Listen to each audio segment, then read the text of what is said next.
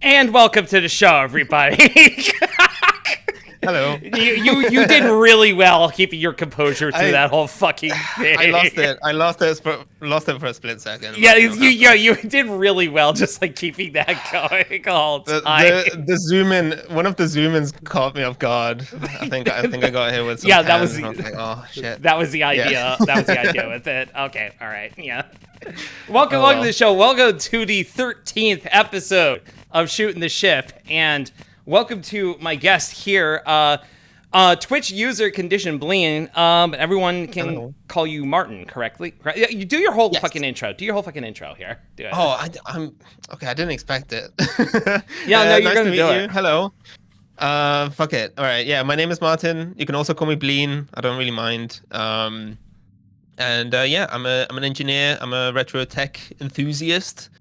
I do really goofy, really complicated streams here on Twitch, where I have a whole stack of CRT monitors that I stream with. So I basically have a camera hooked up to them, or kind of like pointed at them. So that's what you see. A lot of people come in assuming that it's a PNG, some kind of like an overlay or whatever. Yeah, everyone thinks it's fake. Everyone thinks it's fucking fake. They are in fact real. This is not a bit.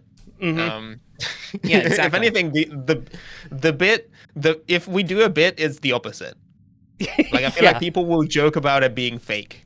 Yeah, exactly. Like we never joke about them being real. I mean, I will openly admit I fell for it in the first stream, like because I was there for like the first stream, and like I did not realize that they were what made me realize that they were real was when you reached over and you pulled like one of the handles out of like the front of the TV because it was broken. And that's how like I knew it was just like, oh, this fucking thing is fucking real. This whole setup is fucking real, and that it's an incredible fucking setup. While, actually. You should do that, like.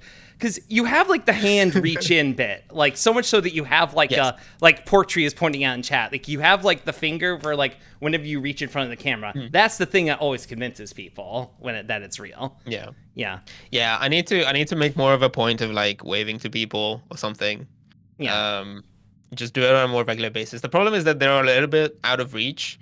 So I think I need to work first. I need to work on my audio setup or something. Maybe I need to reposition my mic so that I can lean over in such a way that you don't lose me. Because because you have to reach like almost across the room to get into the camera, don't you? Yeah, I have to like lean out of the camera to be able to do it. Which is kind of unfortunate. Yeah. Martin reaches and grabs the camera aggressively every time someone says he's British. Yeah, that is the other misconception right. is people think you're British and you're not. You just live in England. I do have the misfortune of living on the cursed isle of Great Britain, but it is what it is. Listen, you never let where you live define who you are. I certainly don't. True. Not even a Tibu. Shut up, pork tree. Tibu. Hey, wait. I should probably say hello to people here. Yeah. Let me see here. Hello, Vixie. Hello, Sheburger. Karatza getting furt. Hello, Juliet. Hello, Blanc. Hello, Dawn. Hi, Sabrina. Hello, Rennie. Hi, Amy. Hello, Pork Tree. Hello, Ray. Hello, Nelson JD. And hi, Nyari. Welcome in, everybody. And hi again, Ray. Hello. And hello, Ethan. Hi again, Sheburger. Or hi there. and hi, Nyari. Yeah, I'm not glad people are remembering the hi command here. With it, you know what? Gay her never was a command. It was like what came up if you type in exclamation point bear pups. Thanks, Nyari. And hi, Wolfie. Welcome in. Welcome into everybody to. Hey, Martin's here. What's up? What is up again? Hi. With that, yeah. Martin, you're the first like actual video call in guest on this show here, which is like something that we said we were gonna discuss. Like, you brought up. It's just like hey, like you're a face cam streamer or like flesh tuber, which is a term I really don't like that. I don't like that fucking term. I really don't. There is something nasty about it. It feels bad. I use it. I say it. I say it because I think it's kind of funny to say it it's funny, preferentially. But it's wretched. It's absolutely wretched. It is. She was less sure more about Ashley. Okay, thanks. Thank you for that. Love that people want to do this like around me. Okay, sorry to derail the conversation immediately, but no, please. That's what this show's about. We need like a 2D VTuber, right? Like a VTuber studio type streamer that is just pieces of meat arranged in such a way, and then like rigged as a 2D model. like a Cronenberg, yeah. Okay, yeah, Vixie's on right there with you with it, yeah, exactly. Quap the VTuber. Oh my god, oh god. I mean, okay. So I know that like I think it's for like VTube Studio or one of the things that you get on Steam has a Steam Workshop model of just Critical of like a photo of him that they just cut to pieces and rigged. Hell yes. It is horrible looking, honestly. I'm sure, but like I've seen people do really creative stuff. I've seen people rig like plushies, right?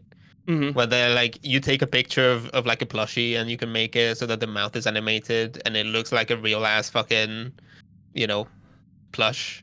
Because you're just using to you. Iron Mouse did it. Yes, I think it's fantastic.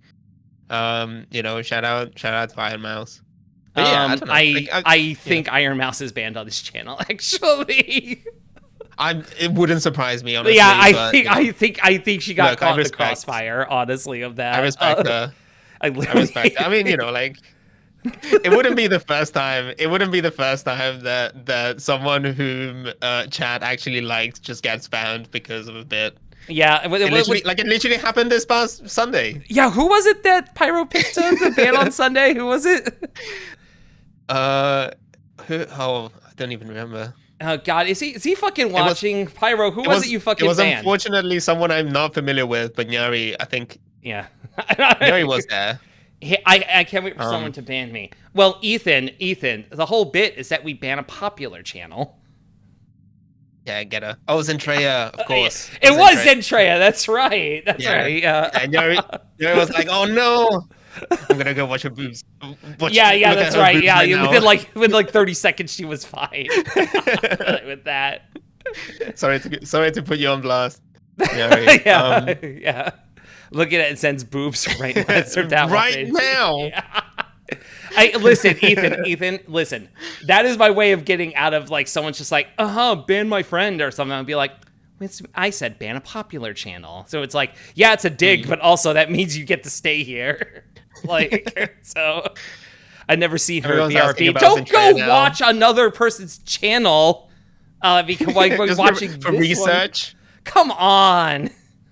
It should be okay. I've seen her. Thanks. Okay. God. Chad, if you keep misbehaving, Ashley is going to add it to block terms as well, so you can't even bring up the band streamer. That's going to be even funnier. Oh God, I don't have that. I don't have that in my rules of like don't talk about like other streamers like or anything because that I know. Because it's like that's I don't fucking care, you know, whatever. Talk about that. Yeah. I'm not going to be a part of like that conversation. It's like I don't watch like corporate VTubers. Corporate VTubers like do not like ping with me like at all, you know. But this like also like though leads into a discussion we were starting to get into there. You are, you know, we said you are a flesh tuber. But also you interact with a lot of like VTubers and like you kind of end up being like everyone's like token flesh tuber friend in the circle sort of thing. How did that end up happening? I don't like. It's weird because I try not to think about it too much because it's such a to me it's such a goofy like non-distinction or like people you know try to make that distinction sometimes and I'm like I just happen to know and be friends with you know people who are VTubers and like yeah I don't know. I'm not a VTuber myself, but like it's the same thing with streamers, you know. Well, I honestly, this touches on something I was going to bring up. Listen, I think that like with your setup and the way everything is with it, I think you count as a VTuber. I think you count. No, I think it's close enough. Martin, you're not stealing valor by saying that. I do feel like I'm stealing valor, though. So because this is something. Because this is something I have discussed on. I have discussed this on my stream because I like to, you know, the way that I look at my stream, it's always kind of like an ongoing process, right? Like I do a lot of tinkering, and you know, this is not my job or anything. I have a limited amount of time and resources to dedicate to it. So you know, I figured when I started streaming, I was like, okay, well, it's not going to be perfect, right?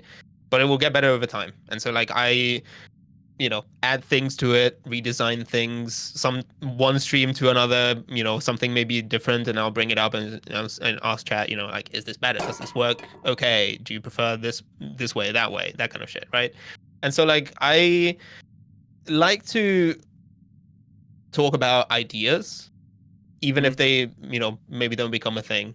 And so kind of like I've talked about kind of like past ideas I had, and I ultimately didn't pursue or potential new ideas that I'm hoping to use at some point in the near future, you know, but may not happen. I was gonna ask about an example of it, but also just like I don't know which is which in this here. Like I can bring up examples. Yeah, no, for sure. So like in the context. Yeah, before you do, hi Casey, welcome in. Also, everyone, first of all, Juliet said, I think stealing valor for VTubers is a just and honorable thing to do. So put that on your hat. We can talk about that. We can talk about that in a little bit. Talk about that in a little bit. Yeah, but okay. Well, like, what were some of the ideas you were talking about? So for example, old heads might know. I don't think I've discussed it in quite some time, but if you were in the stream sort of like early on, maybe like last year or something. I did talk about how the original concept, the original idea for the stream was for me to have like a metahuman version of myself. So for those who are not familiar with it, metahuman is like this Unreal Engine tech they have, where basically if you have an iPhone that you can do 3D scans with and whatnot, you can take a 3D scan of your face, and then you plug that into kind of like this metahuman creator thing that Unreal Engine 5 has, and then it basically creates like a puppet that you can then animate in real time with that same iPhone, right? So like the same way that people who use VTube Studio to kind of capture, you know, the their expressions. You can basically do that with a high poly sort of like really elaborate Unreal Engine 5 And it's version of it's yourself. distressing looking. I'm not gonna Yeah, lie. it's a little bit. Yeah, it's not perfect, but I thought that would Martin, be really Martin, funny. it resides exactly in the fucking uncanny valley. Okay. Exactly. No, absolutely, absolutely. No, I agree with that. But I thought that would be a really funny thing to kind of like an interesting kind of like blend or interesting mix of the setup is real, the hardware is real, but I'm not. But it's still kind of like similar enough that it's it has that sort of like verisimilitude. It has that little like uncanny valley thing. So this is something that at the time, Rara Vectroid, shout out, I was gonna bring up was Rara. experimenting Yeah, with. yeah, I was gonna Yes. bring her up. So she had done it. Obviously, she had done it beforehand. And I thought that was a I think it's Vectroid Live. I misspelled it. That is not her. That is But, fucking not yeah. her. Oh my god. That is not the right fucking page. Yeah, but like Rara, yeah. So like Rara was always like has always been a huge inspiration. A lot of the sort of like early experimentation with the CRTs came from there as well. There was a like part of her layout really well when I started watching, a couple of years ago. She had like a PVM that she would have like a little game running in, and Oh then shit, Doom's here. there Hi, was, Doom. like chat interactivity and stuff. Hey, Doom. Hey, Doom's watching from there was work. a Hell yeah. Hell yeah, Fuck based, the milk. based. Yeah. Also, I saw John was here. Hi, John. All right, continue. I'm sorry. Continue. But yeah, no, it's all good. It's all good. And so it was just like a fun thing. So like I remember like really early on, this is a goofy anecdote, but like really early on, I was experimenting with kind of like outputting stuff to the CRT. So at that point, I had just the one that I was kind of like messing around with. And I remember posting into Discord, and then she saw it, and like I put her stream on the thing on the monitor, and then like she took a picture, put it on stream, and then we did this kind of like infinite mirror. Oh my god. It was so cool. It was really nice. That's in color. awesome. Yeah. That's awesome. I mean, I used to. Okay, so this is another thing. I realized that a lot of people may have forgotten, or maybe you started watching my stream fairly recently. But I used to look like this on stream as well. Yeah. The like color filter is relatively recent, but I don't know. Yeah. Like no, I figured this was the most. Not to flex, Yeah. but like I was there your first stream. Like I first day, I was there like first day, like with you. I was just like, oh Yeah, fuck, yeah. no, this guy rules. This guy fucking rules. Like. Yeah. I was there for like the whole time. Yeah, I've been like in and out when I've been at varying levels of busy, but no, I've been there. And so yeah, I remember like the color like thing and all of that, and like the setup. And I've watched it evolve. It's been fucking great. When did you start? Yeah, I started streaming in March 2023. Yeah. So it's been just over 2 years. God, yeah, no, you started when I was last time I was like. Yeah, was I unemployed at that time? No, I was that was right. I was unemployed. That was right before I like got like another job there. Yeah. Okay. Yeah. So sorry. So just to go back to that point. So basically, that was the original plan, the whole metahuman thing, and then I got to the point where I like scanned myself. I had an iPhone, that I had picked up like a really shitty iPhone 10 or something secondhand with like a busted screen, and I was like, I can use this maybe because I only really need the sensor on top and all of that stuff. And I made the metahuman. I made like the very first teaser, the like little trailer that I put out saying like, hey, transmission incoming, I'm going to start a stream thing. I didn't have the like recording tech quite as figured out. So the contrast and it looks bad in hindsight. But if you look close enough, you can see the sort of like the idle animation of the metahuman guy version of myself, kind of like doing the like the standard kind of like 3D character, kind of like looking around, being weird.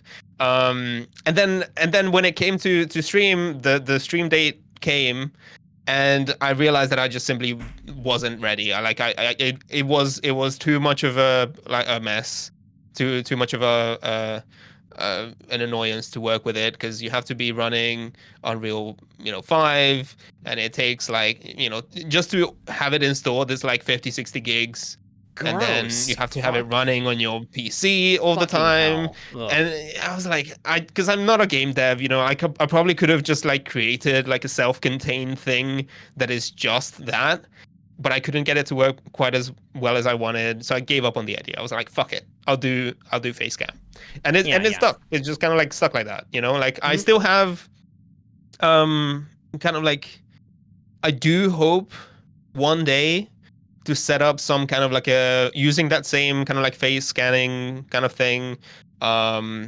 Maybe set up some kind of like a cool, I don't even know what like I'm trying to come up with like an example from like media, from like a sci-fi property where like you have like a point cloud or something in the shape of a face, or like something that is kind of like sci-fi looking.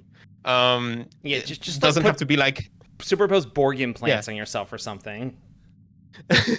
Yeah, it's just like some kind of like I don't even know, like, yeah, like imagine like a series of dots or something, or like a mesh, in the shape of my face, something that is like a point cloud that looks kind of like a fake human or something that has roughly my face, but then Yeah, that's what all this was. Just to lean into the kind of like the sci-fi UI side of things. Yeah, you get people to look at your know. real face for 2 years, and then like, okay, now they go to the artificial one, and everyone's like, a ghost of what he used to be. But I don't know, like I'm quite nonchalant about this kind of stuff because I feel like it just doesn't make it's not a big deal, like you've got streamers who like get a new model and then you re-debut and you now have like, oh, I look different now. It's like, okay, or like, you guys do it with your Fugies, on multiple times in a stream, just like, oh, now I'm, straight Connor or something. Yeah, let's bring up the straight Connor bit. Yeah. God.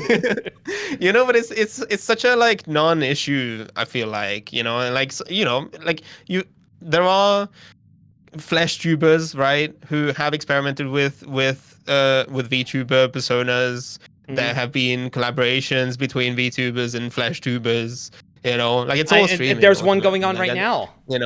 Right now. Yeah, literally in this very room. Here on the Ashley Miami broadcast. Yep, right here on this space station. It's happening right now. Yeah. On this space that they on. Okay. All right. Yeah. Thanks. Yeah, thanks for bringing that back up. All right. Yeah. No problem. Yeah. Everyone's fucking saying it now. Everyone's fucking saying it. Great. Thanks. Oh, look though, listen. It's fun. It's fun to have like a new It's like you got a new app. Okay. It's fun. It's fun to have like a new fucking a new fucking outfit or like look or something like that. You want to show it off. Hi Pyro. Welcome in. Welcome back, Space Ghost. Yeah, no, you should have seen the intro, honestly. So the other point that when you were talking about this is that you were talking about like how a lot of people make a distinction between VTubing versus streaming. This is not something I was particularly like aware of. It's just like, but like, you made it like a sort of thing where it's kind of like how people will say that, oh, there's movies, then there's like animated movies, and they're treated as like different genres, where in reality they're similar. They're two different mediums, right? Yeah.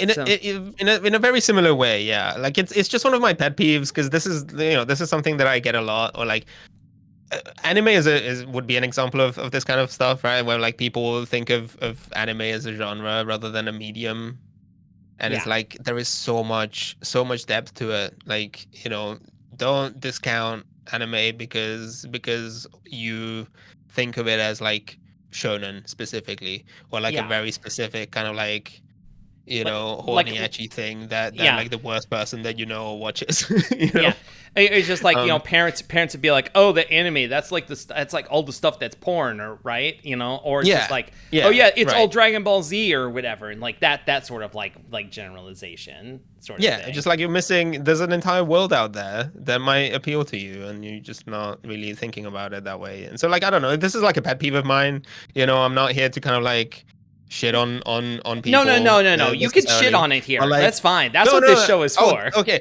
no. Let me rephrase that. If I need to shit on someone, I will. Don't worry. I guess basically what I'm trying to say That's is what that, we like, need. it's That's not what we my need here. intention for this specific thing. Yeah. No, but like, so it's just like the kind of thing what I've seen or I've heard people say, like, use the phrase, or for example, they will say like, oh, before I started VTubing, and then it's someone who has been a VTuber, their entire career or something, streaming career. So like you're using VTubing as a verb to say streaming, as if they Yeah. were two different things. And It's it's like, really not. It's just like you just using a it's different like not. way to represent yourself on screen. You Yeah. know? Yeah, like like what's the difference between someone who, like, would you not say then that someone who is a PNG tuber is also a VTuber, or would you say that like someone who doesn't even have a face cam, what does that count, Yeah. as, And, like we used to watch fucking Let's Plays 10 yeah, years with ago, and nothing it on was just screen. audio narration. Yeah, exactly. Like, I don't know. And for the record, I do consider it's like people who are PNG tubers, like that counts as VTubing. No Tuber tuber is good. Null tuber is like is pretty good. Like null tuber is where they have like a face cam, but it's like inverted, so it's just like a blank space in the bottom right. Yeah. Hi Pecan. Yeah, no. I don't know. Martin put on the Unreal 5 rig hi. today. Yeah, right here. Yeah. But like, hopefully this makes sense, and I'm not trying to, like, because like, who am I, again, as a flash tuber, come in here and like tell people how to do their work, their job, or whatever, right? It's not the intention, but it's just one of those things where, like, I feel like you are limiting yourself by thinking about it in that sort of like really closed, right, narrow-minded way. And I feel like, I mean, I don't know, maybe this is more true of like corpo VTubers, or people who kind of like, think about VTubing as like this very constrained, very specific thing. But again, it's just, there's such a wide breadth of things that you can do. Well, and like, it kind of like touches on like how I feel about like some of this stuff here, because like I feel like a lot of people, when it comes to VTubing, they think it has to be like a very specific thing. It's just like, what do you do? So it's like, what do VTubers do? They do karaoke. They play party games. They do just chatting. And so it's like, and a lot of people who are like very like, small time like streamers like end up emulating corporate like VTubing, because like that's all they think of, it. That's all that they want to do. Like that's which isn't even a bad thing. It's not, like, but it's like you don't like, think outside of it, beyond it. Like that's the sort of thing. It's like you could do like more than that. Like I have said repeatedly, I am never doing karaoke on this channel. I will be dead in the ground before I do karaoke on this fucking channel. Okay, that's not fucking happening. Yeah. Like that, I do not have the desire or like equipment to do that. You will never hear me sing. Yeah. I stand by that. For sure. You probably won't hear me sing either, because of the, there's a delay and all of that shit. The logistics would be a pain in the ass. I have no idea how beside the people point. do Not that, even like, because honestly. I'm bad at singing, which also true, but whatever.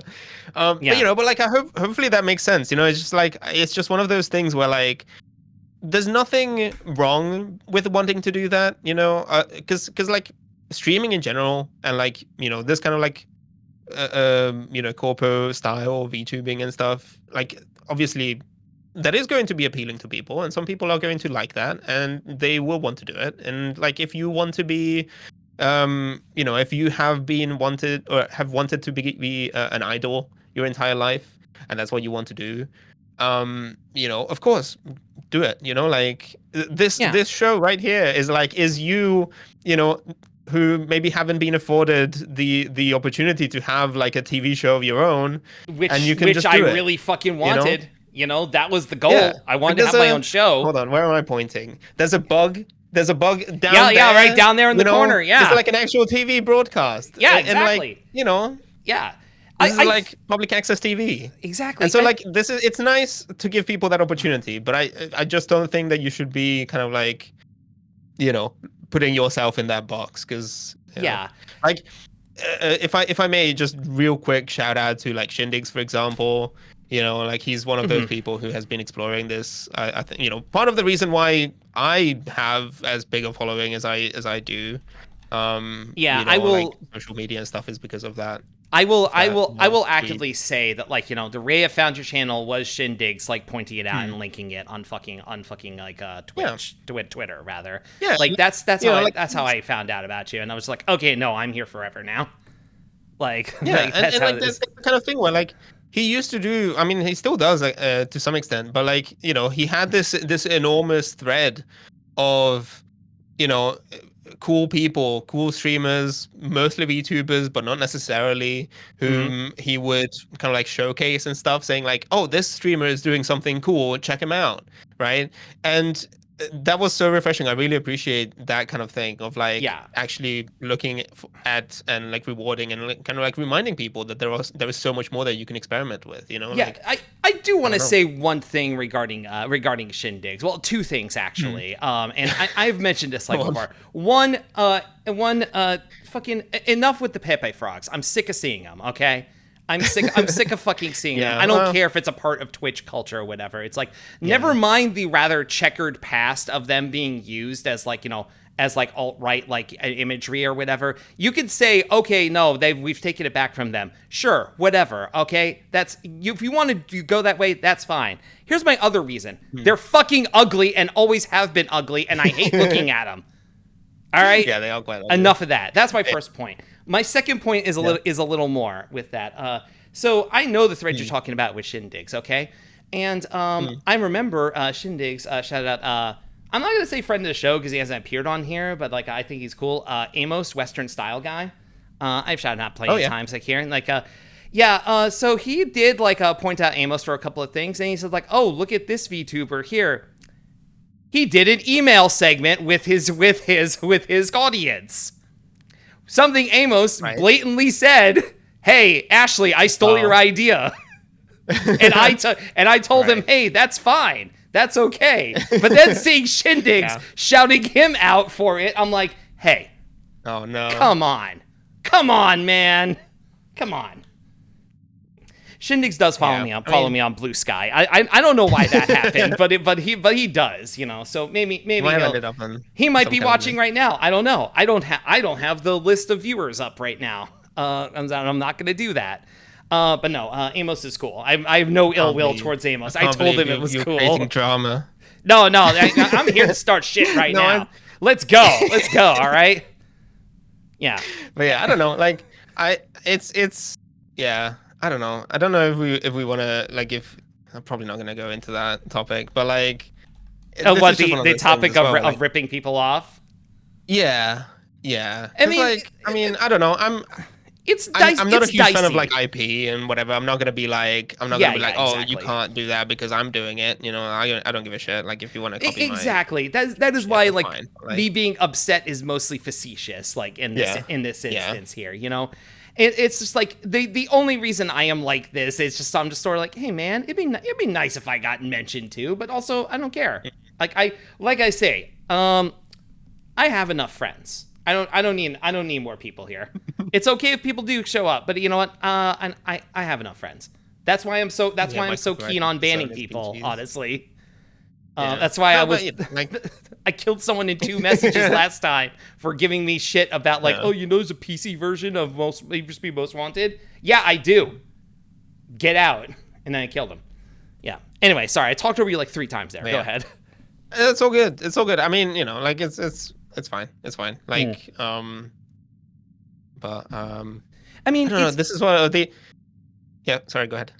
every idea's been done. We know this. You know, it's just like every idea has pretty much been done, and it's just like, how are you going to do like your own twist like on it? You know, it's just like, I'm not the first person to do a talk show on Twitch, and I will not be the last to do it.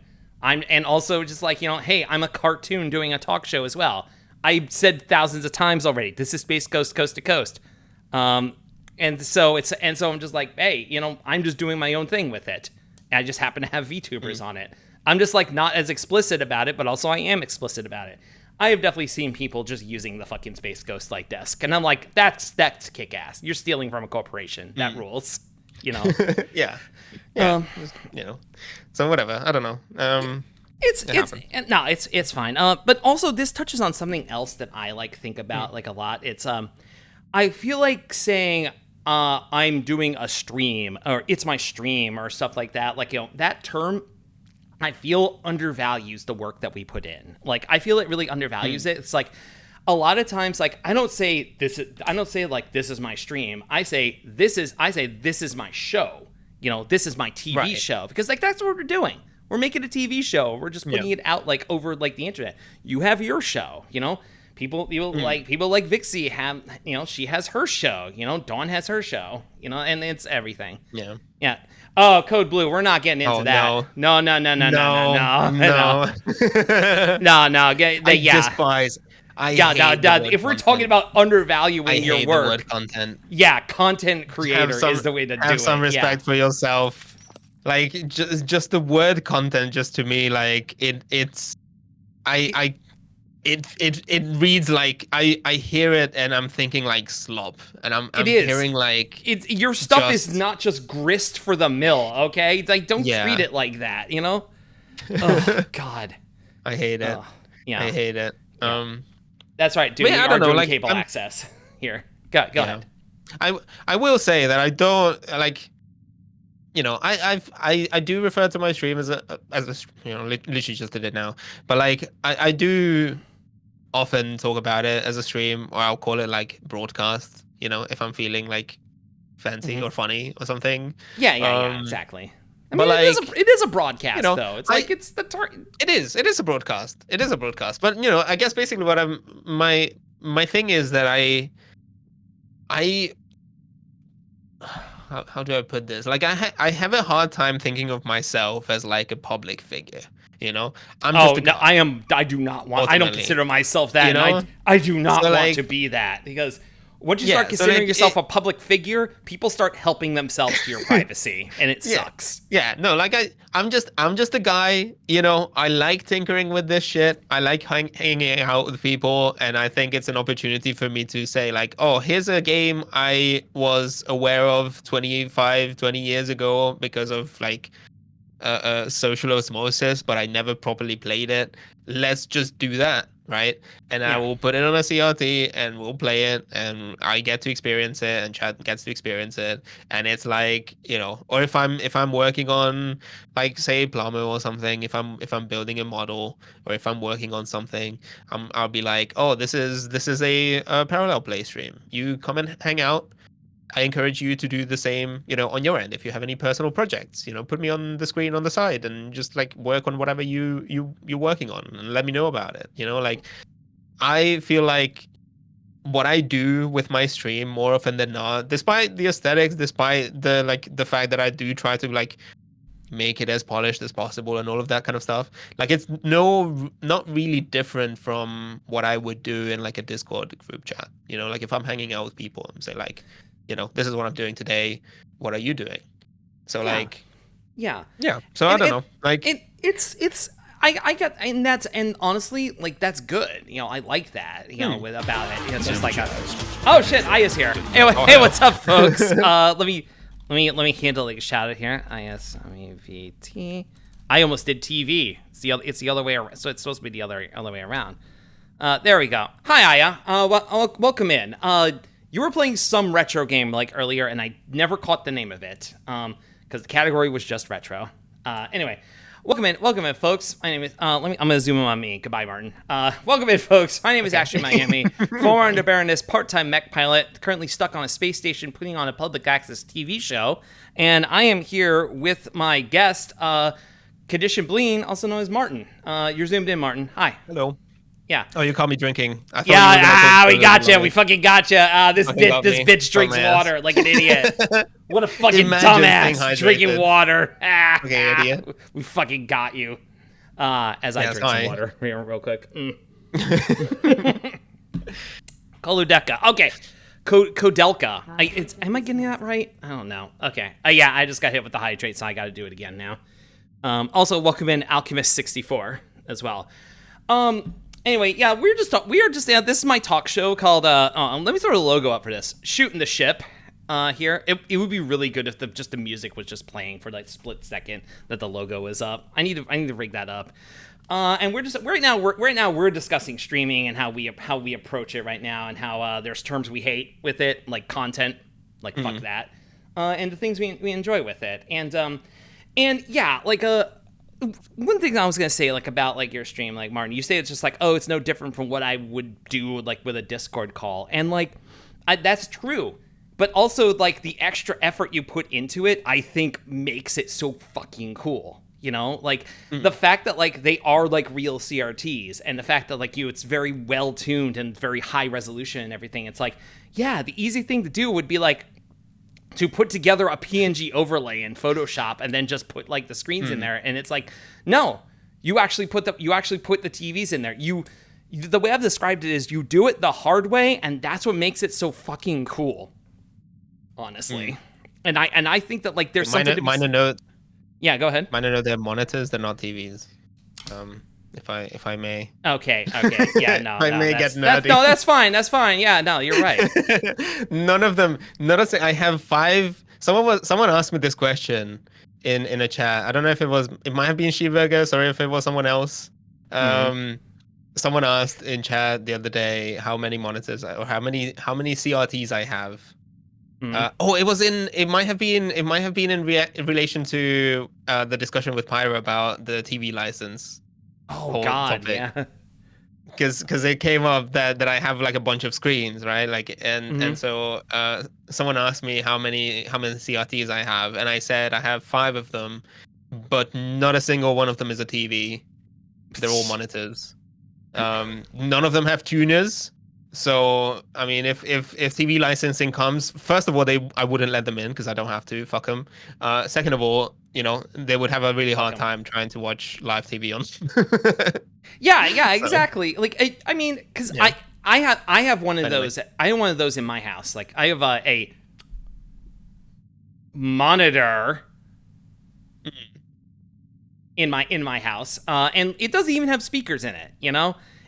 All it has is just like a single video and like an S-video input like on the back, because I think it used to be like a security system monitor, which is like kind of, or it's like they were used for fucking what's it called, like actual like TV production, where it's just like you're not going to hear it coming out of that. You would come through like a pair of headphones or something. Yeah, you would have like a whole ass audio board mixer thing. Like you don't need the audio to come out of the monitor itself. Yeah. Right. So you would have like it's just a whole different thing. Two of my monitors are BVMs, which don't have that. The broadcast. The other thing that I like to make a point of is that, like, hey, when you're streaming, a lot of times you are just like one person. We are just like one person like running the show, and it's like, hey. In television, there's an entire team that handles this. There's a team that handles writing. There's a producer. There's a director. There's someone working the cameras. There's somebody working like, in the booth, like, for that. It's a whole team of people. Yeah, and now it's like, got e-grips. Exactly. It's like, even if like for a show like this, it's like, yeah, I'm able to handle it all by myself. But what would make it a lot easier? If there was somebody else handling it. I have my hand on my Stream Deck. With my left hand is on my Stream Deck over here. My right hand is over here on my tablet, like, doing other things like this. And so it's like, while I'm talking to you, I'm also thinking about, how do I change the camera here? What do I do here? What expression should I have on my face right now? This is why my point I'm getting to with this is that, like, hey, I will never get like pressed about having stream scuff, or if someone has like stream scuff, it's because like you're one person doing 5 people's jobs, maybe more. Yeah, something's gonna get fucked up along the way. How many times have I started a stream and forgot to change the title? It's because I did 7 or 8 things beforehand. Oh God. God, yeah, don't even get me started. Oh God, you've done that too? You've done that too? I've done it a couple of times, I think, at least once. Yeah, and it sucks ass because afterwards it saves the VOD with the very first title. It fucking does, and I hate that. And you have to go change it, and then like the email alert for people who use those, like it goes out with the old description, and even if you change it, it's just like there's like, oh man, they're playing Fortnite again. No, I never played Fortnite. It was a joke. Fuck. Yeah. Oh god. Wait, I have to find. Have you seen the video of a UK Eurovision and you could hear the stage crew audio? Yeah, like even with these big don't even teams, get me started on fucking Eurovision. No, we don't need to get into Eurovision. How that whole thing is fucking bullshit, and it's just like it is bullshit. They will just pipe in fake crowd noises. Oh yeah, no, exactly. I mean, it's always. I feel like it's always been like that, but like it's just like. You cannot convince me that this many people are cheering for Israel. Like, no fucking way. Shut up. No. Nobody is fucking cheering for Israel, and you shouldn't. Okay. Fuck that. You shouldn't. Yeah. Fuck Pyro, can you pick me up a soda, like a non-diet, like Pepsi, if you could? About Pyro's going to the store. It's not for us. Oh, yeah. Thanks, Pyro. Yeah. Thanks. Just come and drop into the channel and let us know when you're back. You got it. Thank you. Yeah. Okay. But yeah, like it's even with a huge big budget like crew and everything, things get fucked up. So hey, give someone a break if they're muted when they come back from BRB, because sometimes that happens. And stop being hard on yourselves for that. Okay, shit happens. It's fine. We're all doing this in the most ramshackle way imaginable. It's fine. Yeah. That's the beauty of streaming to me, anyway. Yeah, like exactly. It's fun. Yeah, not me on perfect. Yeah, you know what, Vixie? That's okay. So right. That's so right. Yeah. Okay, I will screenshot that. I'm saving that for later. Yeah. Let me just catch me a few days from now in a Vixie Bombay. Channel like saying Chad, just like streamer. I thought you were perfect. What the hell? Yeah, I thought you were perfect, streamer. Huh? What's going on? What's going on? What the hell? This gyoza is not nearly big enough. It's not. Why is there only one? I thought there were supposed to be two. Fuck? I saw two last time. What the fuck's up with that? What do you? Yeah. Hey, this music. Hey, this game's a little quiet, streamer. Idiot. Hi, Vixie. Glad you're watching the show. I should shout her out. Hold on. Let me get. Hey, Vixie, don't call me an idiot. I might misspell your name when trying to shout you out. There we go. Fucking hell. God. Okay, all right. Yeah, but I think we gotten mad enough about streaming here. Let's see. So talking about your show here. This is something like I've noticed as well with that. I've noticed you finish games. Like, you fucking finish games whether you want to or not.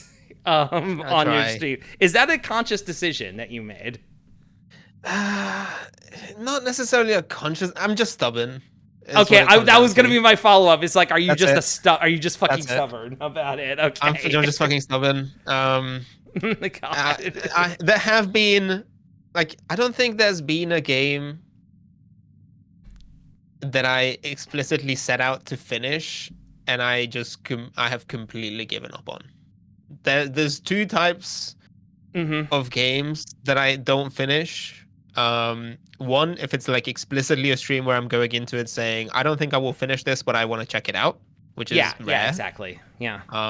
But famously, SSX I just gave up on because this is just not for me.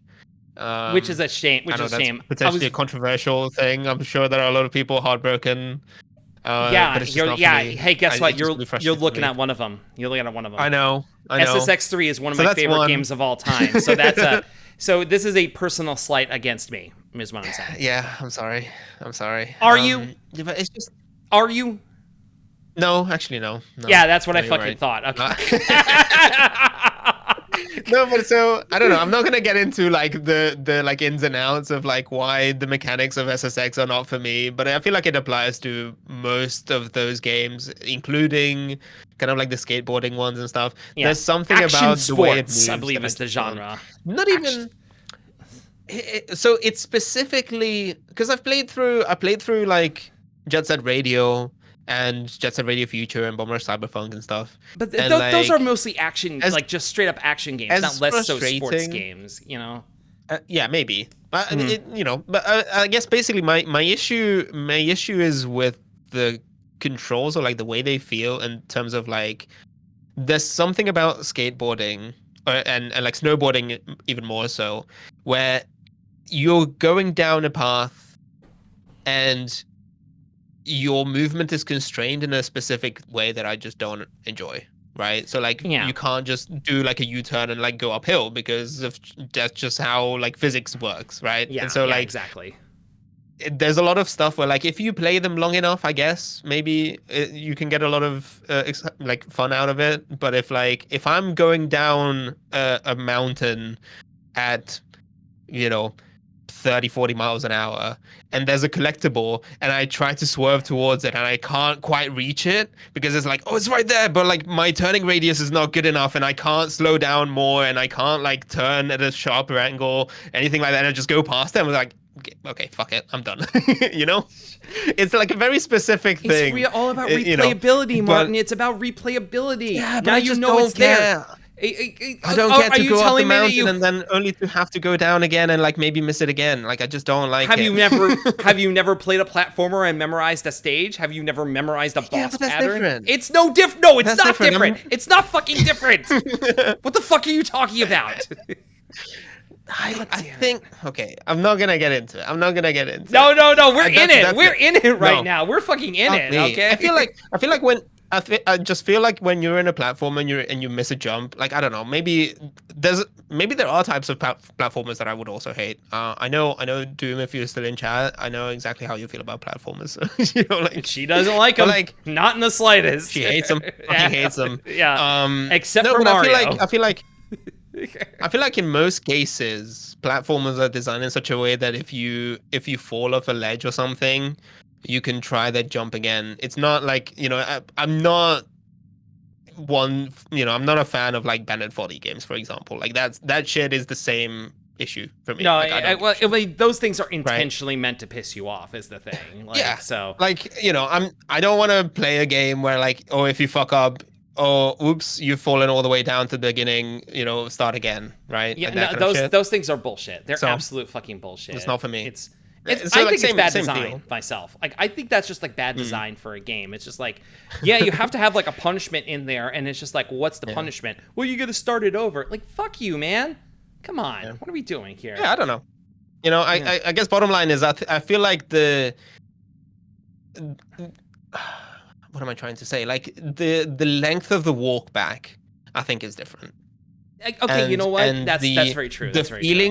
The feeling that I get out of it, the feedback of controlling a character and having like more degrees of freedom and being able to move in a more kind of like, you know, it's more of a one-to-one movement. Or like if I'm controlling you know, like if I'm playing fucking Ratchet and Clank or something and I want Ratchet to like turn back and walk the other way, I can do that. Whereas snowboarding is not like that. But anyway, that's, you know. Well, I think like it stems like from the fact also that like a lot of times with games like this, and it's like I include like things like pro wrestling games like this too.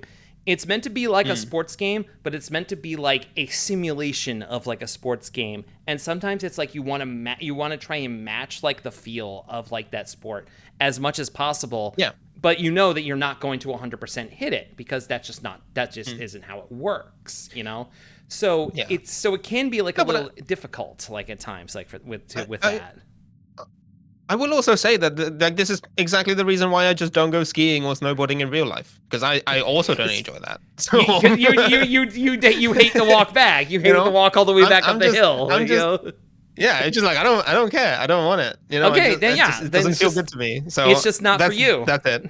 That's fine. That's a valid answer. I still hate you for hating SSX, so I'm standing by that. It happens. Yeah, it I'm sorry. Happen. I wish. Let's talk about Fear Effect for a second here. Fear Effect 2. Because I feel like those, like, at least like to me, are like the most famous examples of you playing through a game to a torturous degree because you are not going to give up. You're not going to let it beat you. Yeah, that was 100%. That was just spite. 100%. I was like, I'm too stubborn to let it go. Mm-hmm. So. And then you played the second one. You played the second one. And I played the second one. Well, yeah, because that one. Well, because I played the second one. The second one was explicitly kind of like as a. I don't even remember what it was. You don't remember what? You don't remember why you played it?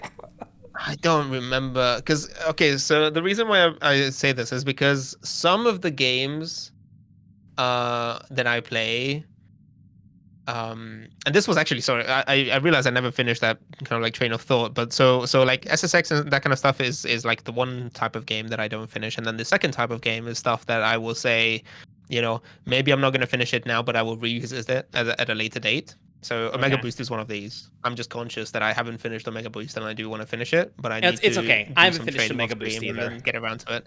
It's rough because I do love Omega Boost, but I don't think I'm like I want to do it on original hardware with no save states, and I know that in order for me to do that, I need to get really good at it. So that's why I just simply haven't had the time to practice. No, that's true. It's like, but I think that like games where it has like a limited amount of lives or continues in them are bullshit games. But then it's sometimes the game's good enough where you're like, fuck, I just got to be better at it. Omega Boost is definitely one of those games. I have not touched Omega Boost since I played it almost 3 years ago during the first mech month. I need to get back to it. I need to play it again. For Mech Month 2, still in the works. Don't worry about it. Don't worry, it's happening. But yeah, so like the reason why I bring that up is specifically because I don't remember if because for my first anniversary, I had kind of like a redemption like marathon thing. Where I said, this is gonna be like a redeemathon where like all of the games that I just didn't finish or that I didn't like the first time around, I'm gonna give them a second shot and stuff, right? So I had like a little bit of a thing where I'm gonna maybe try to finish it, that kind of stuff. So I don't remember if Fear Effect 2 was part of that. I don't think it was. I mean, you could lie and say it might just have been and make yourself look bebetter. Like, honestly, no, I think it might have been. It might literally have been like the following, because I only really play horror games in November. Because I feel like October. I mean, because it is the month for it. But I don't know. Maybe I don't even remember. I can't fucking remember. But listen, yeah. It's fine. Bottom line is, I was like, I'll fucking play it. I wasn't sure what to expect. It wasn't much better than the first one. Yeah. I think the most recent example of you like being stubborn with a game was Racing Lagoon. Like, because that game is like, it's part difficult, part just so much fucking mindless grinding in that game you have to do.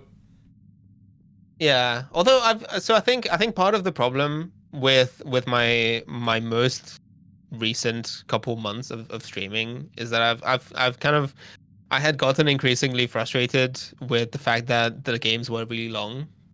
Because I started playing Racing Lagoon months ago, and then for some reason, I don't know why, I just thought that it might be fun to play Front Mission in parallel to that. And so the way I normally structure my schedule is that I'll have like 2 streams, maybe 3 a week, and I'll alternate between games, right? And so when that happens, like if you only really have like 4 or 5 hours a week to progress in a game, and that game happens to be 100 hours long or something, then you are setting yourself up to just play that for months at a time. And so, this is something that I hadn't really considered at the time. I was kind of hoping that the games would be a little bit shorter than they turned out to be, especially with Racing Lagoon. Wow, a 100-hour game that you have to play for months to finish it? When has that ever happened? I mean, look, it's the classic thing of like, for better or worse. Yeah, exactly. Thank you. I was trying to, for some reason, I tried to do like the. No, I get it. Sorry. Yeah, I was trying to do like there we go, the playlist, but for some reason my message failed to send the first time. That sucked. God I heard you typing. I was like, I was like, fuck, damn it! No, the bit's over. Oh, god damn it. Anyway, sorry. But like, I don't know. It's just like probably against my better judgment, I still like to. I will normally go to How Long to Beat to get an idea of how long a game is. Mhm. And at this point, I'm convinced that people are just straight up lying, or they're just not reading. They're just I am like, as well. I am I don't as well. understand Who how people fucking play knows? They, games. yeah, no, they're It's full of it's shit. insane. They're all full of You know, shit, like honestly. people will be like posting fucking like, oh, this was a leisure playthrough, and it took me like 20 hours to finish Death Stranding. It was like, no, it didn't. No, it No, did it not. didn't. Did you skip No, the it fucking cutscenes? didn't. Fuck you. Like, Death you Stranding's know, a like long that kind of game. shit. Good luck. Yeah. So Good like, luck later this month, Doom.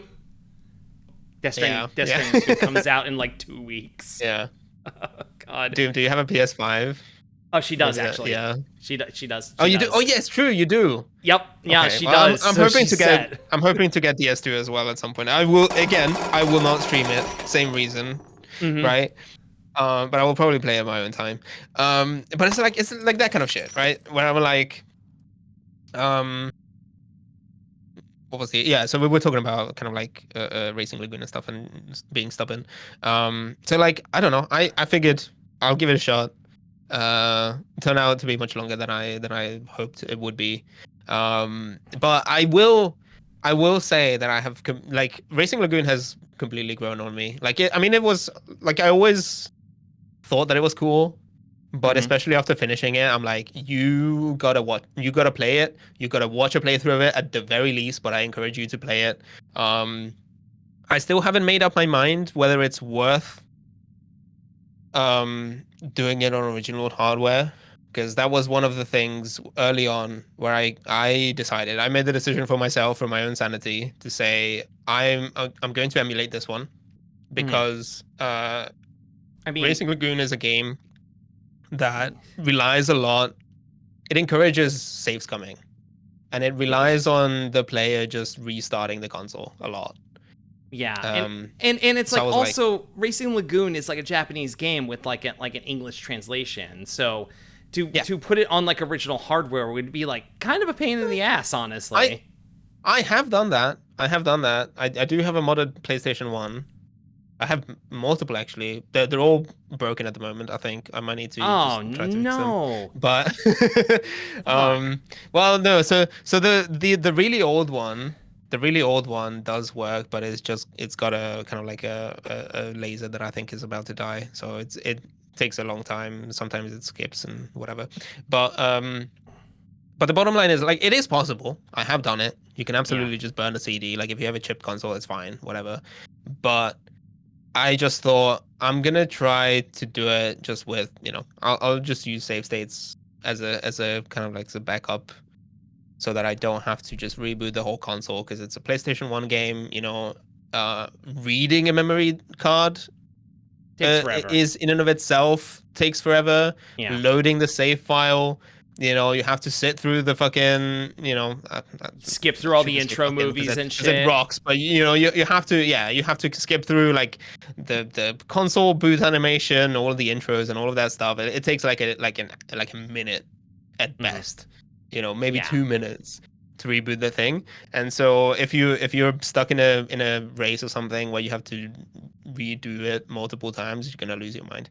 Um, Yeah, because like, however, yeah, however, hmm, however, I think there might be enough leniency in there that you can maybe just not concern yourself with that. So, um, basically, not to get too deep into sort of like the mechanics of Racing Lagoon, but essentially, there are missable events. It's an RPG by SquareSoft.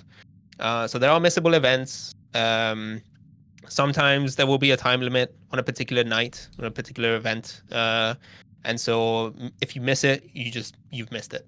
You can't go back. And sometimes you'll have like an important race that is important for the narrative. It's like a big story event thing. And then you crash and you get your ass handed to you in a race. And then the story just continues. It just goes on. Like, hmm. there's no retry. You can't even just hit start and say restart this race or anything like that. That's not an option. You can only abandon, which counts as a loss immediately. And the ending that you get, like, to get the good ending, you need to have completed a certain number of these events. and there's like a hidden point system in the game. And so part of the reason why I was like, okay, I'm not gonna take any chances is because I wanted to get the good ending. And so I said, I'm gonna do my best. If I lose an important race, I'll reload it. I'll try again. That kind of stuff. But having finished the game and having looked into it in a little bit more detail and like what the actual points are and how many points there are to win, to win throughout the game, I think there might be enough that you can miss out on to still comfortably get the good ending, if that makes sense. I did not So realize if you this was how the game is. I did not realize that. It's a whole thing. It's so much more in depth than it seems. Jesus Christ. But it's and so like I had a guide. I had kind of like I had a list of all the potential points that you can collect in a given night and all of those things. It was a little bit of a pain. And I don't know. I think it might be worth playing on original hardware, I guess is what I mean. I would need to sit down and make a spreadsheet about it and see like how many of these are missable. The fact that you are saying that like let me make a spreadsheet for this game like is that a good or a bad thing? It wouldn't be the first time. I feel like you're gearing up to make an argument for this is a good thing actually. Well, it's fine. I don't mind a spreadsheet. I had one for mission as well. I don't mind a spreadsheet. That is a load-bearing statement. Like that's like I feel like saying I don't mind a spreadsheet will cause a lot of people to judge your personality. I am an engineer, okay? It's like this is one of those things that people don't necessarily think about too much. You're an engineer. Because if you're not involved in it, you don't really think about how the world. You're an engineer. The world works. You like numbers, spreadsheets, and really good handwriting. I mean, my handwriting is, I don't know, above average, maybe. I don't. Yeah. I mean, it doesn't matter like as much when you're just like typing stuff into a computer. But like, I have known engineers. I have had engineers like in my family, and it's like, bro, this is a true type font that you're writing out this check-in. What the fuck? Like, no, but like, I guess basically all that is to say is that like you have to understand that pretty much anything that you look at that has been engineered, that has been designed. If you look at a fucking, Boeing 737 is like a old as design, but like you look at like a 787 or something, guarantee you 50% of the design work was done in Excel.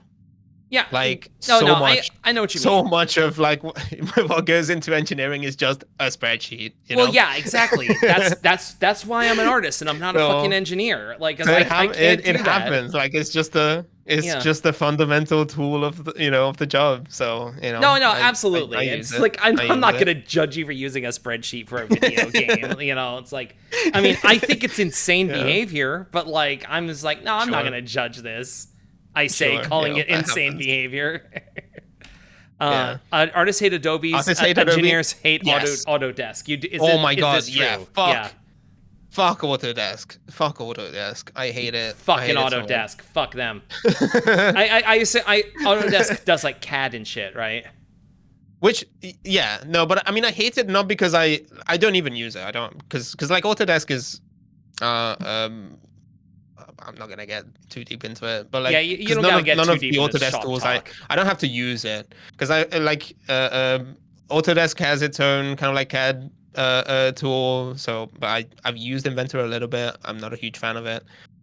It's not really industry standard, so like you don't have to worry about it too much.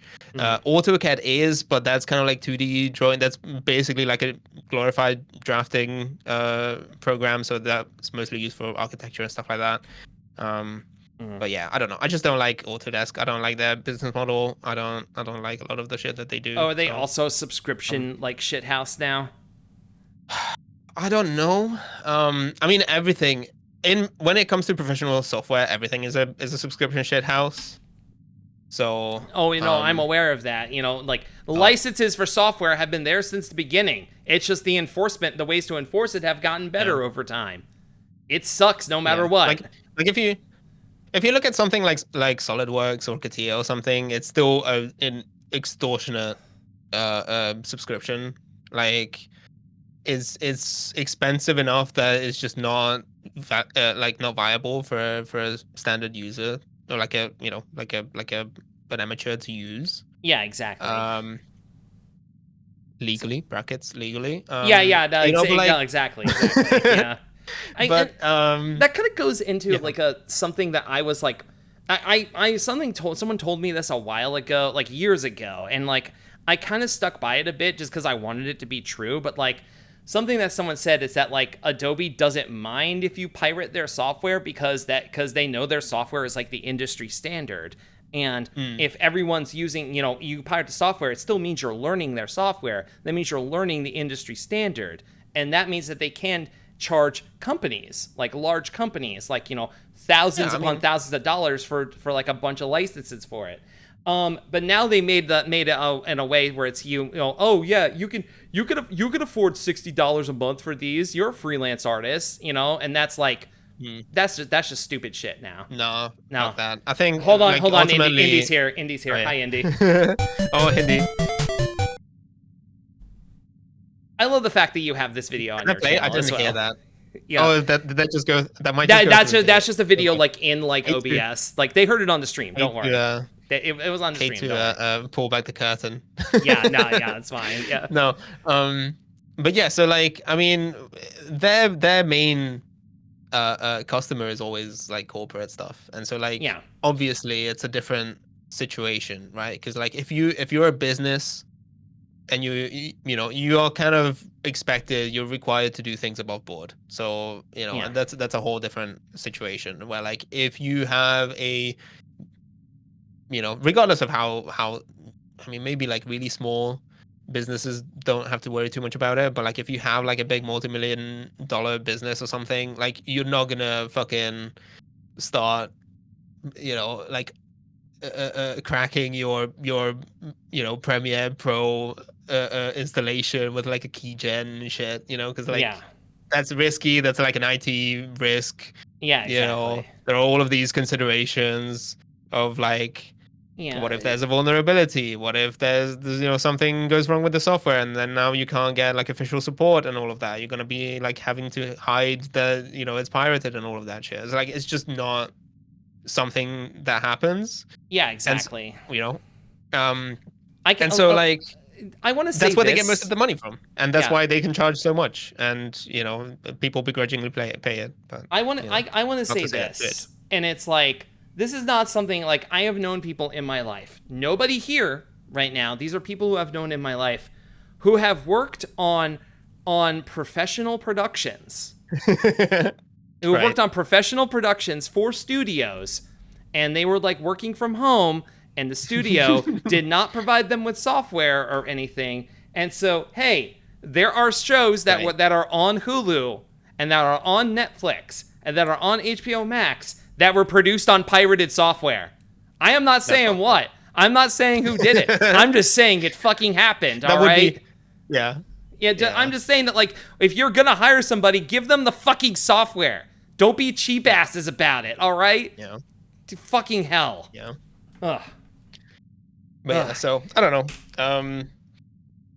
I don't even know how we got here. We got here. How did we fucking get here? It's fine. Yeah, no, it's fine. It's a good talk. It's a good talk, honestly. Oh, we were talking about Excel. It was because of because of Racing Lagoon. That's right. Racing Lagoon did this Racing to Lagoon. us. Yeah. But like on the bottom line is, it's just real quick. Games. If I may, I'm just gonna plug it again. Go play Racing Lagoon. Shout out to Hilltop Works for doing the localization for it. Go get it. Go play through it. It's fucking cinema. It's so good. I should be looking at camera. Go play it. I'm pointing at it. It's honestly really good. It's honestly really good. Let's see. Here we go. I'm gonna link the Patreon page where they have like the download for it, because they have it up. You don't have to get a member for it. There you go. It's a free download. Yep, and if you don't know how to patch a PlayStation game for that, ask a friend, and they will explain to you how to mod your PlayStation, how to burn the CD with the patch applied, how to do all of that, and totally how to do it legally. Right. No snitches. I mean, you just have to own a copy. You just have to own a legal copy. Exactly. Off the game. Wait, Martin, are you one of those people who can't wink? Yeah, no, I can. Okay, all right. Does that count? I don't know. No, it counts. Okay, it counts. It looked like you were having a hard time winking there a second there. Oh no, I was just like really going. Yeah, okay, yeah, really leaning into it. Yeah, I can't anyway. wink. So unfortunately, Martin, we've been going for almost an hour and a half here. I think I would like to take a break. Is that are you okay with taking 5 here? Yeah, that's all good. Yeah, folks. We're gonna take 5. We're gonna talk about some other stuff, and don't forget, we still have emails coming up as well. So, oh my god, yeah. Yeah, we're gonna take 5, and we'll be right back. Back Sue, as usual.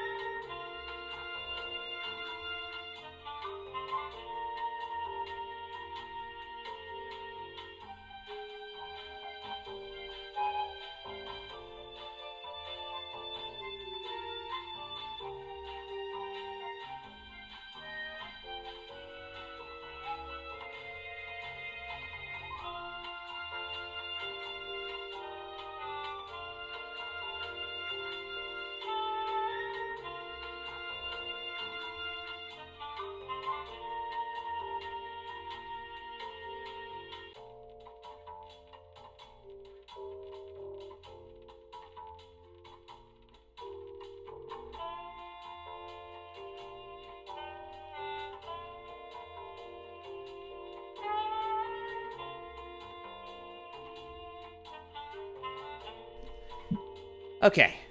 All right. Hello, folks. Hello, Martin. Hello. Hello. See, now we're on equal ground, because now you're not on a camera, or, no Fugi or a model or anything. We're just two voices just haunting this stream right now on this screen. That's true. Yeah. That's true. We're both we are equals here with this. Hey, This would have been so much spookier on Friday. I know. Okay, like Nyari pointed it out before. What a terrible shut up, Pecan. God. But yeah, I completely lost what I was going. Yeah, we were talking about like how, man, it would have been great to do this on Friday the 13th, but we missed it by one day because I have to stream on the weekends. Sucks. Whatever. Whatever. You know how it is. It's Friday somewhere in the world. Yeah, it's Friday somewhere in the world, but you know what? That just means that Friday the 13th is on a Saturday next year, right? That's right. That's right. Yeah, exactly. Tuesday the 17th incoming. Right. Okay, no, oh, fuck, you're right. Tuesday the 17th is coming. Fuck. Oh, no. What do we do? What the fuck do we do? Ugh. When's the next Tuesday the 13th? Because in some places, that's the spooky one. Wait, for real? I think in Spanish-speaking countries, yeah. Holy shit. Hold on, let me bring us to the desk to talk about this. What do you mean, like, what do you mean Tuesday the 13th is unlucky? How'd that happen? Yeah, martes 13. I don't know why. I was hoping you would know the mythology. Yeah. No, not really. But I also cats have different numbers of lives as well. What? What? So I always get those mixed up whenever I'm. Is it 9 in English? Cats have 9 lives. Yeah. It's 9 lives. I think in Spanish you would say that they have 7. What the fuck? So cats get a raw deal in Spain. Yeah. That fucking blows, dude. What? The cats are fucking done for. I don't know. I don't know what the whole deal is. Cats are running on European extreme mode in Spain. What the fuck? God.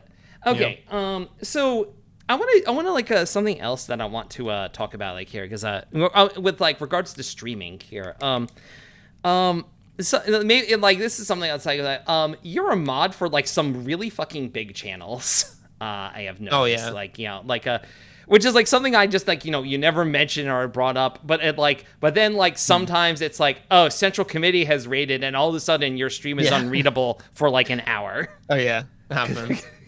That happens like a little like more often than than you think it would. Honestly, like it's just like, oh fuck, oh no, there's 4 digits. Oh no. But like you seem like you handle it like well, like when that happens. But like. Also, I've noticed every raid, big or small, you're like, oh shit, oh no, someone's here. Like, no matter what. Well, because so it's mostly because it's just really startling. You have a loud klaxon that plays when you get a raid. There is a loud alarm that plays. I mean, obviously, it just plays in my ears. I don't have that set up as like as a physical thing. Mm-hmm. Oh, yeah, thank you. yeah, and then that shows up on screen. The lights turn red. The lights turn red and they start flashing, and it's more often than not when I'm doing something where it's like, it just catches me by surprise. So I don't know. I feel like I do play into it a little bit. Mm-hmm. But it's just one of those things where like it's just it's always a bit of a surprise. Yeah. So. Oh, Ricky Noon, thank you for following. that's... Yo, hey Mickey. Oh, Mickey. Sorry, not Ricky. God, I mispronounced that. Oh God. God, that's on me. Anyway, sorry. Continue. But yeah, so I don't know. Like, I don't know if you want to talk, we can talk about just kind of like me being mob in other places. Yeah, like it is. There's not really that much to it. It's just ultimately. Oh, go ahead. No, please, go ahead.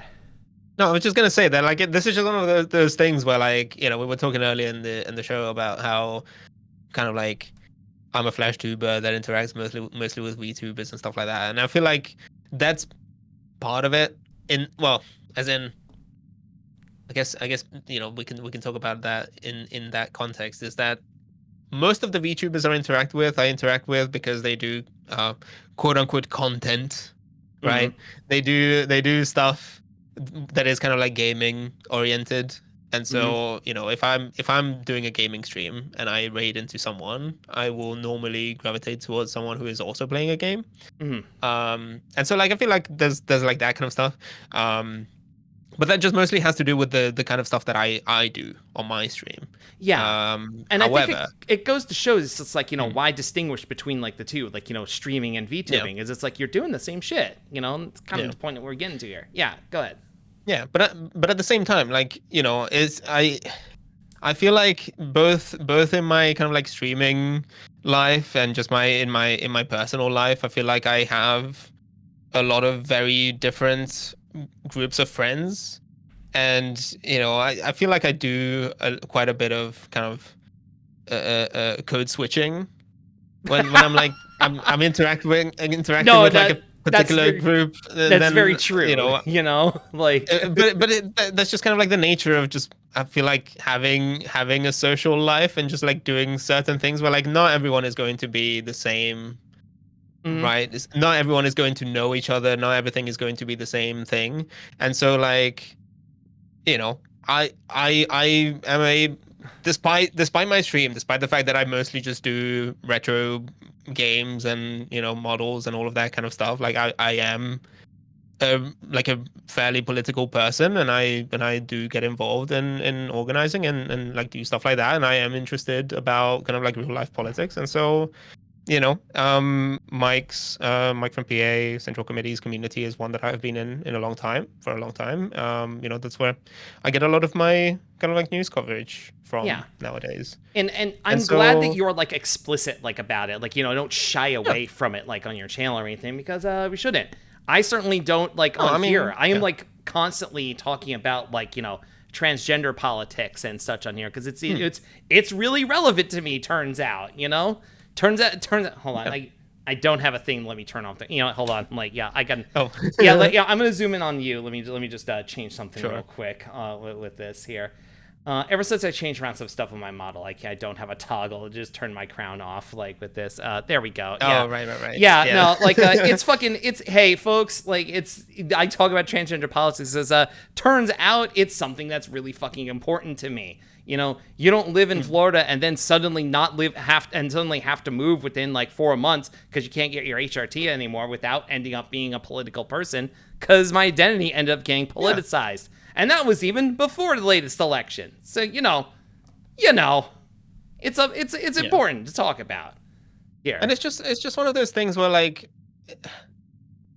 I talk about it, even though if my my stream isn't explicitly about politics or whatever, that's fine. But like it doesn't. I think it's important. Everything. The bottom line is that everything is political, right? Like everything that you interact with is that way because of like a series of material conditions, of a series of circumstances.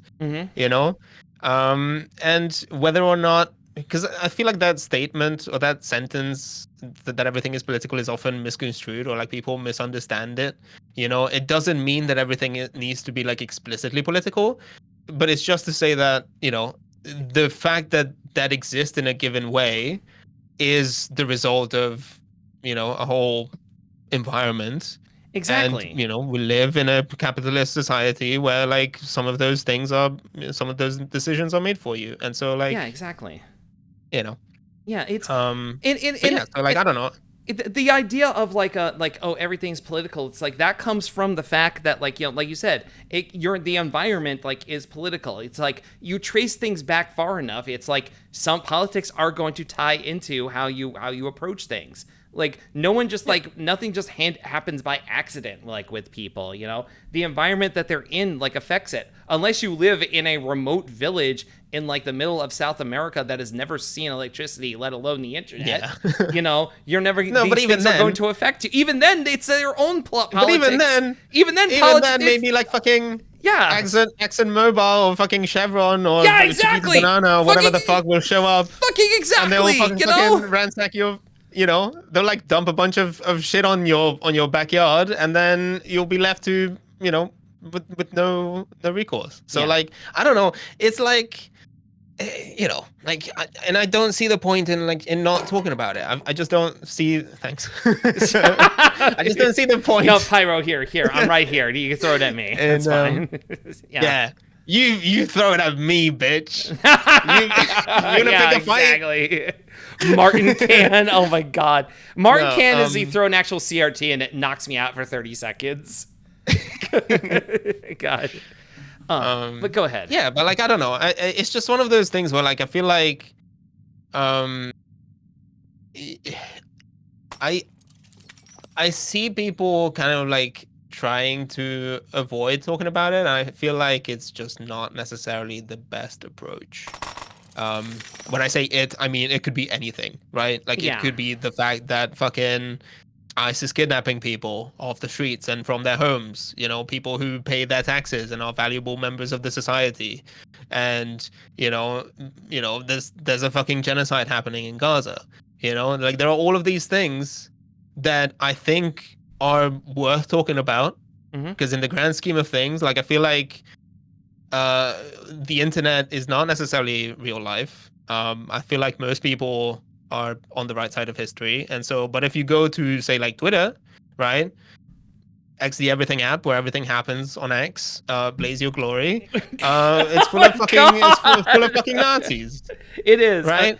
Oh my! I usually I just stick with X the Everything app. You have like the whole catchphrase. Jeez, you're outdoing me on the bit with this. Oh my god! I do think Blaze Your Glory, that like 2-week period where they tried to make Blaze Your Glory their tagline, I thought that was so fucking funny.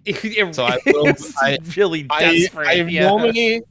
I normally refuse to call it X, but if X the Everything app, Blaze Your Glory, I think is really funny. It really is. But yeah, to the point, like here though, it's just like I think what people like really just like are interpreting this sort of thing is just like, there's absolutely like talk about politics, but like there are some times where it's like, hey, you need to take like some time like away from it, which is what I think like some people have like a very like all or nothing sort of attitude like towards this sort of thing. It's like you either are thinking about it all the time or you're not trying hard enough, like sort of like feeling. And it's like it doesn't have to be that. It's like you can be aware of these things and also like, enjoy your time like elsewhere. Like a friend of the show, Remy the Tanuki, like she said something when I was on her show a couple weeks ago that like stuck in my brain, and it's the phrase "manage your damage." Which is a way of saying that, like, be aware of what's happening around you. Do not let it fucking consume you, okay? You are allowed to still, like, play a goofy video game and have fun and everything like that. But also, it's just like, when the time comes, you're going to speak up and you're going to be like, hey, stop misgendering my coworker. Or just like, hey, hey, the government fucking sucks. They shouldn't be doing this. Or, hey, leave my neighbor alone. Get ICE the fuck out of our city because it needs to get the fuck out of our fucking city, okay?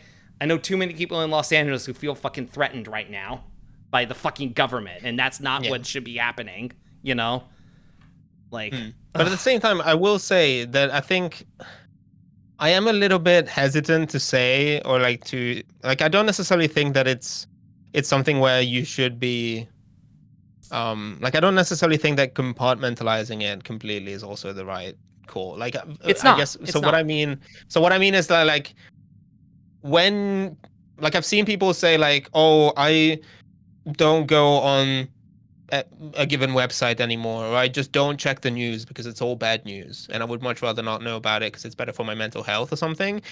I feel like that strikes me personally as something like very privileged. It is. And something extremely. Where like, you're an adult, you live in the real world, and there's like real shit happening and real harm being done to people. And I don't necessarily think that you have the privilege of just saying, I don't want to engage with this. Exactly. And like that kind of stuff does rub me the wrong way. And so like, I am always like, I do think that there's value in people who, even if they're not explicitly their content is not explicitly I said content again, I'm sorry. That's you and know, I but know like, what you you know what mean. I mean. Like, In the context of the if they're- discussion, it's fine. yeah, if their work is not explicitly political, even if you're only just a gaming streamer or something, it's worth bringing it up. It's worth bringing it up Exactly. because again, Exactly. like, and like this is unfortunately something that I see a lot, especially in gaming circles and stuff. You know, where like, um, there used to be this idea. I guess it still exists to some extent, maybe more so in like corporate kind of like big streamer kind of like circles, where like, oh, what I do is needs to be like brand friendly and stuff, because that's where your, you know, Yeah. part of your income comes from, because you get sponsorships and you get ads on your stuff and like all of these things. But I just feel like that more often than not ends up just becoming counterproductive. It's Because extremely so. Yeah. and because of the way that, you know, social media is nowadays, and like the way that a lot of the kind of like Discord communities are, and all of this kind of stuff, I feel like if you don't make it clear, you know, that you feel a certain way about it, you're bound to end up with, you know, the worst people in the world just kind of like hanging out and like Yeah. not getting the memo. Exactly. And I feel like that just ends up festering, and it just like makes it worse for everyone.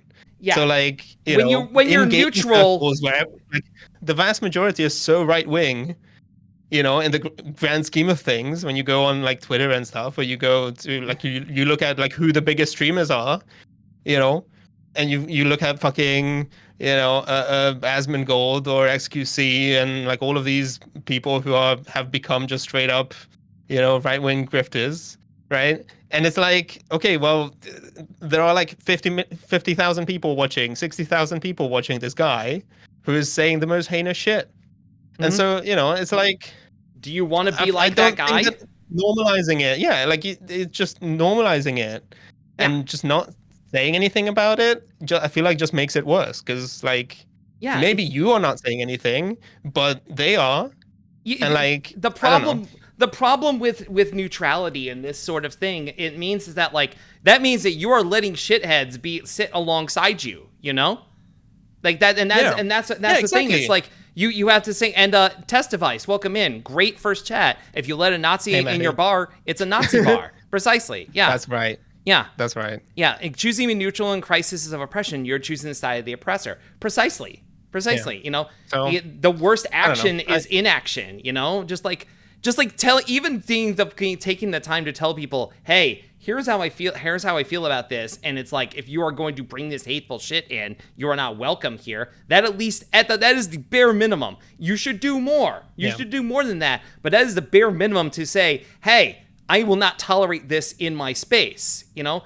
This is also the attitude to have, where it's just like, you know, I will ban people for stuff, you know. It's, you know, absolutely. Yeah. It's like, because I have established a thing where it's just like, if I will ban you over something very minor that annoys me, absolutely, I'm going to ban you if you're being a hateful bigot in here. Like, absolutely. No, yeah. No, I'm 100. I'm all for just completely vibes based bans. Like, yeah, 100%. Someone sucks. Someone sucks. Like, you don't have to say something like, you don't have to say, you know, Nazi dog whistles in my chat for me to, you know, if I see your Twitter account, you know, and I know that that's you, I will ban you anyway. Yeah, like, exactly. I'm not like this kind of thing where like, oh, I'm gonna wait for you to say something bannable in my chat. I'm like, if I know that you're a piece of shit, then you are out. Don't give them the opportunity, you know, to disrupt, because that's what they want. So all they need is one time. Yeah, like I am, you know, I will absolutely, like, if you give off bad vibes, I'm sorry, you're out. Like, exactly. You know, it's the way it is. Yeah. Like, yeah, and Sheeberg as a unless we're in a chat where, like, you know, we can keep you as a pet and everyone has a fun time, you know, and we can laugh at you.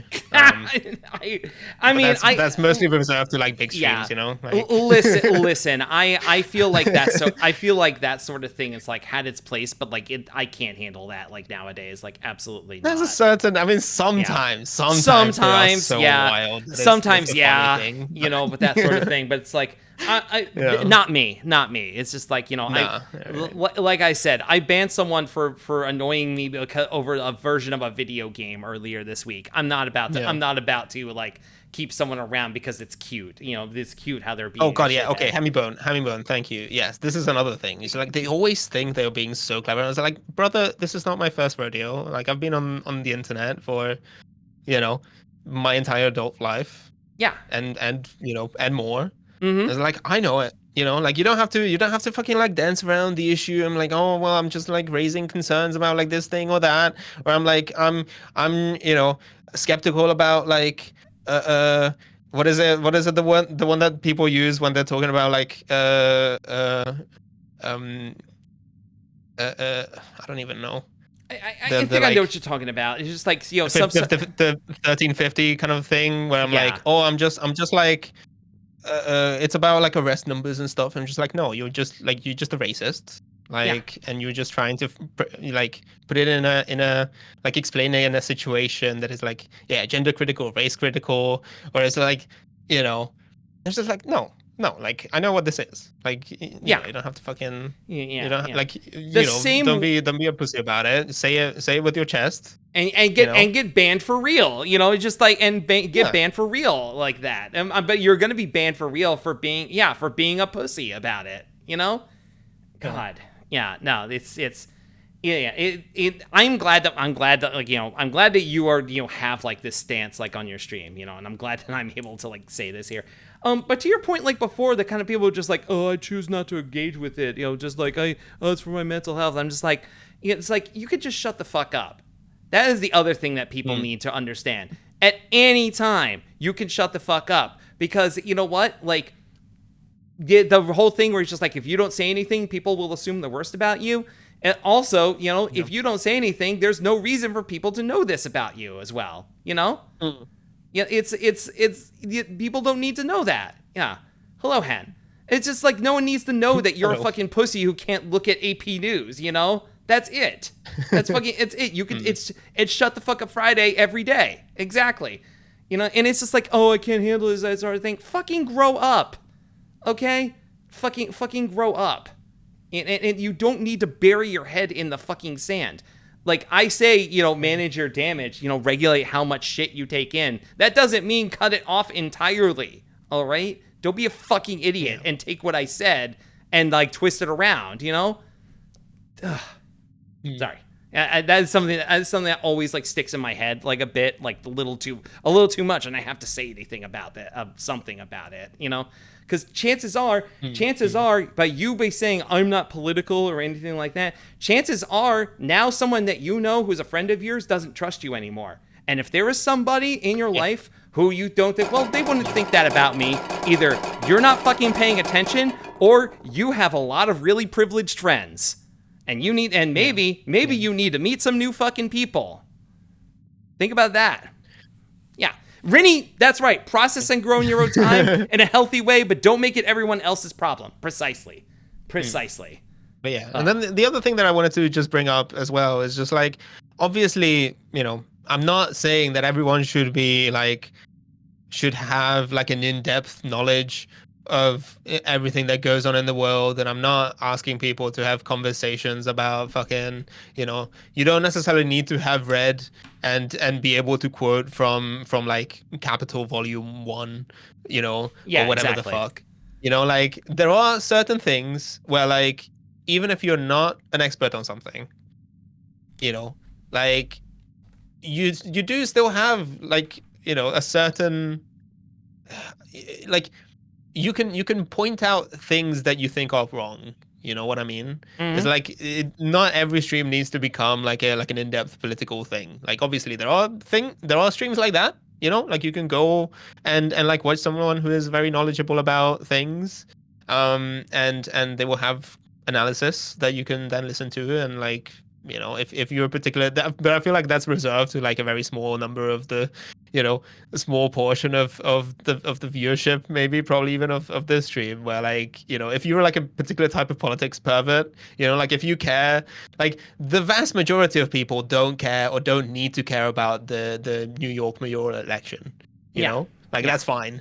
If just so happens that you're like a particular person who enjoys following that, that's great, go and watch Mike from PA or go watch Hassan or something, like Yeah.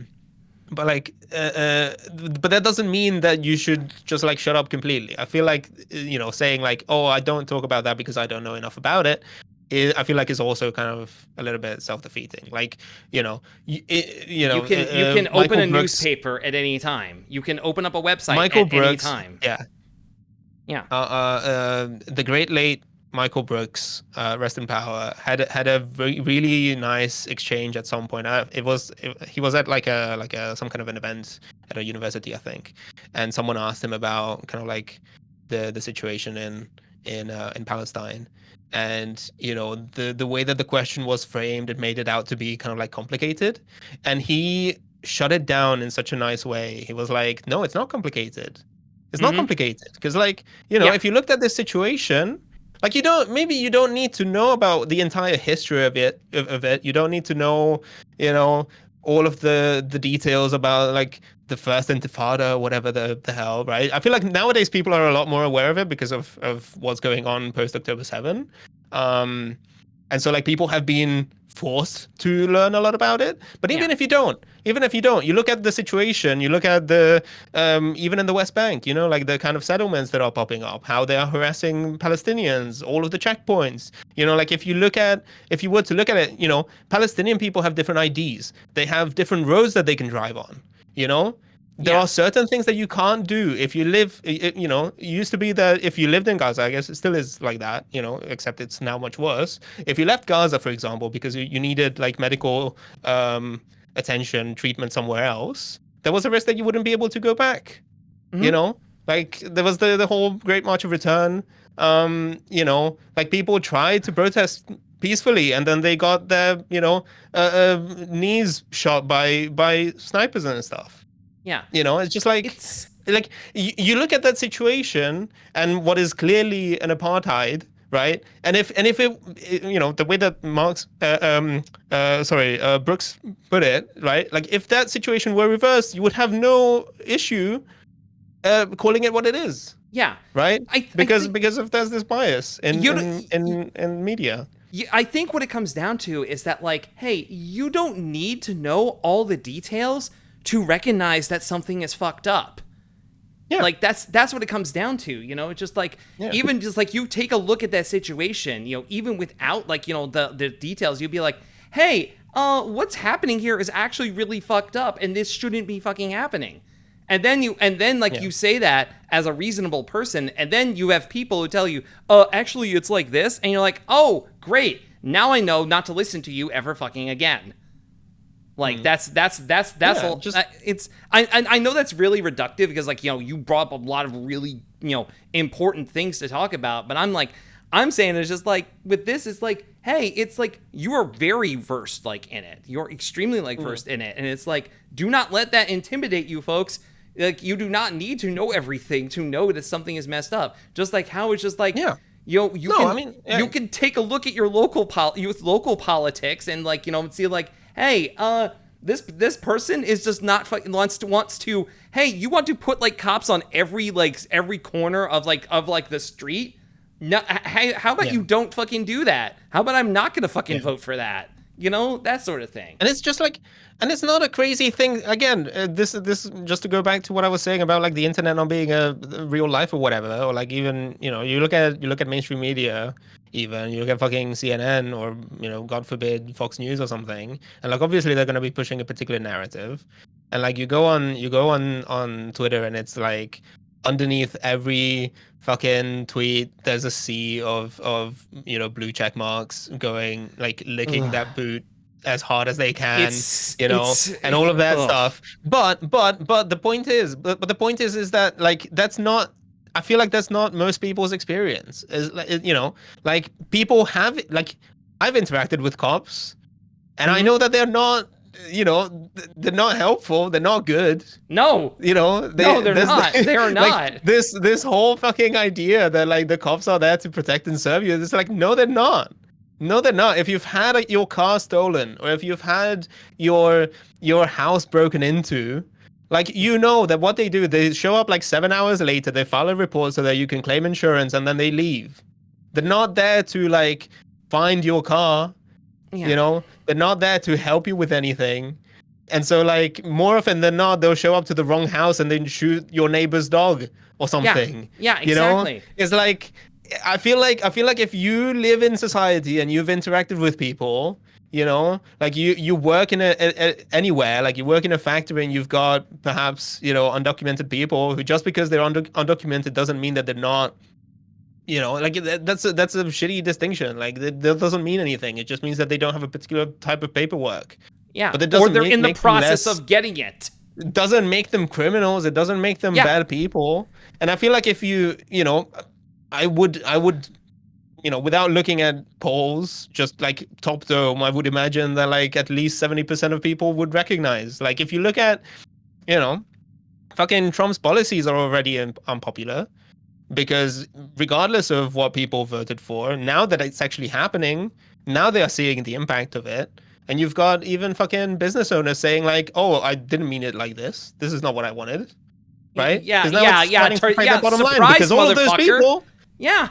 because they were relying on those people not, you know, because like the whole thing about people don't want to think about like the consequences, you know, and like of what they're doing. Yeah, it's just like. Like people are so like conservatives, I should say, more often than not. They're just like so venal, and they don't understand the consequences of things until they actually happen. And so like, you know, it's like this kind of thing where like, yeah, no, okay, well, thanks for recognizing it. It would have been cool if you had, you know, recognized it before all of these people got put in danger, right? Yeah. So I don't know. Bottom line is, you know, but like bottom line is that like, don't feel pressured into not saying anything because all you see on the internet is people who are opposed to it. You know what I mean? It's like, just because all you see on Twitter is fascist doesn't mean that that's the general consensus. You know, because it is not. Because it is not. And the same applies to trans issues. You know, obviously. Hey, guess what, folks? Just like, if you've never met a trans person, first of all, anyone on this stream, I know that's not the fucking case, because a lot of you are trans person. But if you've never met a fucking trans person, meet one. You're gonna fight. It's gonna change something about the way you see things. That is the thing. It's just like, if you meet someone who actually has like these problems, a lot of people, all of a sudden now it becomes material to them. Now it's actually something, you know. And I think that might be something that's just like, people end up very sheltered, you know, that's in that sort of way. And it's like, they never meet, like, you know, they've never met, you know, someone who's an immigrant. They've never met like a transgender person, you know. They've never met someone a different race from them, and now it's just like, well, I've heard these stereotypes and that's all I have to go on. And it's just like, no. They are normal fucking people. All right? They are normal fucking people just trying to live their lives. Leave them the fuck alone. Rennie has a good point. All they know is the boogeyman. Yeah. And even if you didn't, even if you haven't met one, you know, more often than not, I feel like a lot of people will just say like, oh, well, you know, who am I to say what people do? You know, I feel like the normal person response to something like that is like, what do I care? You know, it's like, America's a free country, supposedly, right? So like, if we go with that reasoning, that's a very fraught thing to say nowadays. Like, honestly, sure. No, but I'm putting myself, you know, like, but that's still, you know. I know what you mean. I know what you mean. But like, you know, that's the consensus. That's what is supposed to be true, right? People will say like, okay, well, who am I to say what people do in their bedrooms or shit, you know, like the old school kind of like shitty, yeah, of course, you know, kind of thing. But like the normies, you know, like the normal people will probably say like, that's not for me to enforce. That's not for me to tell people what to do and how to live their lives. And so what happens is that you have like a very vocal minority who are pushing this narrative and who are vastly overrepresented in media, you know, pushing like certain narratives. And like, you know, if I may, sorry, I know that we were talking about me being a Tibu and stuff, and like me being like British or not British and all of that shit. But like, I as much as I loathe to defend this country, more often than not, it rubs me the wrong way when people say shit like Turf Island as well. Because that I feel like that to some extent helps contribute to the like narrative in media that comes from like a very small number of people. Like sure, all the politicians suck, and all of the people in the fucking Guardian opinion section are awful, except for Adrian Charles. Shout out my king. But like, but I feel like in general, like I feel like people don't have that opinion. Like most of the people that you would encounter are not these like insane sickos who are, who want to do like inspections when you go to the bathroom or something. Yeah, this goes to the point that Rini made a little bit before in chat, saying IRL people are more on your side than you think, and I think the loud wrong minority skews that also. That is the point. That's your point, like here with it's like that's my point. Point I'm making. It's like go meet a person. Yeah. When we say go touch grass, this is what we fucking mean. Go meet a person. Go to the library and meet a person. Go join a class or something. Go to the fucking park and like do something. Like meet a real person who doesn't look like you, and you will find out they are a normal fucking person. And ultimately, like okay, so if I may go just to go back, because like this is exactly the reason why number one rule of my stream is be normal. Mm-hmm. And like because ultimately, like look, I know that like especially post COVID and stuff, I feel like there are a lot of social interactions that have moved online, and there's a lot of that kind of stuff where it's just like maybe we don't go out as much as we used to. Right. Yeah, exactly. But I still don't necessarily think that it's a good enough replacement for it. Like I think it's still extremely valuable to meet with people in real life and hang out. Yeah. But I will also say, and I the reason why I say be normal, like the addendum to that is like talk, I expect people to behave in chat the way that they would if we were all in the same room together.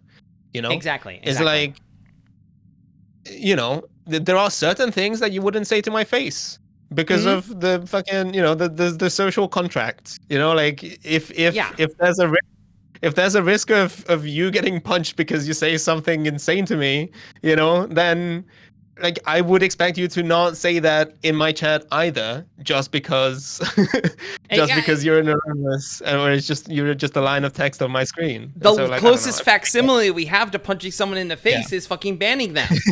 So I want to make that clear. If I'm banning you from my chat, I am punching you in the face, okay? I am bully punching. I am pulling your shirt over your head and hockey fighting you and kicking you on the ground and kicking you out of my stream. Okay? Yeah. I'm a fucking bully to shitheads, and I stand by this. Yeah. So all that is to say is that like do go touch grass. Absolutely. Absolutely. Put a mask on and go touch grass. In your local community. Yeah. Do get involved in your local community, go out, help with whatever you can. It doesn't have to be like anything particularly big. Yeah. But like try to meet people and like get to know them and like, have conversations with them. If they have opinions that you don't agree with, maybe like try to discuss it with them and like maybe try to convince them or something, but like a little goes a long way. Yeah, or make peace with the fact that you're not going to see eye to eye with them. Like, I think one of the most valuable things I had is like I talk all the time about how like I used to when I was in Florida, I used to go to a transgender support group, and let me tell you, like that made me that really made me feel the notion of hey.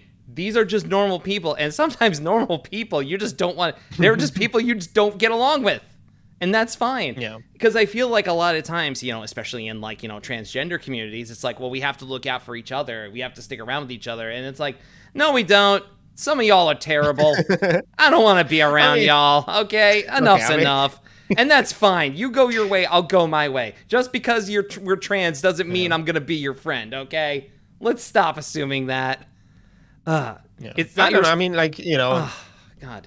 There's a whole discussion to be had about. We don't necessarily need to talk about it, but there's like a whole thing about kind of like organizing tactics and stuff, or like whether or not It's like I do think that there is value when it comes to, at least, in the case of like politics, say, like people having right wing opinions and things. And I think to some extent there is value in like trying to sorry, I can't speak, fucking I lost it. We've been going for a bit. We can try to de-radicalize. No, it's all good. It's all good. We can, I think there is value in like trying to de-radicalize people sometimes. But you also have to understand that like you don't need everyone, Yeah. Like when it comes to like political power, in terms of like, enforcing what you think is the righteous moral approach or something, you don't need 100% of the people, Mm-hmm. You might have 70 or 80% of people who agree with you, and there might be a 20% that are just completely irredeemable dog shit people. And those people, you have to be defeat by force. Sometimes it happens. Like, Yeah, it exactly. is what it is. But like I think it's a very sort of like I don't know, I guess idealistic kind of like liberal way to look at it, in terms of like, I say capital L liberal. Sorry, I realized that for American audiences, I always need to make this distinction, because like no, I understand. I understand what you mean. I understand what you mean. But like, yeah, you don't need to get everyone. Some people are just not going to be able to. You're not going to save, but And like Rennie said here, it's not your responsibility to fix people, and it'll just grind you to the ground, just it's fine. Not everyone is going to be your friend, and you need to make peace with that right away. Like, that's just how it is. All right, Martin, my friend, yes. How do you feel about emails? I'm okay. I will not tell you how many unread emails I have in my. Well, I know how many are in mine. Here we go. With the concept of emails, I'm ambivalent in general. Yes. Well, we're doing them. We're fucking doing them. Yeah. It's great because you see behind the curtain how this here. You know that I don't hear the email song when it plays here. So, it's true. Yeah. Yeah, but I can't. It feels much easier to continue the conversation when the shit is not playing like that. Yeah. Oh man. Yo, hey Andy. Comrade Carter, welcome in. Is that Martin Bleen from Condition Bleen Twitch channel? All right. More likely than you think. Yeah. Who knew that? Yeah. Well, anyways, remember, you can email the show at ashleymiami69@gmail.com. On RevoSpring, ashley.party. On Blue Sky, ashley.miami. And also on Tumblr at ashleymiami.tumblr.com. These are really going now. Okay, this is probably the longest that these have been going, like, for a while here. You're literally going to make it so Martin can't read the emails here. Okay, we've stopped. Okay, so here we go. First email here. Martin, can you see it right now? Yes, I can. Okay, cool. Wait, is it on screen right now? It is on screen. If so, no. No, like what you see like in OBS, like that is what is on screen. That is what's going out to the stream it says right email now. the show Ashley Miami. Yeah, exactly. Now, first email. Yeah, here. okay. Yeah, Clean question. Are the TVs real? Yeah, you know what? Listen, you don't need to answer They are real, this. but they're not TVs. Yeah, exactly. No, we've been over this. Yeah, exactly. Go rewind like about an hour in the stream or something. Yeah. Check the VOD. Who do you think sent this in? If I had to guess, because it is one of your people that sent it in. It is one of my regulars. Is it Mickey? Yeah, it was Mickey. Was it Mickey? It was Mickey. Of course it was Mickey. Yeah. Sorry, Classic. Mickey. Sorry to blow up your spot, but like, I have a feeling. I had a feeling you would think it was funny. Like here. God. Okay. Anyway. Yeah. No, I figured that it was someone who already knew. Yeah, exactly. Martin. What's the worst gunplay you've ever put together? Bad instructions, disintegrating parts, whatever it is. Hi, Mickey. It wasn't. Yeah. Okay, so it's never a Gundam kit. It's never a Gundam kit. I know that the question explicitly says gunpla. But I'm going to assume that just means what they mean is kind of like robot kits or like plamo in the wider context. Mm-hmm. In which case, I will say it's definitely a Kotobukiya kit. Okay. All That right. Bandai Plastic, Bandai Tech, and Engineering is like generations ahead. It's always so much easier to work with than Kotobukiya. Okay. These So these are words I one of the understand, worst. surely. Okay, so No, it's Kotobukiya is fine. Keep going. obviously Keep going. Keep okay, going. Keep going. but yeah. So I think the worst one might have been. I do have a number of Kotobukiya kits in my backlog that I've been kind of putting off. I did start building the Metal Gear Rex on stream. That's a Oh, I do reissue of an remember old that. one. Yeah, I do remember you doing that. Yeah. I that was shortly before I moved, so I just completely shelved it. But I will get back to it eventually. Mhm. Um, but there was that one that I can already tell is going to be a pain in the ass. Like the modding Awesome. doesn't look good. It's gonna need it needs to be painted for it Oh, to look any good. Um, and then I had a super robot a couple years ago. I say a couple years ago. This was over a decade ago at this point. There was a Super Robot Wars. Is it Gespenst? I assume it's pronounced kind of like the German way. Um, I'm like googling. you're googling now. Just like It is live just on to stream. You're be. googling right now. Yes, Yeah. sorry, this is important because but yeah, it is a Gespenst. Yeah. Also, hello, low. From Super Robot Hello, Wars, low. Yeah, I basically and took emails up until like about an hour and a half before stream. So if you send them before then, absolutely, they are in here. Go ahead. Well, what's my pile of shame looking like? It's not actually, honestly, it's not that bad. It could have Okay. been worse. Like it could be worse. I love that the pile of Um, shame though is a universal thing among model kit builders.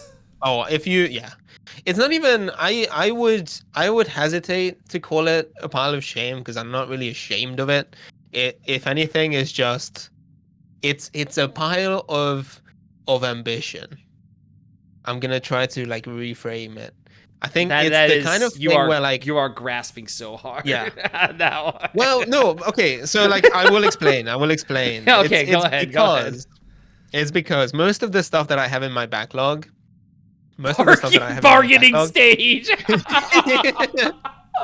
Oh, Renee's not letting you get away with this. No. Go ahead. Go But ahead. so most of the stuff I have in my backlog is stuff that I have put off, or that I am putting off because I want to give it the best shot. Like I want to make the most of that kit and I want to do it justice. Okay. And so I will say like, if I get like a new kit, if there's now that there's, with G-Quacks, I haven't bought any of the kits yet, but I will probably end up picking up like at least one or two of the high grade ones, right? So high grade is like relatively simple to work with, like small scale, not too many parts, you know. That's like the bread and butter, I think, of what is like Gunpla, right? I will probably pick up a few of those and I will build them pretty much straight away because like I'm not too fussed about it. Like if they have stickers, I'll put the stickers on. If they have, maybe I'll do panel lining and then clear code them or something. That's it. Like not a big deal.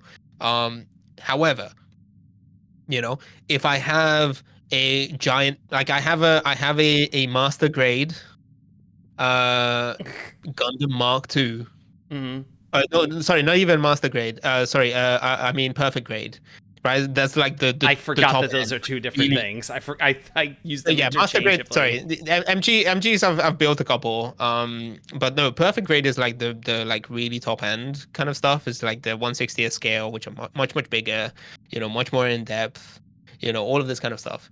And when I went to Japan, years ago. I was like, I'm picking this up and I'm bringing it with me. It's gonna take up most of my suitcase, right? But I am determined to like because it's a Grail kit. It's like the Mark II is one of my favorite mobile suits of all time. I don't know. I think there's something like really cool about it, where it's like it's classic Gundam. It looks very clearly like a Gundam, but it has like subtle improvements over the 78, the RX 78. So like whatever, it's and it's in there, it's in the box, it's been in the box for years because I know that if I build it I want to make sure that everything is perfect, and I don't have those skills yet. I don't have the airbrush skills to make sure that all of the internal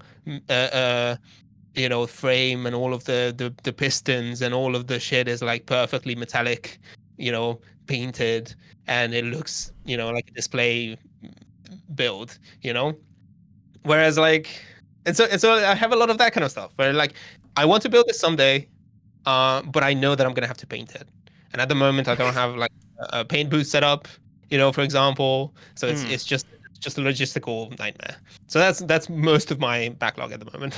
Okay, listen, yeah, I understand what you mean.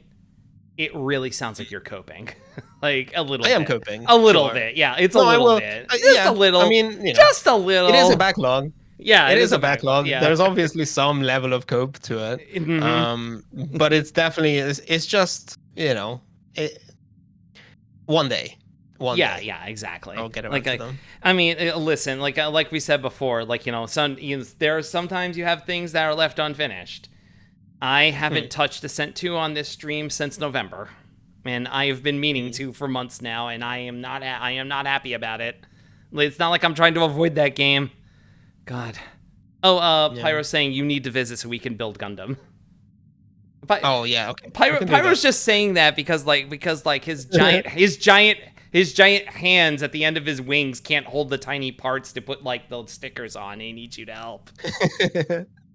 I mean, I think I see, I saw Lowe's message as well. I think, it doesn't have to be perfect, I will say. Yeah, I think, exactly. And some are definitely easier to put together than others. It can be like when you look at something like high grade, it's still a little bit annoying. But I don't know. The stuff that I absolutely don't fuck with, the stuff. Sorry, if I may just please. Plain. The stuff that I really don't fuck with is real grade, because real grade is 144 1/4 scale, so it's like really small stuff. Ugh. But they have a lot of color separation, way more parts than your typical high grade kit, and those I absolutely don't have the patience for, because they are way too small for me. Okay. At that point I would much rather just build like an MG. Yeah. Which, more expensive, takes up more space and stuff, but still prefer it. Yeah. Dawn, the book club has always had its own command, and I've been slowly updating it like over the past 2 years, going on 3 that I've been meaning to do it. I literally just updated it today before the stream. I updated a bunch of commands today, and that was one of them. And I also checked to make sure that the playlist is still good, and it is still there. But yeah, no, like if you're talking about a shame, like Martin, I don't know if you know this, but I owe Dawn a Utna book club discussion stream, because she helped me hit 50 followers. Actually, because I was at like 40, 40 something, and I feel like that. Yeah, I did that. That dates it. Dates it. Listen. It was during the first mech month, which was November of 2022. I had like less than 50 followers. I was like, you know what? Let me do an event. Let me do a stream event the entire month, which like there's some stuff from that still lives on today. Like that's where like the fucking Thanksgiving stream like came from. Like, but like Dawn understands this, that like pretty much soon after I was like, okay, time to start watching Utna, my life blew up 2-3 times in a row, and it's only recently that I finally calmed down. And it's like, also I kind of forgot that I'm supposed to be watching Utna, so I got to get to that. I got to get to watching 40 episodes of Utna, and which I might be mispronouncing. Niari seems to see. I fuck off! God damn it! Utena! God! Fucking hate it here! God! You know what? Next email. I'm not talking about this anymore. I was hoping for Chad to bring it up, but that's okay. God damn it! Yeah, too bad you got yelled at for it. Here. Yeah. I've heard you say before that sometimes you regret the condition Bleen name you gave yourself. What would you have gone with instead if you could do it all over?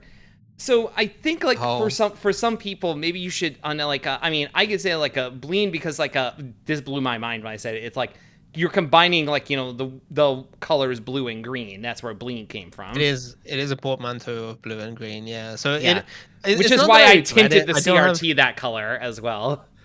Hmm.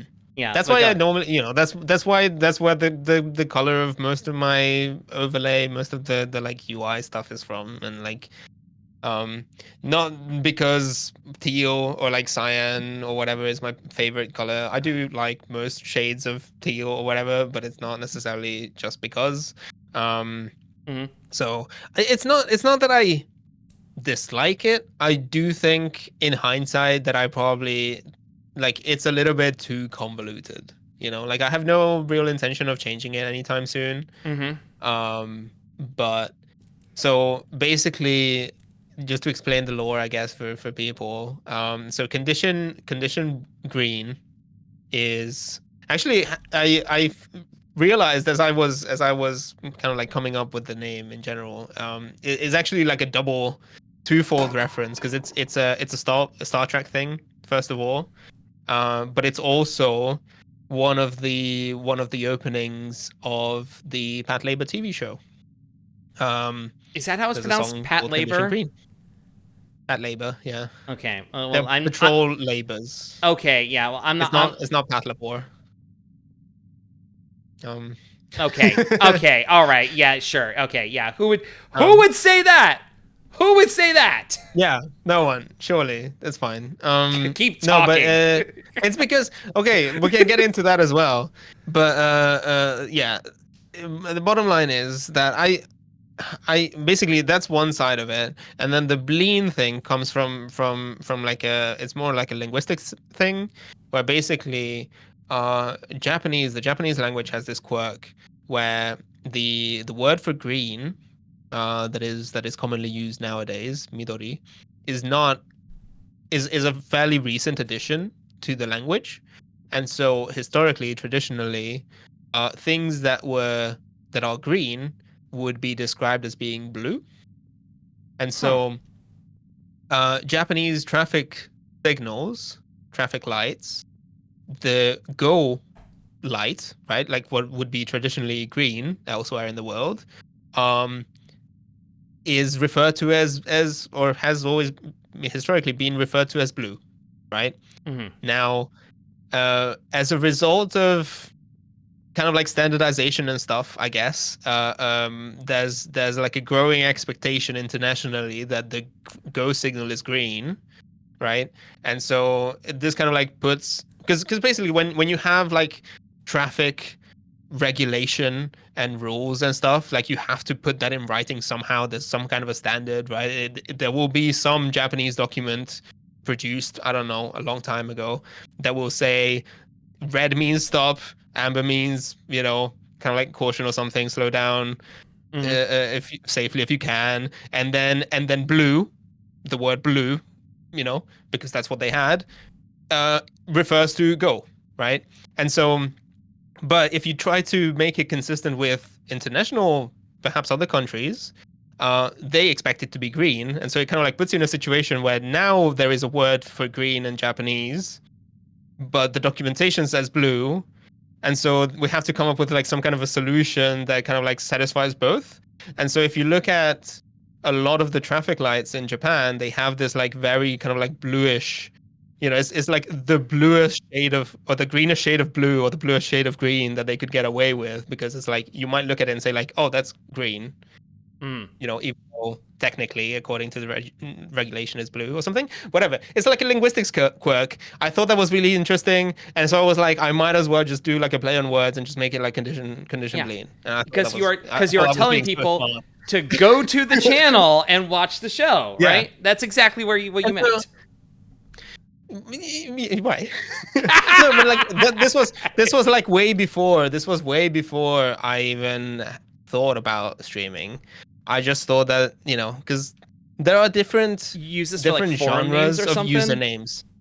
Different genres, yeah. Well, not even forums, but like I had it on like Twitter and stuff. Like there are different genres of usernames that people have on Twitter, I feel like, right? There's like the classic of like, this is just my name, This Mhm. is my it's my name. You know, like Yeah, yeah, simple, yeah, yeah, easy. exactly. And then sometimes people will just get like funny with it, and they'll have like something that is just any combination of like adjective plus noun. You know, this I guess it goes back to for a lot of people to like the Xbox Live era, or like shit like that. And you can come up with anything. And so I was Yeah, like, I yeah, will make it exactly. in such a way that like I'm Martin, but then my username, my handle is going to be this other thing, right? So like, I thought that would be fine. I mean, I Um, I think it's cool, but also like if yeah. you ever search condition bleen on Google, you be Hmm. like it says, "Did you mean the word conditional?" Okay, well, I mean, Google does suck Yeah, nowadays, but it it's does. all It good. does suck shit Um, completely. This also like made me like no, but like, realize that yeah, like well in regards to like usernames and such is like my like my IRL name, which no, never learning it, never saying it here.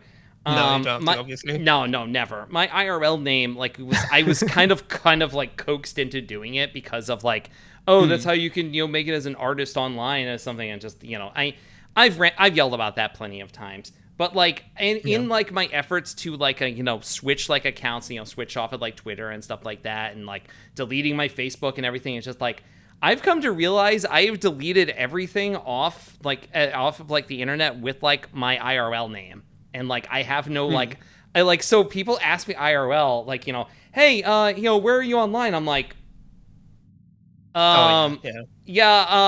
yeah, about Don't worry that. about Like, it. Don't worry fucking, about like it. Just text me. one of my friends, like, was like, hey, because I was closing my Facebook account. One of my friends from college was just like, hey, how can I stay in touch with you? Do you have Twitter? And I'm like, no, I don't have Twitter anymore. He's like, Yeah. have you heard of this thing called Blue Sky? And I'm like, Have I ever? hey Keith. No, but Yeah, sure. Yeah, let me look into that. Yeah. So so it's like no, but I yeah. but let me tell you though, like um getting rid of everything, getting rid of Facebook and Instagram makes it really fucking hard to find local shit.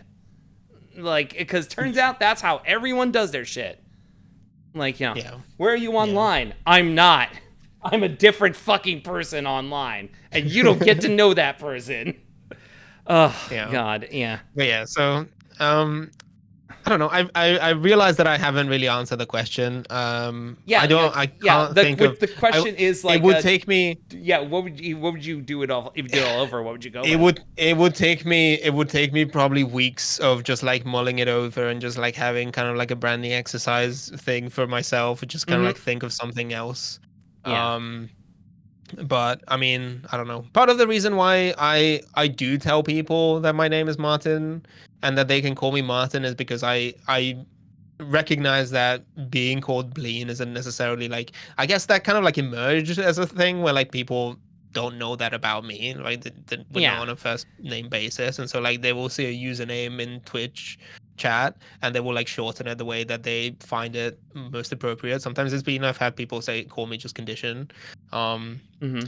but like it's just one of those things where like on my stream at least I do encourage people to just like or just say like you can call me by my first name because it's Yeah, easier if for a potential rebrand later on. I mean it's interesting that we have Pyro here actually yeah. because Like, we still Pyro's refer to bringing up him a as good point. Pyro, Yeah, right? yeah, And but so like he's still going by Pyro here, but like also like he's saying that like Ember came with a new channel name for Big Beak Bear. Very good one. yeah, Very good name. Yeah. yeah, so like I don't know, like would you prefer if we now started calling you Bear or Mm-hmm. something, or are you still happy with Pyro being like the shorthand even though it's from an old username, that kind of stuff? So like that's part of the reason. No. No. Okay. No, but like but you know Asked what and I mean is that answered. like I try to Yeah. yeah, that's just the brand name for Twitch. And so exactly. So like I feel like sometimes, you have streamers who have that kind of stuff. You Mm-hmm. know, we were just talking about like Central Committee. That's like a whole other thing where like Central Committee is the name of the show of the stream, but Mm-hmm. then Mike from PA is a Yeah, person. exactly. Like people will have that as well. Like VTubers will have like a nickname, right? That they prefer that people Yeah. call them by, Yeah, you or don't like call that her kind of stuff. Gene Even though Famous. Jane Famous, you call yeah, her Jets, no, she's Jets, and like Exactly. Keiki Cyber is Tenchi or like whatever. And so like people, and I feel like that's something where like you develop this kind of understanding and you have like this extra level where like if you were to then change your username, people could potentially still call you that. And so there's that Yeah, bit of exactly. continuity. Whereas like if I move away, if everyone calls me Bleen Mhm. and then I change my name, I wouldn't necessarily want to stick with Bleen. And so it would be much harder for me to like make up that lost time of like, hey, I know that you used to call me something, but call me something else. Which I mean, I recognize that for a lot of trans people, that's kind of how it is. Yeah, I was gonna say, like, listen, bro, know what I dog, mean? bro, yeah, it does make it easier for people. Yeah, bro, dog, bit. listen, I can tell you right now that like I have had several people like in my life who are just like, I'm going by this name now, both like as a transgender experience, but also as like a username. It's always been an easy spot for me, Maybe one time, a time or another, like the old one will poke through, and it's just like, oops, no, wait, this thing again, Certainly not in a dead name sense, like that sort of thing. Right. I'm like, I'm extra fucking vigilant about, but it's just like it's easier than you think. I wouldn't worry too hard like about it, like honestly. No, I mean again, like I said, I don't really have any intention to like change. I think I'm okay with it. Like. As much as I think that it's a little bit, if I had given it more thought, I probably could have come up with like a shorter, punchier name that doesn't require half an hour of explaining, every time someone asks about it. You don't have to explain it, No, but it's fine. It's fine, I don't explain my name. People just assume I'm from Miami, which I'm not. Yeah. Which, whatever. No, it's just mostly because I'm a because I'm a nerd and I will never let an opportunity, go to like tell people to watch Pat Labor, for example. So like I like to bring attention to it because I'm like, yeah, you should maybe check it out. It's fun. Yeah, exactly. Yeah. But yeah, I don't know. Well, if you do think of something, let all of us know. Not like you're changing to it, but just like if you think of something. Yeah. Okay. Yeah, I will focus test it. I'll be like, hey, what if I changed it? What if we tried?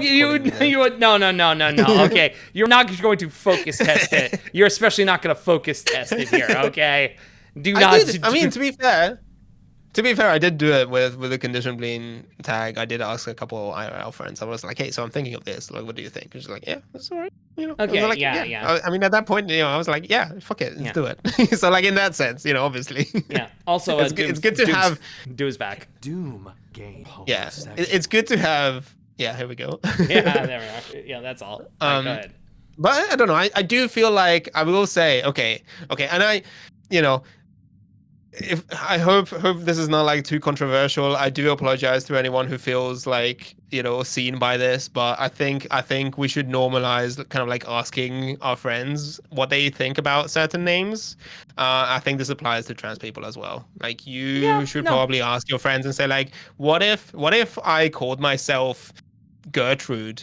And I'm like, no, that's not a grandma. That is, people are born 57 years old who are named Gertrude. Okay? I can't in good conscience call you Gertrude or allow you to call yourself Gertrude. You can't have some do respect it. for you yourself. Can't fucking do it. Okay, you can't. No, it's like so. I feel like I see too many like Agneses and stuff, and I'm like, no, I'm sorry. You're like literally 22 years old. Look, it doesn't work. Listen, okay, like it's. I know that like I will always say people should name themselves whatever they want, but some non-binary people, y'all are speaking as a non-binary person. Y'all are out of control sometimes. I know someone who was named Elm one time, like the tree. Oh, that's the other one, especially for non-binary people. Rennie, you're fine. You're fine, Rennie. God damn it, Martin, you did this. You fucking did this. Look, this is what I said. Like, don't feel like it's the fucking meme. Pyro, what do you mean the programming language? What do you mean the programming language? There's a programming language called Elm. Fuck. Oh, this blew up really quickly. God. I think. Elm is Elm is a good name. It was not for this person. No. No. Okay. This person concept. this person was a read more than anything. Okay. Okay, here's a free non-binary name for you. If you're looking for a non-binary name and you wanna find something stupid, you can call yourself Vim.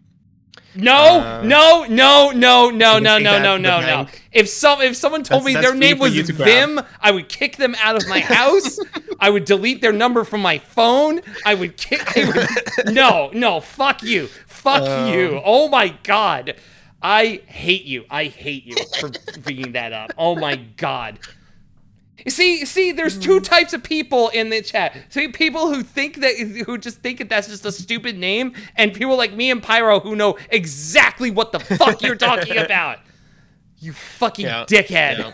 Fuck you. We're going to the next email here. It's really funny that you're also ousting yourself as a nerd for even knowing what Vim is. This is not news. Moving to the next email. I couldn't think of a joke for the subject line. Hello, Ashley and Martin. I think it's safe to say the three of us all appreciate all things analog. Where does your love for older tech come from? Is it nostalgia, an aesthetic, or is there just something about old knobs and bulky screens? Mourning the loss of headphone jacks and disk drives. Odd. Yeah, this was sent in by Odd Video. Thank you, Odd. Which I'm going to take a moment now. Odd is doing a stream next Saturday. Let me give them a shout out. They're doing a game show stream that I will be on where they will be reading Letterboxd reviews, and me, Vixie, and Yari will have to guess what the movie is for them. Oh, hell yes. Yeah, that is happening. Yeah. That is happening at 1 p.m. Eastern, 10 a.m. Pacific next Saturday. So get ready for that. Hell yeah. Odd Vimeo. That is not their name. That is not their name. Shut the fuck up.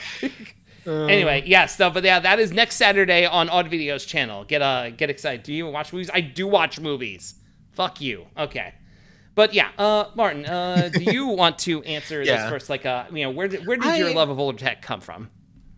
That's a good question. I mean, there's a bit of everything, right? A bit of column A, column B. Some of it definitely comes from nostalgia, I think. I think a large chunk of like the appeal or like the reason why retro gaming is like so popular amongst like a certain older generation is because it's like it harkens back to like a simpler time when you didn't have to worry about bills and stuff. So like to some extent, I feel like there's like a certain aspect of that, But at the same time, like I do think that some of it comes from just like the tactility of it, Yes. Like I think I'm in agreement on that. Like for real. I do, yeah. Like I do 100% prefer a knob to a touchscreen. Like don't give me a touchscreen, don't give me a slider, don't give me a fucking whatever. Just give me an actual physical tactile thing. Listen, I talk all the time about like I have a Stream Deck and also I have a tablet that I have Touch Portal on. I much prefer the Stream Deck because I like the fact that there are actual buttons and they actually feel like I'm pressing something instead of just a screen I'm tapping, because I feel like I'm actually hitting the button that I intend to by not looking. Like there is a little ridge on the middle button on the Stream Deck, and I know where that ridge is, and it's like I know where that ridge is, and that puts this scene up. And I know that if I move it two things over, that brings this scene up. Yeah, I'm now looking at because they have there's like a locating, like how keyboards have like a little thing, and it's a home key that's the thing. central. Yeah, exactly. That's the home. Yeah. So like I don't know. I think that it's that to a large extent. I think a lot of it is also just I hesitate to say like simplicity because you can definitely get really complicated with things, but there used to be a time when like you had everything was kind of like standardized, and you knew that okay, I have this console, I'm going to plug it into my TV with a cable, with the cable that it came with, and I expect it to work. Like obviously there was still a little bit of stuff where like okay, well this is RGB. This feels is like whatever. Sometimes there used to be that kind of stuff back in the day as well. Yes. But there's a little bit more plug and play to it.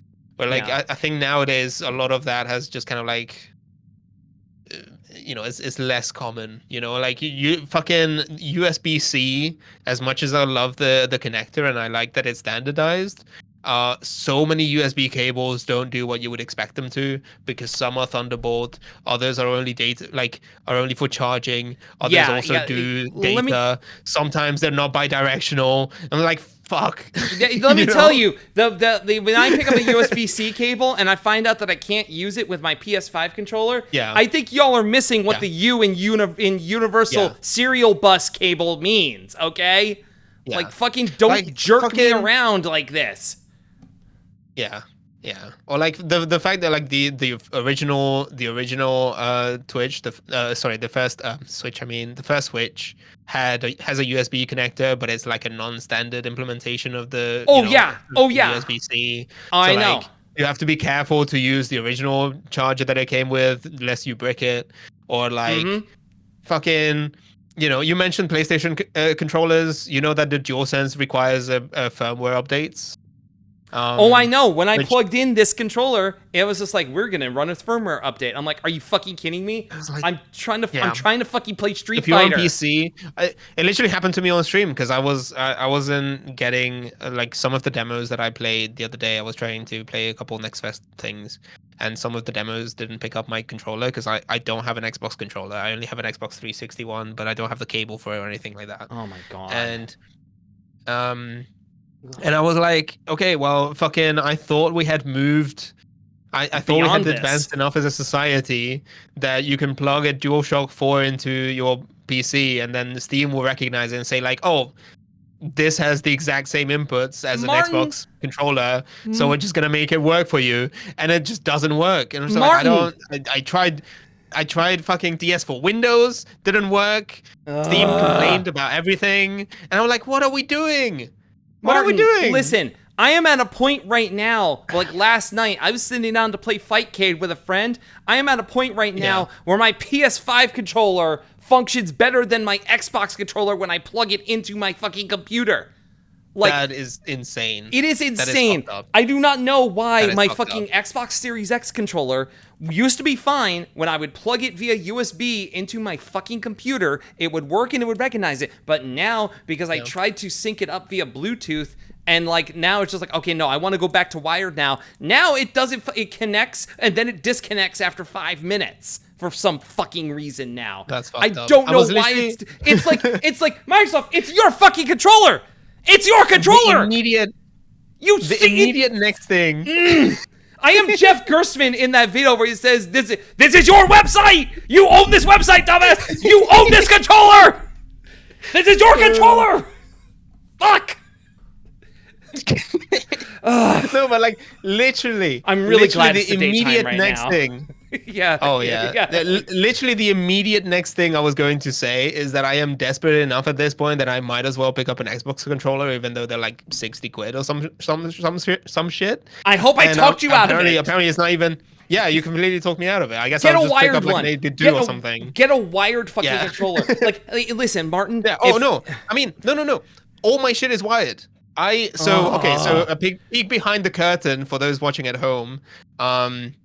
I normally have my hold on. Yeah, I'm holding it up. I normally use like a headset, right? Like I've got headphones. Oh, those are like the behind the head. That's behind the head, right? No. So this is the armband from COS Sporter Pros. Okay. But then the actual drivers are from a different model, because I don't like the way that the standard Porta Pro sound, whatever. But I normally use those. I have them plugged into like my audio interface, and everything is wired. All my controllers, I use them with a cable and stuff. Today, I'm going out of my way, to make this more Space Ghost. I am using a single wireless earbud. And now you're ruining the immersion. You're breaking the immersion here. Certainly not all the politics talk didn't do that. Like a peek behind the curtain. Yeah. Yes. Oh, God. But all that is to say is my motherboard doesn't have a wireless function. It's not a Wi-Fi motherboard. Everything is plugged in and just wired. It doesn't have Bluetooth. I had to get a separate Bluetooth dongle I so that I wish- could connect these headphones. Listen, my last computer didn't have Bluetooth or Wi-Fi, and I had to have those Yeah. like manually like put like installed in there. So I'm with you on that. I'm with you on that. Also, hello hell. Martin in color did a jump scare for me. Yeah. Yes. Hi. Boo. There he is. Hi. Yeah. God. Yeah. So, but like, yeah, I don't even know what I was saying. Yeah. So like, I don't know. Part of the appeal of like retro stuff is that it ostensibly works. You plug and Yes. play, right? Yeah. Exactly. Like most of the difficulty of retro nowadays comes from the fact that display technology has moved on, and so like now we use different standards, and so like now you have to use a scaler, you have to use an adapter, you have to use all of these random things. But at that time, when everything worked together, you could just like plug and play, and it was fine, and it worked. Yeah, like I don't know. It feels like planned obsolescence has really soured technology for me, because like I definitely like growing up, I did not oppose new technology like that much. Like Martin, I grew up very behind on like a lot of things. Okay, my first console was a ColecoVision, and I got that in 1992. In 1992. Okay, Sick. that's so everyone else has Super Nintendo. I'm fucking playing Cosmic Avenger on a fucking ColecoVision with a controller that doesn't move down on it. Okay, so and so like in that, and also the dubious legality of the Atari 2600 expansion module that you plug into the front of it as well. Pyro, no one asked you. Okay. Anyway, so I don't know. But like it's like the technology, it was getting better, and that was good, But now it feels like technology has been getting remarkably fucking worse, and that's the fucking problem I have with it. The technology sucks. It's less functional. It the fact that like something breaks and you can't fucking fix it, and it costs more money, and you just have to straight up replace it. It's just like, oh, now you need 1,000 different cables for it and everything. That's the problem I have with it, is the enshittification of it, which is an actual fucking term. Like, that is an actual fucking term. Absolutely. Yeah. Absolutely. That is the problem I have with modern technology. It's a bit tricky because I do acknowledge that a lot of the nostalgia, like this exact same thing that I'm talking about, could very well be just me looking at through rose tinted glasses of just like not. I'm gonna having say used not. a I'm lot gonna of this say it stuff isn't back in the day, and it's entirely possible that even then you would have had issues. Like people used to have issues fucking setting the clock on their VCRs and stuff, and like they would complain about it, and I wish that was the only problem I had. Honestly. No, but like, it's like the remote control never stopped working, and that's until I changed the batteries. That's all I'm saying. Okay. My Xbox controller should work. God damn it. But like, but I will say, like, there is definitely a lot of stuff that is getting shittified. In the sense that, like, I think in most cases, unfortunately, is like laziness, and there's like a certain inertia to it, where like you look at the way that people write software nowadays, and like the way that like kind of like systems work. There's so much, like, stuff has gotten so much more powerful, and it's become so much more able to kind of like absorb inefficiencies in terms of like I have like a supercomputer in my phone now, so it doesn't matter if a particular application uses like 200 megs of RAM or something. And maybe if you had someone who cared or bothered, maybe they could have written an app that doesn't need all of that, right? Yeah. And like look at like all of the like programming languages that people use nowadays. A lot of it is like interpreted. There's like a certain stuff where it's, or like again, I'm not a coder, right? Like I barely know how to code, but like, so I'm probably not the most educated person to talk on this topic, but like, there's a lot of that kind of stuff where like there was a tweet making the rounds the other day that really resonated with me, where it was like someone saying like, if you're a programmer, go to your fucking nearest Best Buy, buy a $500 Windows laptop, and do the first setup on it, and you tell me how it feels. And you use that, and you will have so much more empathy for the average user, and you will understand that the kind of shit that you work on like it's bad. It's gotten worse. Like the fucking there's no reason for the standard default start menu in Windows 11 to be like its own self-contained app that every time you open it, it like throws news articles at you and shit. So like I don't need it.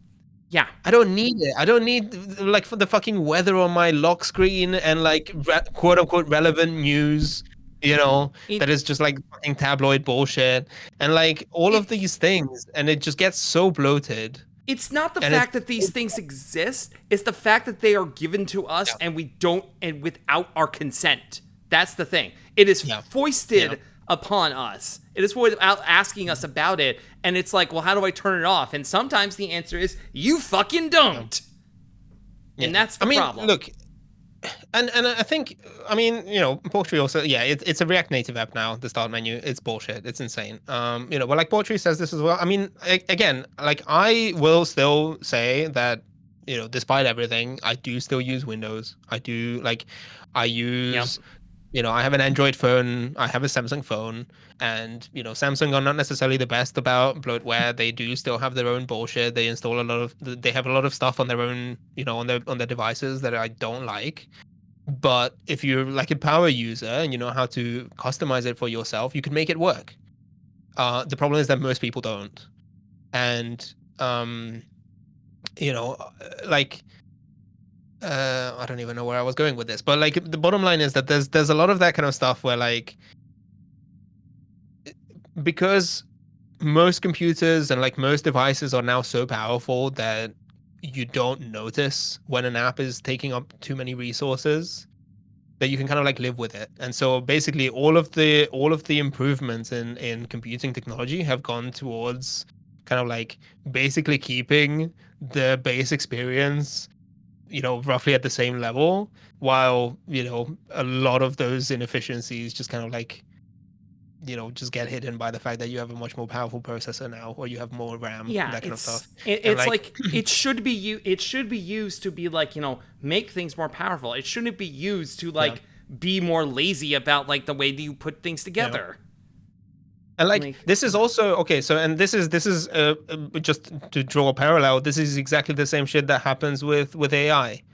Oh god, where, that's a whole other can of worms. So many people. Yeah, but like that's the same situation where like so many people are using AI to solve tasks that previously you would have had like a custom, like a purpose-built software or like some kind of database or something that would do the exact same job, probably much better. Obviously, it would have been harder to set up at first, but it's a much more robust solution. Whereas like now it's just like, oh well, I guess this is an easy plug and play thing. We're just gonna get this LLM, we're gonna throw it in there, and we just like hope that it doesn't make up half the bullshit. Yeah, people in classes use ChatGPT. Like I cannot understand, I cannot fathom as a calculator using. Do they know you can just put it in Google? In Google will be a calculator. Which is famously bad, has historically been famously bad at maths. Like it just makes up shit, like why are you using an LLM as a search engine? Like you cannot, like, if I have even an ounce of doubt that what it is telling me is incorrect, I will not use it. Like why? I have a working brain. I will look up the information myself, because it's like, I'm not going to take it for granted because I know that that's not how LLMs work. And I think part of the problem is that people don't understand how the technology works.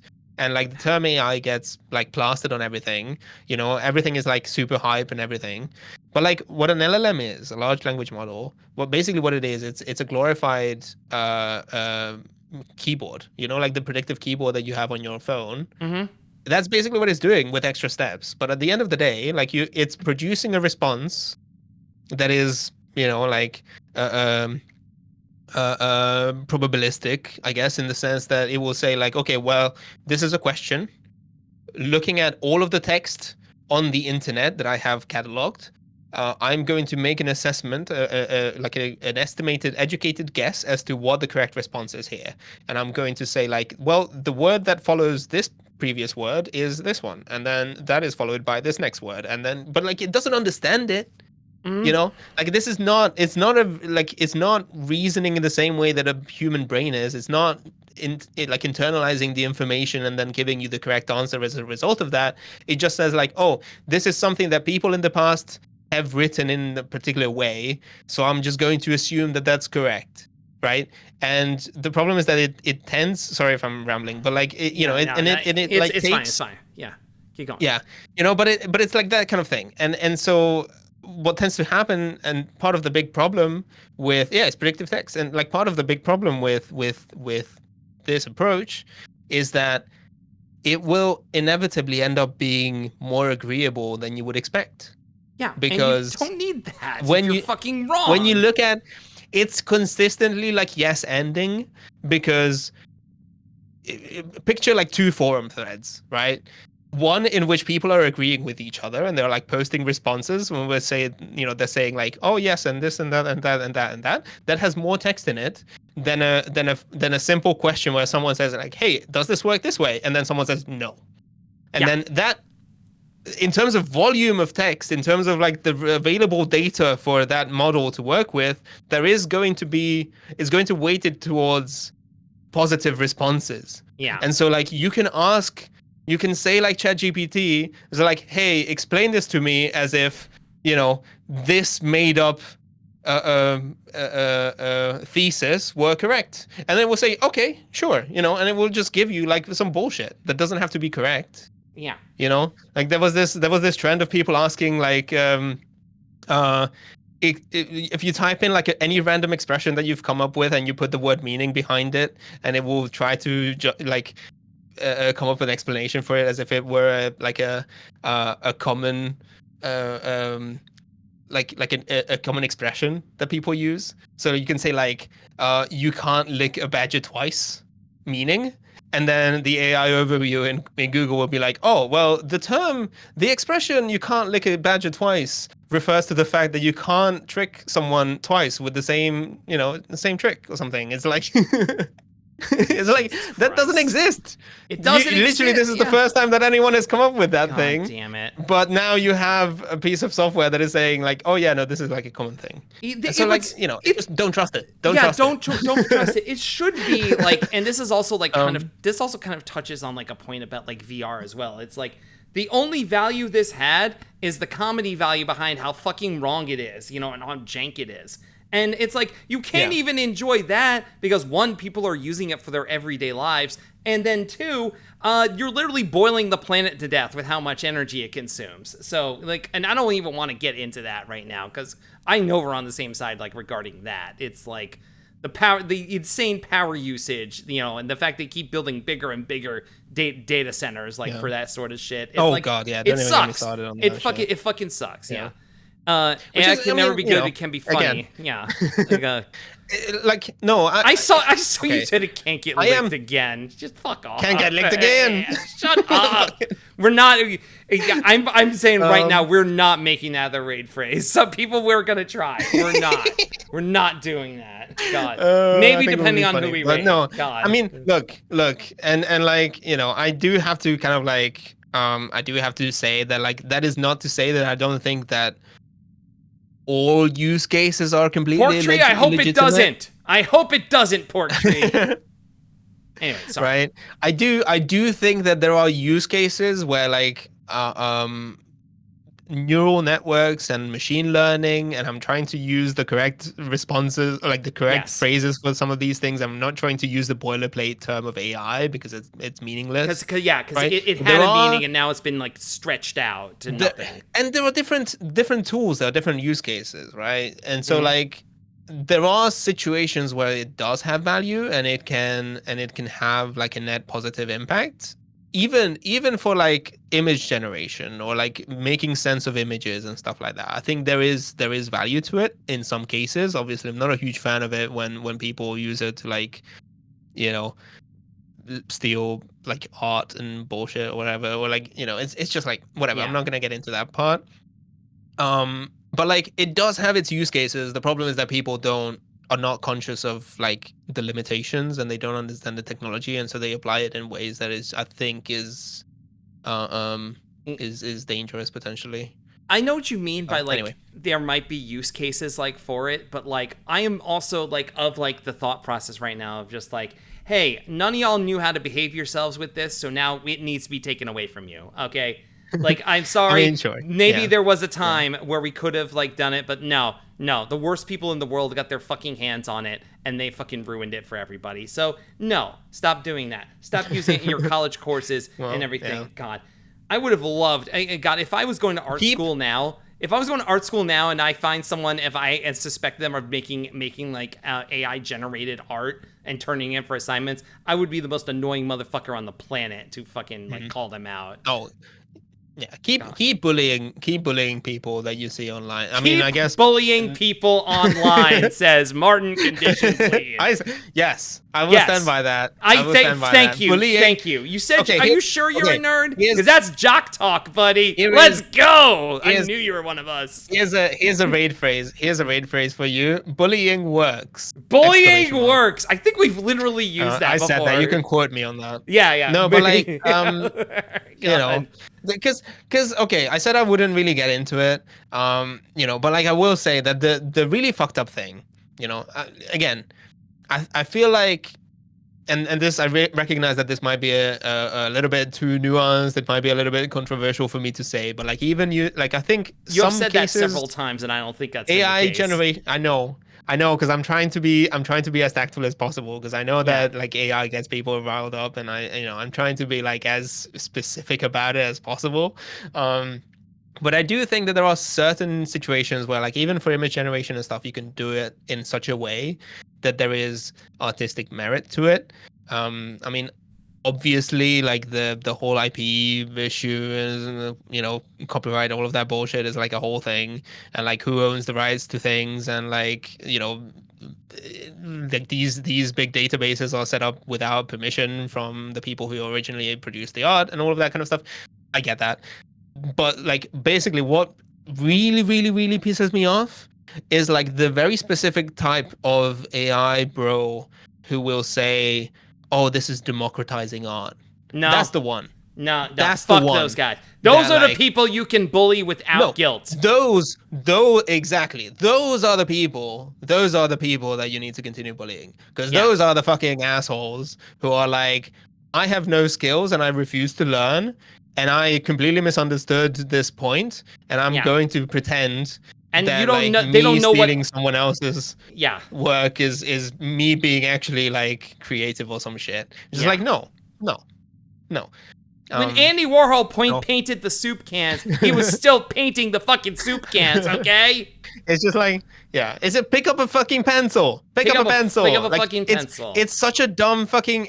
Such a dumb guy thing to think that artists are just innately good. They're not like what they do. We're fucking like, not. The fact it's hard work. Like it's of course, like no one. I mean, maybe some people are. I don't know. There is a lot of talent. Some. I guess if you wanna like try to justify it that way, but like sometimes like there's both. I guess you could say there's like nature and nurture stuff going on, but like. In order to become like a good artist, you do need to train. You do need to practice, hone your craft. And like what these assholes are not understanding is, or like not willing, or just haven't seen, is that side of the work. It's just like there is so much that goes into it, of like actually putting the hours in and becoming good at something, and that's not innate. And that's but at the same time, that's something that you can learn. Pick up a fucking pencil, come up with something that you want to put on paper, and like, it's just like, these motherfucking like gooners will be creating like AI porn and shit. And it was just like, brother, you pick up a pencil. The world is your oyster. You can draw the fattest tits. You've like it you can do so much. Go to E324 like the rest of us, okay? God damn it. Where's the fucking Where's the God. fucking that always sunny? You know that always sunny bit? Which one? There's With the- like 3. Oh God, is there were multiple, but is the hold on, I'll link it to you or something if I Okay, can find the image itself. like I'm not gonna play it on stream, but we'll get to it. I'll look at it later. No. Yeah, I saw the brightness of a new Firefox tab. A new window. Face. Yeah. Yeah, I saw that. I fucking saw that. But is there? Man. I think. Was it Dennis? I forget which one of them it was. I'm kind of this blanking sounds like on some the shit exact Dennis details would of the do. scene. Yeah. But there, there's a scene where like Dennis, I assume it's Dennis. Sorry, I need to fact check this. Yeah, that's fine. Do the fact checking. God. Hi, folks in the chat. Martin is fact checking. How are all of you doing? How are you doing during this heated fucking I don't think we can stream? show. Yeah, I'm not gonna play Always Sunny. I do not need Fox coming after me. You could probably show this on stream, but I will copy the image and like put it in green room or something. Yeah. But basically, there's like a subplot where like Dennis goes to like a fashion designer or something, and he's like, "Oh well, who's it? Think Green Cap. He goes like, "I know." It's Green Cap. Yeah, sorry, my bad. I'm waffling. I'm waffling too much. Yeah. But but basically, he goes to like a fashion designer or something, and then he's like, "Oh, okay, where they're drawing like the most like grade school like shit." But you know what? It's still art. Yeah. It's still like, you know what? And, you know what the it's thing like... is? Here's the thing with that, okay? I'm zooming in on myself here with this. You know why? It's bad art, scare quotes, but you know what? Dennis drew those because he loves tits. Exactly. He loves this is what tits. I'm saying. Do you know how much awful fucking artwork there is out there by people who have drawn for literal decades and it looks like shit, but they are having the time of their fucking life and they're jacking themselves off into dehydration because they enjoy art. God. I have infinitely more respect in my heart for someone with the, quote unquote worst drawing skills who makes a VN and puts it on itch.io than someone who is like, oh, I'm going to tell fucking Grok to generate like a big tit lady or something. Yeah, exactly.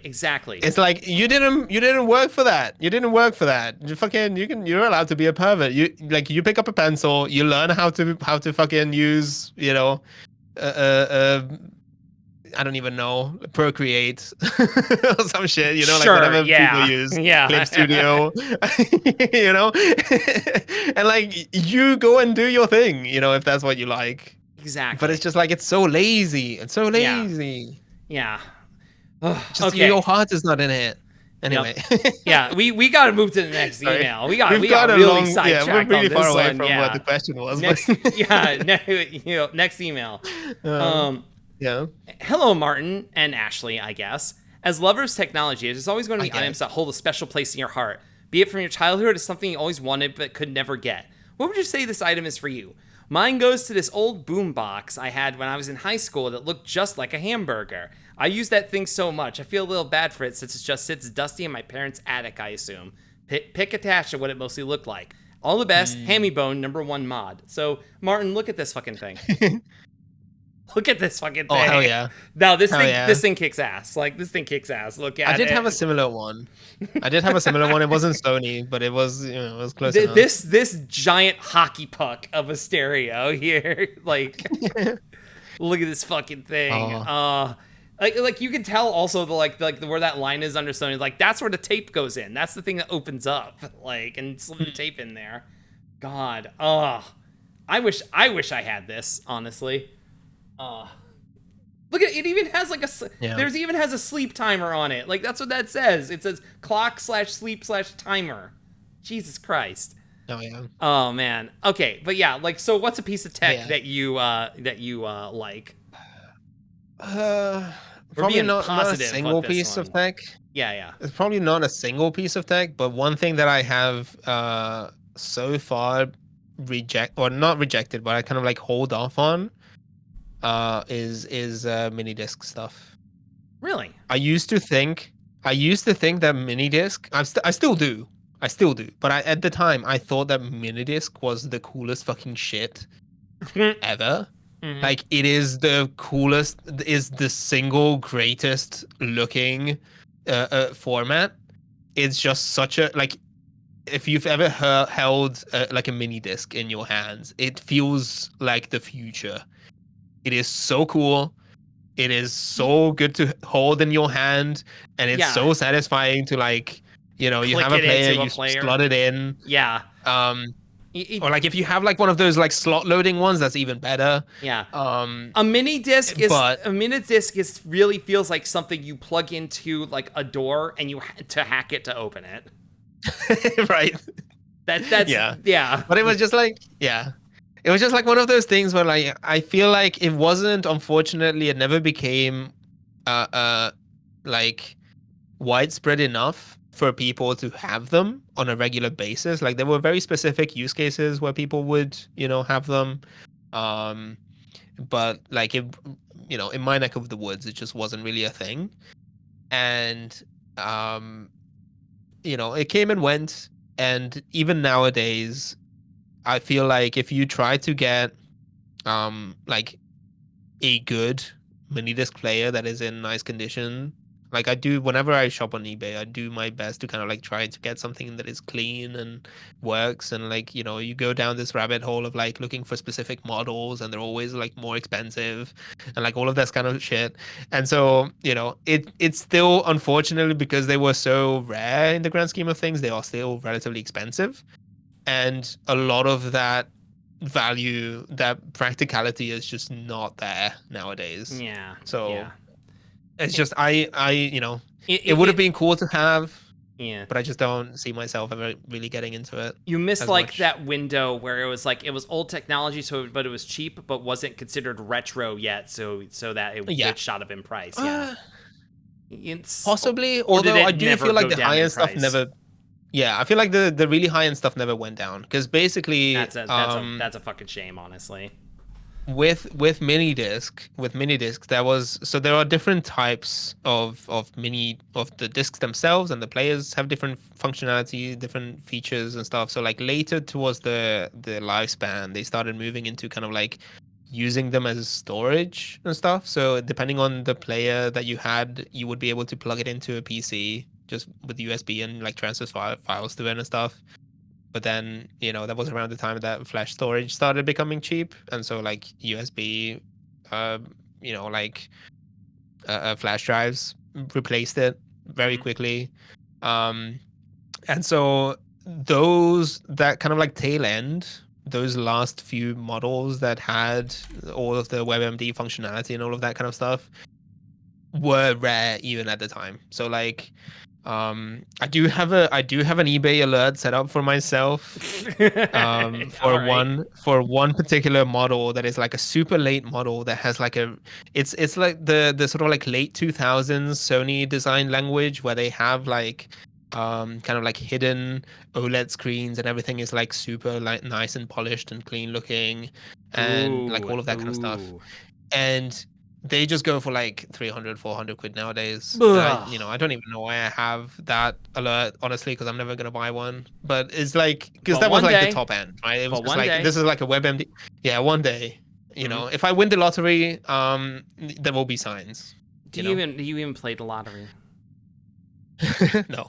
Yeah, exactly. Yeah. UMD Um, UMD is just optical, I think, whereas mini disc is magnetic as well. It's like yes, a like a I do believe opto that's right. magnetic thing. So yeah, so the piece of tech that I miss actually. So before like when I was starting out like going to college actually, like and like my senior year of high school, I liked working with video, and so around like that Hmm. time, Martin, I have so many high eight videotapes that I recorded like Oh, hell shit yeah. onto. Yeah. Like that. Right. That's what I miss. Is specifically high eight Yeah. videotapes because they weren't as small as like mini DV tapes, but they weren't as big as like Mm. actual like VHS tapes. They were like this Yeah. size, like just like in the middle. And sometimes you can get them and they were like white. Like I have like a bunch of tapes that Yeah. are white, and I was like, oh, this is Yeah. really fucking cool looking. And I filmed Yeah. I filmed a lot of stuff on those. And if y'all watched the we're here for the the Odd Video art school stream. Good news. I may or may not have found the High 8 tape that has the Fight Club video on it. I just have to transfer it digitally. I just, because let me tell you, I do not have the camera I shot that on anymore. So, and that camera hooked up via FireWire to the computer. So I really do not have a way to capture this tape yet. So, and I looked into it, and like online places to do it are either scams or very expensive. Don't trust it. Don't trust it. Unless you know, like, someone who happens to have the right gear, I would say don't trust it. No, I'm not going to trust it, But yeah, that's the thing I miss. That's the thing I miss, That's cool. Firewire, I think, unfortunately, none of these solutions are going to be particularly cheap. But I do know... so FireWire has actually had a bit of a resurgence. I'm googling again on my phone. Get the fuck out of here! Sorry. No way! No way! Like FireWire was for cameras and was for external hard drives, and now we have USB 3 for external hard drives. So what are we fucking doing? But so basically, and it is specifically for what is it for skateboarding stuff? There's a Sony camera. It's a DV camera. Is the I'm looking at it here because I always get the model number wrong. It's the VX1000. Real heads will probably know if you're Martin, like a skateboard enthusiast and that kind of shit. Martin, I literally had that camera. I literally had that fucking camera. Also, that's the camera they used to shoot the first season of Jackass on. Yeah. Exactly. Yeah, those were mini DV tapes, but like I know exactly what you mean. Yeah. And so basically, those are still used to record that kind of stuff. So there are still people, again, analog nerds who like to make things complicated, will still shoot skateboard videos because you could get that like really wide like fisheye lens for it. Yes, exactly. And then like people still use it for stuff, and so. As a result, again, same thing with like things not being produced anymore, and like old stock becomes more and more expensive.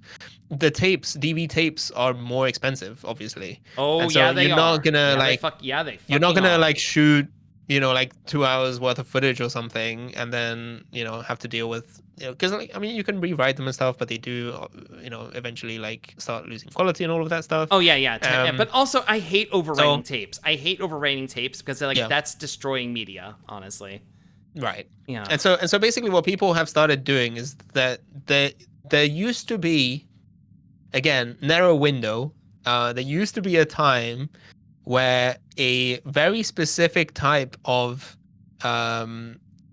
like video recorder device was manufactured, right? So the idea is that it has a FireWire connection, and you can hook it up. It's got like a hard drive in it and a battery and stuff, and you can hook it up directly to the camera. You strap it to the camera, and then basically whatever you shoot, it goes through the FireWire port straight into like a digital recorder, as if you had like. That's I don't even know. What the hold on. Equivalent is. I think I know exactly what you're talking about. Actually, you're reminding me now. Like that's literally Jenkem Magazine made a video about this. Like and it's on like their YouTube channel. Like I can't recommend that channel enough. By the way, folks. Like I know that like there's like companies like Thrasher like magazine like putting out like skateboard stuff and everything, and everyone knows that. No, Jenkem Magazine. It's a disgusting name, but also they put out like some of the best like skate videos. Honestly, their most recent video they put out is their second annual 999 challenge, where it's like they have a bunch of people, like 9 people, and they all have to eat 9 hot dogs, drink 9 beers, and do 9 tray flips to win $999. I was expecting them to do like the Nonary Games challenge kind of thing. Yeah, I know. There are 2 types of people. There are 2 types of fucking people. God damn it. And also, hello, Chipper. I haven't even played those games. But you just know about them because you're a fucking nerd. Yeah. I'm picturing like some fucked up like Saw-like thing. A bunch of anime boys and girls with giant hair doing tray flips and throwing up. Like right. Okay. I'm gonna go to the next. I don't know. Yeah, I'm going to the next Yeah, email. yeah. Go ahead. Go ahead. Here we go. Yeah. What's your favorite piece of retro tech as a retro Here we tech go. enthusiast? We kind of already answered this, so I feel like, so yeah, yeah, we kind of answered this. So one sentence. That's all you're allowed. No run-ons. I'm gonna keep going with that. I think With mini disc. even though, yeah, I love the concept of it. I don't know. Yeah. I can't really think of. You know what? Actually, I'm gonna get something I wanted to say before. I used to shoot photos on film cameras. Actually. Oh yeah, yeah. I like my first year of college, I actually dabbled in like black and white photography and actually developed my own photos. And I actually started using film cameras to shoot local wrestling shows actually. And it was I had a fucking great time like with it, like with it and all that. I kind of miss it because you know what? Film cameras, you get a different look when you shoot on film versus when you shoot on digitally. Like, and I know that there's like convenience with like digital, but like film like looks like a certain way and it looks fucking great, honestly. Hi Remy, thanks. Hi Remy, you're doing fine. So like I kind of miss it and I kind of like want to get back into it. And I actually like here, you're gonna hear this. Hold on. This is 4 rolls of film that I dug out from under my bed that are 20 years old and not developed. Like there's 2 rolls of black and white film and 2 rolls of color here. I want to get them. Need to get on that. I want to get okay, but here's the thing. Like I know what the black and white ones are. The black and white ones are wrestling. The color ones, like I have a film SLR if you want it, Ashley. I don't know if it's working. I will get back to you on that, Chipper. Like maybe later. I don't know if I can afford to get into another hobby right now. But like I want to get this film developed because like also part of it is part of a school trip I went on when I was in college where I went to an animation festival and John Krzyzewski was there and I took a photo with him. And this was before he was ousted as a sex pervert, which is there is like a really faded camera, like a film photo. yeah, hopefully. It's me, it's the kid who I was rooming with, and a blurry image between us. Like, God. That will never see the light of day. Never see the light of fucking because day. Of, because of the allegations and and whatnot. But I really want to get these. But I really want to get this film developed, and like I looked into it, it's gonna be at least like $60-something to get this developed and printed. So yeah, that happens. Yeah, that happens. Yeah. I mean, I would say more often than not, because I've dabbled in film photography as well. I very very rarely get stuff printed.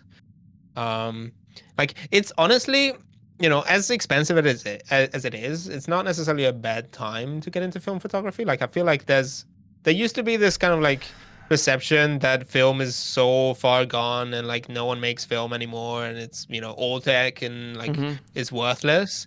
And I think it has made enough of a comeback where it's like it's kind of normal. Like it's still expensive, right? Like I've always shot 35 mil. I have a friend. Shout out to friend of my show, I guess. Joe, who takes it much more seriously than I do, and so they've tried to get me into medium format, and I'm like, no, that's like, fine. No, we're good. We're fucking good, man. I don't think I will. Don't sweat it. Because it's like you end up spending like $1,000 on a camera, and then you have to get the like much more expensive film stock, and like it's like a single shot. By the time you factor in, the processing and like the scanning and all of that is like over $1, maybe $2 or some shit. Yeah, no. And like it's really cool when people use it for stuff, but I cannot afford it. I'm not gonna get into it. Nah. I just want to take photos, man. Like okay, you want to hear like the ultimate, like the reason I started looking into this again because I was reminded of it because of a fucking Minecraft mod that I found. Like literally there's a Minecraft mod, it's called Exposure, and what it is that like it adds a camera to your to the game where you have to like craft like the film and you put it in the camera and you have to like literally craft like a block that is like the developing table, and you literally have like a darkroom table that you print out the photos on. You need to have you need to have the CMYK die like on it for it. It's and it's like it's so like granular. So like granular like sort of thing, and but like I was just like, oh fuck, I love this process. And also the fact that like it has like the exposure like on the camera, like you can set the exposure time and like everything like that with it. It's really fucking cool. Like it's really fucking cool. And also, it has like a tripod that you can use as a selfie stick. You press F5 to activate the selfie stick. Okay, I didn't know that. Make sure and you hold Right. down Control to adjust where it is, so you can include like things behind you with it. Okay, that's not on the page for it. I'm not taking it for a Minecraft player. Me neither until recently. Okay, but that's Yeah. what got me thinking about it. It's like, fuck, I actually love doing this. So I don't know. Maybe when I finally maybe when this streaming fad dies down, I'll go into photography. I do know about Thank you. Umaragi Generation. So you do too. Thank you for bringing Martin. it up in the. Oh God. Yeah, Umurangi Generation is one of my favorite games of all time. Martin, can you talk for It was my. Can you talk for 2 to 3 minutes while I run to the bathroom?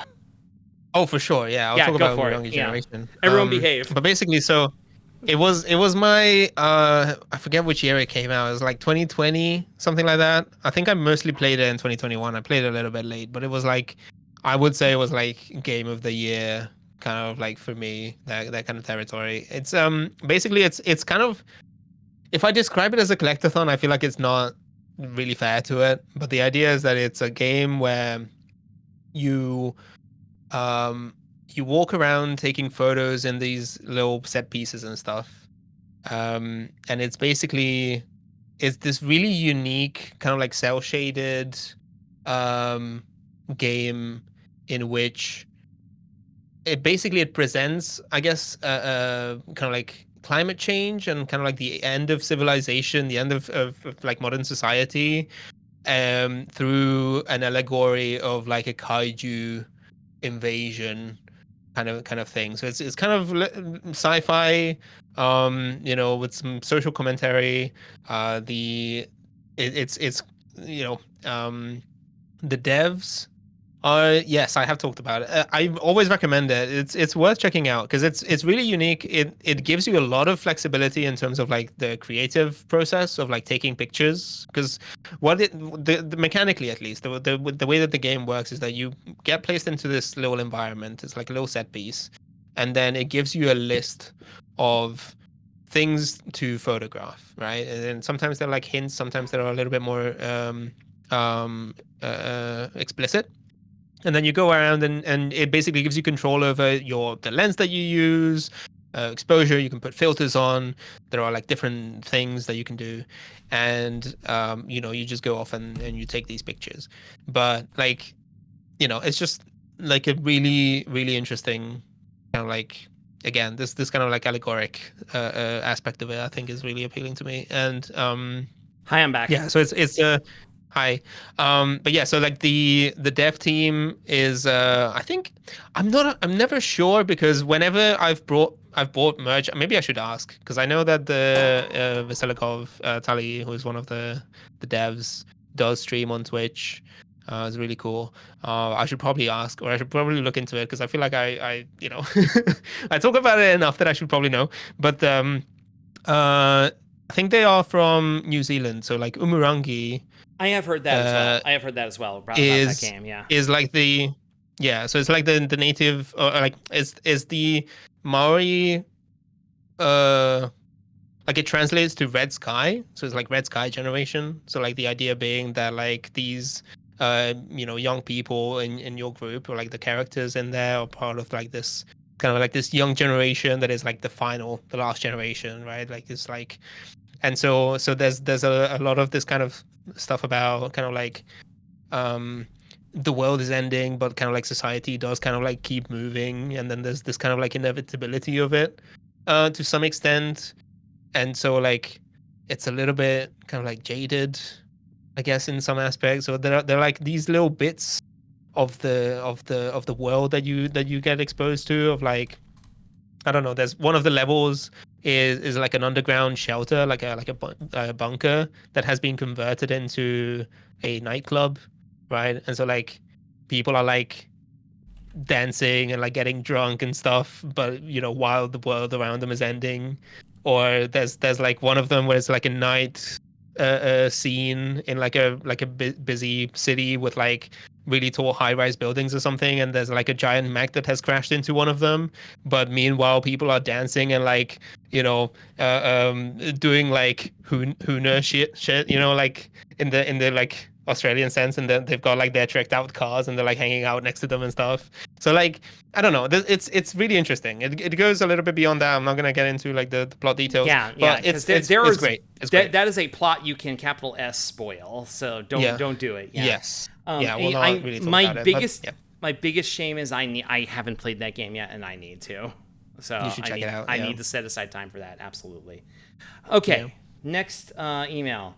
Oh, good. It's the last one. It's the Geek in the Shell one. If you can believe it, it's more game ads. Okay. Hi, Ashley and Martin. Okay. Once again, it's mostly magazine ads for games to rate. Is it because I don't have as much time to write this email and I've saved up like 45 of these? Yes. Yes, it is. They disappear when I'm not looking for them. Also reached a point where there might be repeats if I forget if I've sent some before. As usual, Geek in the Shell. You sound jazzed about this. I'm really excited for John Romero to make me his bitch. Not to spoil it, but there is no John Romero is making me his bitch in okay, well, maybe not this time. Yeah. All right, but let's go over to rating here with this. Like, let's because it's always rate stuff with Geek in the Shell out of 10, and rate it however much out of 10. Okay. Yeah. Okay.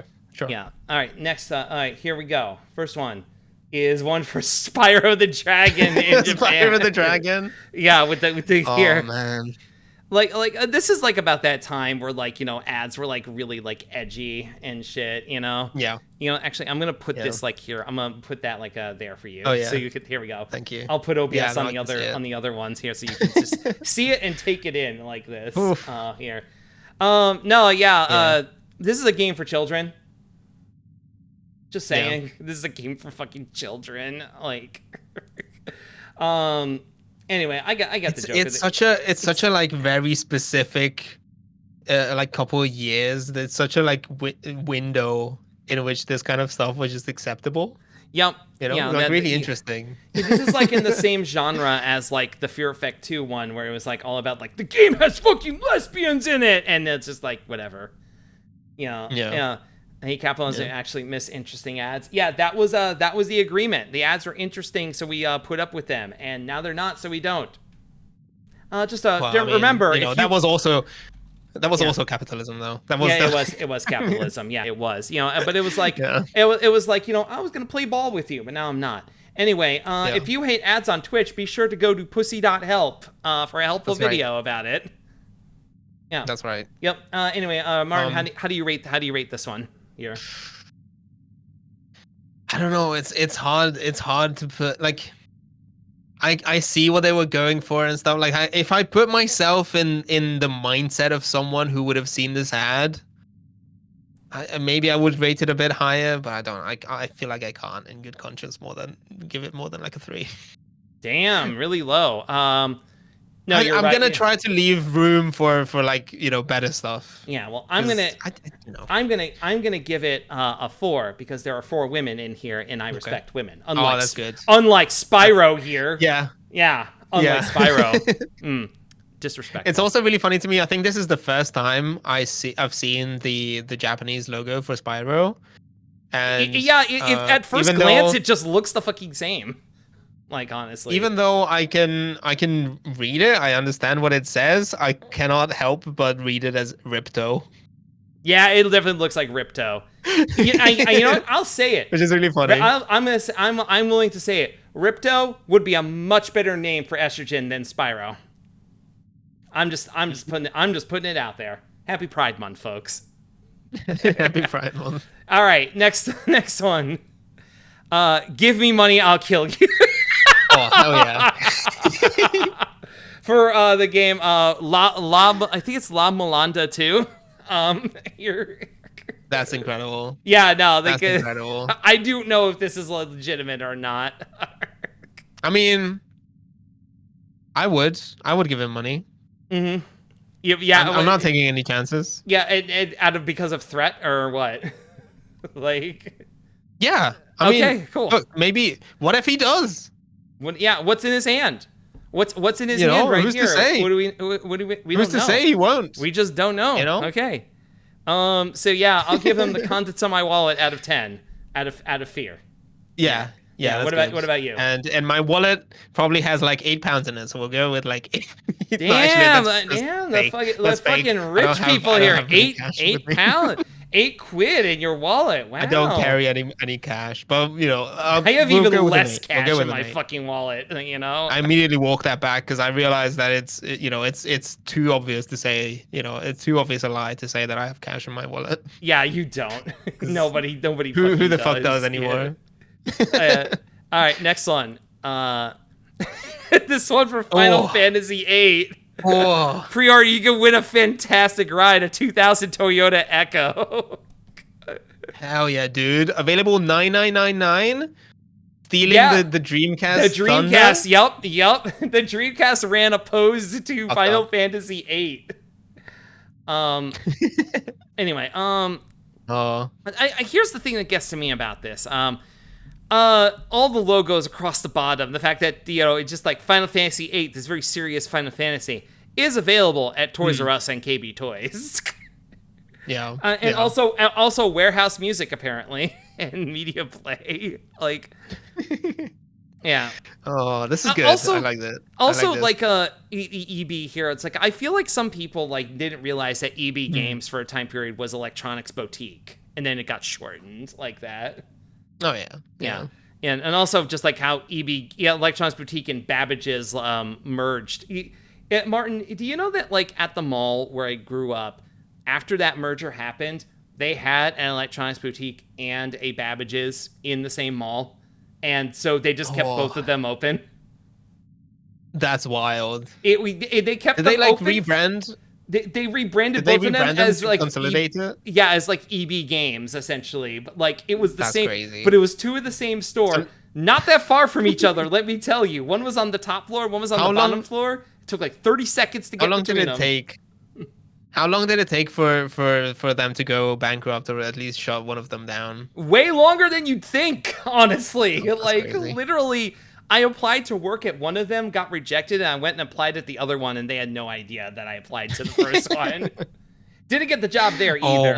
That's even better. Yeah, I didn't get the job there either. If they have like a completely different... Yeah, like if no completely different management. Yeah, exactly. Completely different franchises. Mm-hmm. That's so funny.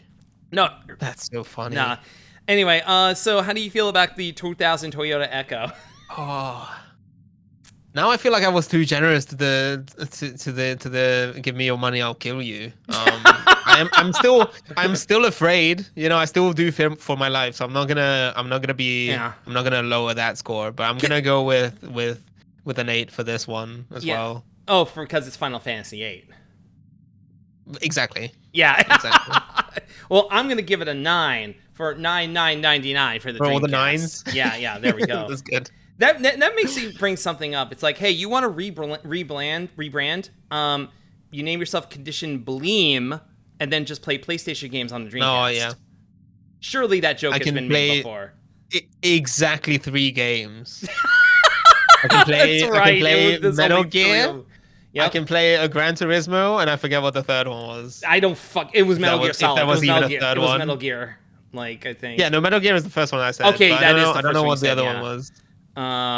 People have made that joke. Yes. Yeah. People have brought up Bleem, and they have brought up Bleeny, like the like Russian pancakes. Oh yes, those are 2 things that people have associated my name with. So that's the Dreamcast stream and the cooking stream covered. Done. Yes, we did it. I will be eating. I will be eating Russian pancakes while I play Metal Gear Solid on a Dreamcast. On the Dreamcast, and that's the only thing that I will dedicate my stream to. It's going to be the same thing twice a week for the foreseeable future.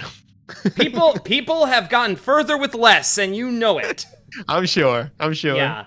Anyway, also, can I just say that, like, even if I look at this car in the year 2000, I look at this, I'm like, that's an old ass fucking car. Like, it was created to look, and it already looked fucking old, I feel. There's nothing modern or 2000 about this car. it's really funny, really fun to look at this in the context of like Racing Lagoon being produced around the same time Okay, yeah. by also Squaresoft.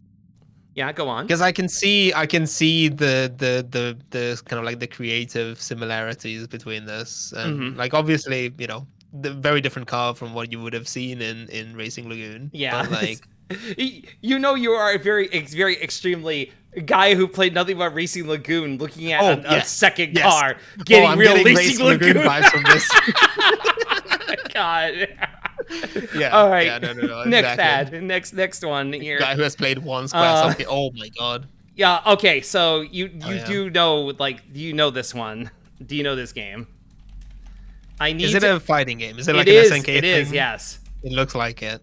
I'm It- not it was familiar. a- I'm not a fighting game Yeah. guy. Yeah. It was. Yet, anyway. I was but- trying to figure what the Japanese name for it was. It was Daraku Tenshi, The Fallen Angels. This game was not released. Actually, this was an unreleased fighting Ooh. game.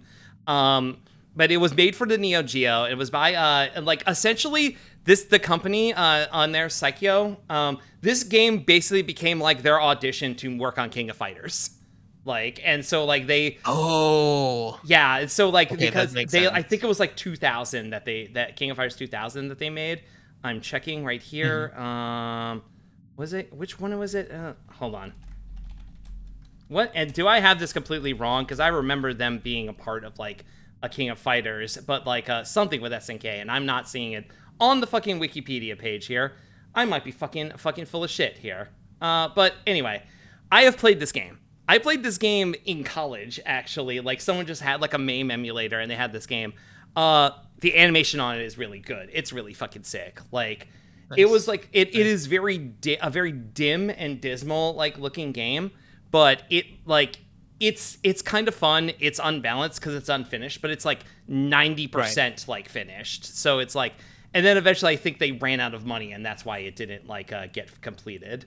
Let me see. That sounds actually about right. here. Development. Does it have one of those? Because there's like a peak in the sort of like, I guess, yeah, it would have been around the kind of like early 2000s where a lot of these, like, I feel like King of Fighters probably falls into this category where they would have fighting games with like really really big sprites, but it was still pixel art, Yeah, and it's like it's incredible because they have like no restrictions on the color palette, much higher resolution than what you would have been able to do on like a 16-bit console and stuff like that. So it looks so good. Neo Geo is my favorite. Like, favorite. Like, if you're talking about pixel art, like, and everything, Neo Geo is fucking it for me. Okay, like that's Oh, yeah. that is the hardware, like, for me. And also, I am including the Neo Geo Pocket Color in that. Like, if you've ever seen like a sprite edit of a fighting game character to look like super deformed, they took a sprite base from Match of the Millennium, Capcom versus SNK, all right, or from like King of Fighters right. R2. Okay, absolutely. Neo Geo is the reason I have a Mister. I want a Mister. I can't get into that hobby though. And yes, Metal Slug is like the gold standard for Oh, absolutely. like, Metal good Slug as like well, Neo yeah. Geo graphics. Anyway, but let's talk about the ad itself because hey, kind of looks like a sex thing here. It does look a little bit like a little bit here, and also I'm looking at this cast right here. Like, no one in this cast is straight. Like, this is a goth club getting out at 3 a.m. Okay, Yeah. like, yeah, for sure. yeah, no, they're sure. nobody is straight. So this one gets a giving Jesus. a little bit. What you're saying. You could find Yeah, Jesus a in little anything, bit of that too as well. Yeah, honestly. I mean the fallen angel thing. Yeah, I get it. Exactly. Very toony. It's very toony. Mm-hmm. So this one I give a Pride Month out of 10 for it. Nice. I will. I keep saying 8. I'm gonna give it an 8-pack because that's what it looks Yeah, like. that's what he's got here. That's not Yeah, even I'm gonna give it an 8 brother, pack out of 10. All right. Next one here. Oh yes. Yeah. Yes. Okay. 10 out Yeah. of 10. No. Don't even have to think about it. Yeah. No, don't have to think about it. Yeah. I Hell give yeah, I give this one a gaming for me is a religion out of 10. That's right. Yeah. That's so right. Yeah, and I'm gonna give you your rating for it because your rating is, and Hayes is the shit out of 10. Oh man. Fucking look at this fucking I should play thing. Haze. I never played Haze at the time, but I Well, should probably play it. Do you have a PS3? Because that's the only way you're gonna fucking play it. Not currently, not with me, Mhm. but I can get one. I'm happy to get one. Yeah, no, it's like, yeah, you get it. You can play this. You can play Yeah. Metal Gear Solid 4. Yeah. End of statement. That's it. Those yeah, are the that's two it. games Yeah. on the PlayStation 3. Yep, and that's it. Also, like, let's see here. Probably one of the, at least maybe one of the Armored Cores, maybe. Like one of them. Although I feel like you even know. those made it onto the 360. Yeah. So. I'm trying to remember. Is it like you see, I'm trying to remember. Like I've seen it. Nope. Okay. I have seen in Frogcast's server, she has like a sticker that is this fucking ad, like a Discord sticker that's just this ad. Just I think it's not. It's not. I think it's from like a private server that she has, but I've definitely seen it where it's this fucking Haze ad. That's very good. Oh my god, yeah. Even though... Also, for those who don't know what I'm talking about, it's like there was a whole promotional thing when Haze came out. Play it. Yeah, it's not. It's 10 minutes long, Martin. I'm just gonna link it. All right. Yeah. Okay. Just put it in chat. Yeah. It's from like the hotspot. It's pre-giant. It's pre-giant bomb. Like, but it still involves Jeff Gerstmann and Ryan Davis and Vinny Caravella. All like reading through a press release where Jonathan Davis says, "Gaming for me is a religion, and Haze is the shit." It's right here. Which is such a funny. It's such a funny thing to say. It really is. It's the most like corporate shit. How does shit correlate to religion? Yeah, it's two completely different sentences that he stitched together with the word "and." Yeah. Can I just say also, this is from like 2007. Yo, Jonathan Davis is looking fucking rough in this photo here. Oh man, he does not look good, honestly. It's really funny because I will say, not to steal valor, so I need to be clear that as much as I was a big new metal head at the time, Korn I never really got into. I was much more of a Linkin Park girly. Wow. Okay, do not let Kath hear you. You're gonna get kicked out of the next Frogcast baseball season. I'm sorry. Yeah, you're gonna. Hey. This is a Korn positive household, okay? None of that. They were together on the Family Values tour in 1998, okay? All right, do not do this, okay? It was them, it was Ice Cube, it was Rammstein. It was like the best live tour ever, and I couldn't go to it because I was 16. So, I think even less. Yeah. I'm right with you, Martin. Of course you are, Doom. Of course Doom chimes in to disagree with me. Thank you. Fucking hell. Linkin Park. Oh my god, yeah. Yeah, Linkin Park. For me, it was like Linkin Park and anything that could have been on the Matrix soundtrack. I mean, so same. Like that's same. Honestly. Like Propeller Heads, like Deftones, Prodigy. Some Prodigy, of course. Yeah, some of these are not new metal, I guess, but it kind of like falls in the wider umbrella of that like big beats and kind of like that kind of stuff. Hey, Martin, could you read Remy's comment in the chat there? In Fairness to Lean, you can only make so many songs about getting bullied in high school back to back and retain an audience. I mean, it's true. Yeah, I mean, you're fucking right, Remy. True. You don't gotta say it so loud, but yeah. It's really true, though. Okay, but now I'm like really you mentioned Rammstein. That's another one. Yeah, right. Yeah. All right. Next one here. It's good. Some of us peaked in high school, okay? Yeah. Oh, hell yeah. This fucking Star Trek VHS game here. With like fucking Worf coming out of the fucking TV here. And somehow his like forehead ridges have become a brain that is outside his skull. Yeah, or it looks Like, I don't understand the lighting here. It does this to you. See, Hi, Groot. Yeah. You're saying it looks like a prosthetic. which is a really funny thing to say. Yeah. Because it kind of like it accepts that Worf just looks like that. Yeah, you're saying Michael Dorn just looks like that normally. That's really fucking that's funny. very good. Oh my god. Oh man. This is great. Yeah, there's no way. So is this? It's a video board game. Have you never played a video board game? Like, no. It's literally a board game that you play. You put in a VHS tape and you hit play on it, and just like things will happen on the tape that affect like the board game. So it'll be like, oh, this person on this right. like scenes will play like from like the show or movie or something about it. But also they do like original like versions of these. So it's just like it's essentially like FMV level acting, but like in like a board game on like a VHS tape. And a bunch of these games, like they're like their tapes have been captured and uploaded to YouTube, and they're insane to watch. Honestly.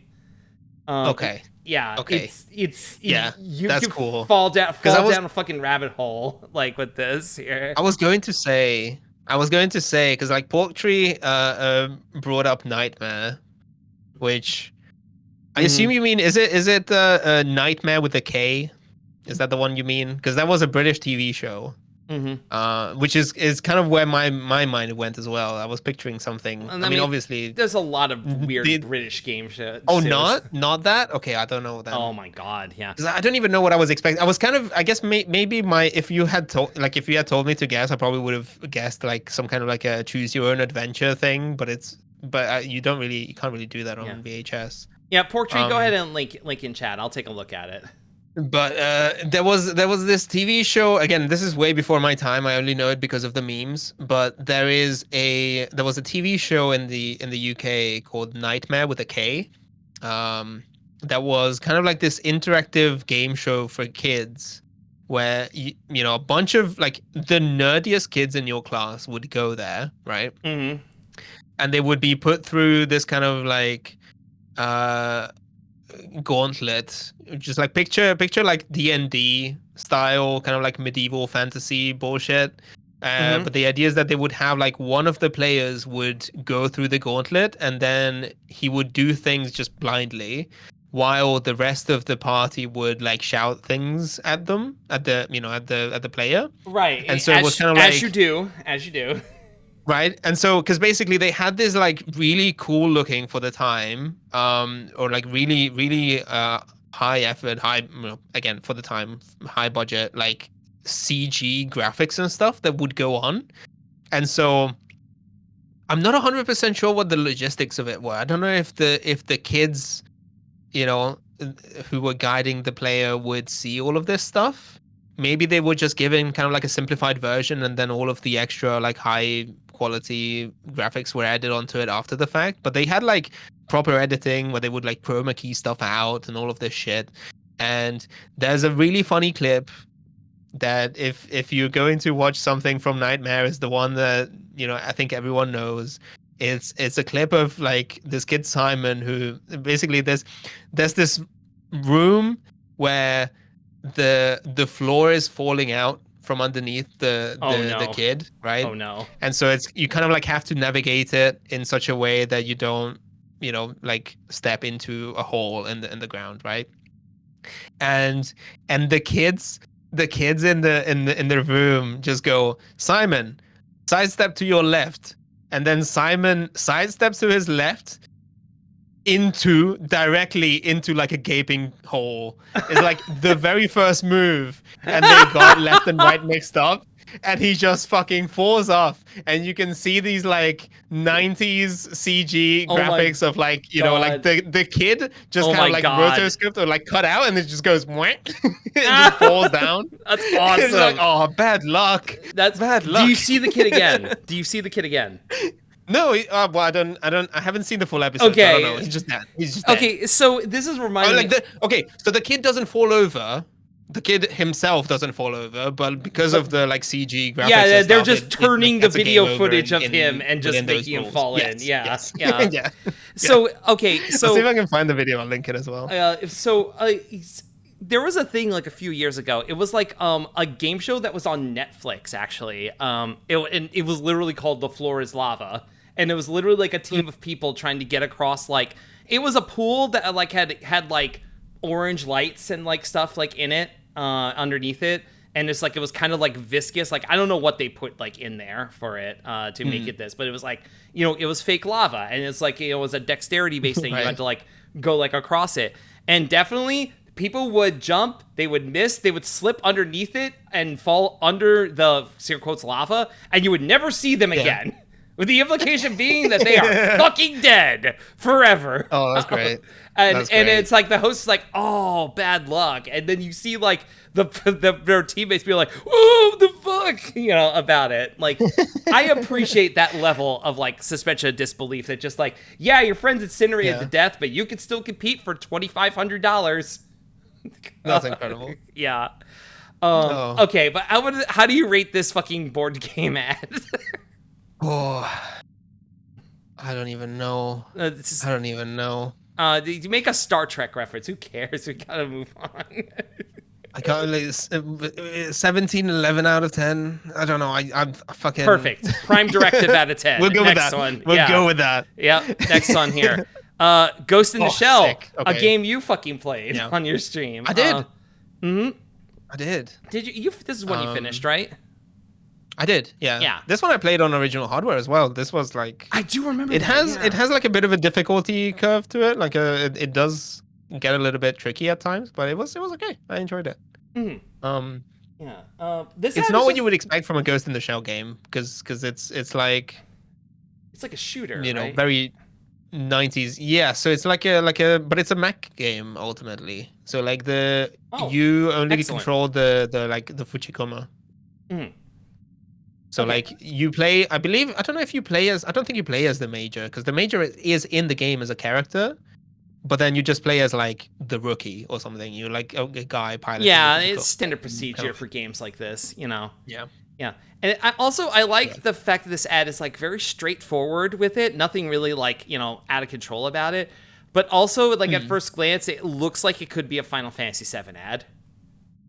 Oh yeah. Like the mechs, like the robot suits and stuff in Final Fantasy VII look all weird and round and bulbous like this.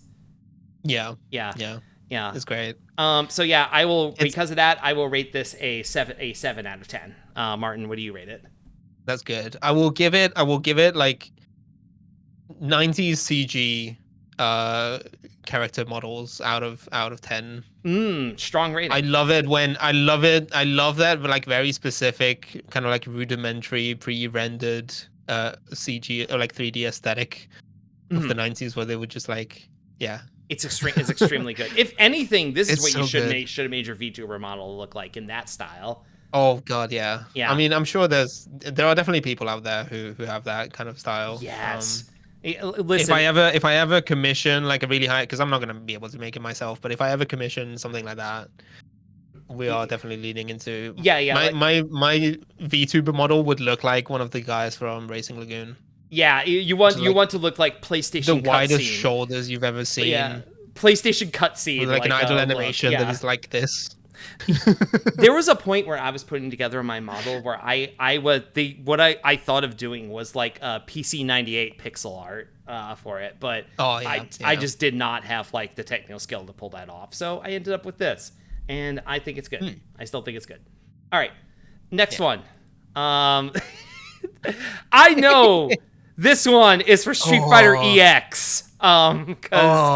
This is Street Fighter in 3D for the first time. And the body horror that Ryu is going through here. Every single one of these is a Good Faces tweet. It really is, honestly. Yeah. Fucking Chun-Li. Yeah, Chun-Li, like that. Like a Ryu disgust right here. Doctor... What's Guile? This guy? Yeah, Guile has a hammer. This guy, I forget his name is Dr. Donovan Dark or something shit like that. I forget like what his name is. He just always looks like this. He's always looked like that. Pretty much. Zangief is making the best of it, honestly, here. Oh, yeah. And of course there's Skullomania in the background. Who's just like he's like he was born into this, so he doesn't even fucking care. But yeah, like this is what actually we're just talking about 3D models. No, Martin, look like this. Oh yeah. This I'm is also trying to work out. Sorry. Yeah, no, go ahead, go ahead. I was going to say I'm also trying to figure out what's happening in the bottom left. It's like a magnifying glass around like these like 3D head. Like I don't know, are they like molecules or like, something? where are they running? What happened to their bodies? What's up? What is that supposed to represent? Is the narrative here that these are like this is like a viral infection that's making them into 3D? Oh, maybe. Yeah. Oh, maybe. fuck. It might be. Yeah. Okay. Yeah. Okay. Also, if I'm trying to remember correct, I believe this guy's name is Cracker Jack. Like this guy from Street Fighter EX. Yeah. I think that might be his name. I might be wrong, but I think that might be him. Oh, good stuff. Yeah. Oh no, but this one. Oh yeah, but yeah, this one. Let's see. High poly out of 10. How do you rate it? I can't. I'm gonna go with a 7. I realize that I'm really bad at coming up with funny names. Funny numbers. You don't have to. You know, just give it numbers. So I'm gonna go with a 7. No, yeah, I mean, even if I were to earnestly like give them actual numbers, I feel like I would be bad at it. I'm like, oh, this is cool. I feel bad for like giving it a lower score than some of the others because I think we're not going by like IGN ratings I know, here. I know. It's fine. Okay. I need like a chart. Yeah. Oh. No, I'm not boy for the Neo Geo Pocket Color, which hey. I brought that up before. Congrats on her transition. Thank you. Hey, Martin, how did you know that I skipped out on the Game Boy first and got a Neo Geo Pocket Color? Oh, that's solid. That makes sense. The clues were always there, folks. The clues were always fucking there. This is just another one of them, okay? But no, hey, Martin, you've never used the Neo Geo Pocket Color, have you? No, I never had anything other than like Nintendo. Okay, stuff. I've been meaning to get a new one, but they're like still like $150 nowadays. But it should have done better. The Neo Geo Pocket Color should have done better, but unfortunately, it was a victim of the fact that SNK makes mostly fighting games. Unfortunately, so it didn't really have like. I mean, there was a Sonic game on it. There was a Sonic game, but like it wasn't enough. Like with it, and also just like the Game Boy is the Game Boy. It's a fucking the Game Boy was kicking like home consoles asses. Like there was nothing was gonna fucking touch it, honestly. Yeah, and I bet it had a battery life of like an hour or some shit. What the Neo Geo Pocket Color? Yeah. Nope. Oh, no, or maybe not so much. Which one was it? Oh, it was the Sega. The Sega Nomad is what you're thinking of. The Nomad. Oh, the Nomad. Yeah, because the Nomad was the one. Which one it was. Because that was the one that played like Genesis games. It took six AA batteries, and yeah, it literally would last a half an hour and drain all the batteries. Okay. Yeah, because there used to be. This was the time before like. LED, proper decent LED technology, and so I'm pretty sure. I think it was the Game Gear. I would have to look it up, but I think it had what was basically like a halogen bulb inside it or something as a backlight. I don't think any of like a. I'm trying to remember because I know the Game Boy SP had a light like that, like a backlight in it. Like I don't know if that's what you're talking about. Wow. So yeah, the Game Boy Advance SP had both a front lit version and a backlit version, but those were LED. Okay, yeah. I think it might have been the Game Gear because I remember because I had a Game Gear, and the Game Gear was like much older. Like yeah, the Game Gear was a battery drainer, and you absolutely could like adjust like the light on it to make it look like shit. So it might be the Game Gear with it actually. But yeah, because it had like a rotary, like a dial or something. So you would literally like it was like a potentiometer that you would like spin to change the voltage that went to the light or something. So it was like as basic as analog as like super old school like pretty much an incandescent light bulb with like the worst efficiency. The original Game Boy had that as well. Like for that, because like I remember you could like blank out the Game Boy screen by turning that dial all the way up, like. But yeah, so this one, 10 out of 10 because 1, I'm transgender. 2, love the Neo Geo Pocket Color. So there we go. Happy Pride. 10 happy out of 10. Pride. There you go. That's your Happy Pride out of 10. Is this one? That's right. Yep. Next one here. This Geek thinks it's Legend of Heroes 3. So, how do you feel about this ad? That's great. That's great. It's not a game I would play. Okay. Because again, I'm much more of a sci-fi nerd than I am a fantasy nerd. I do know this about you.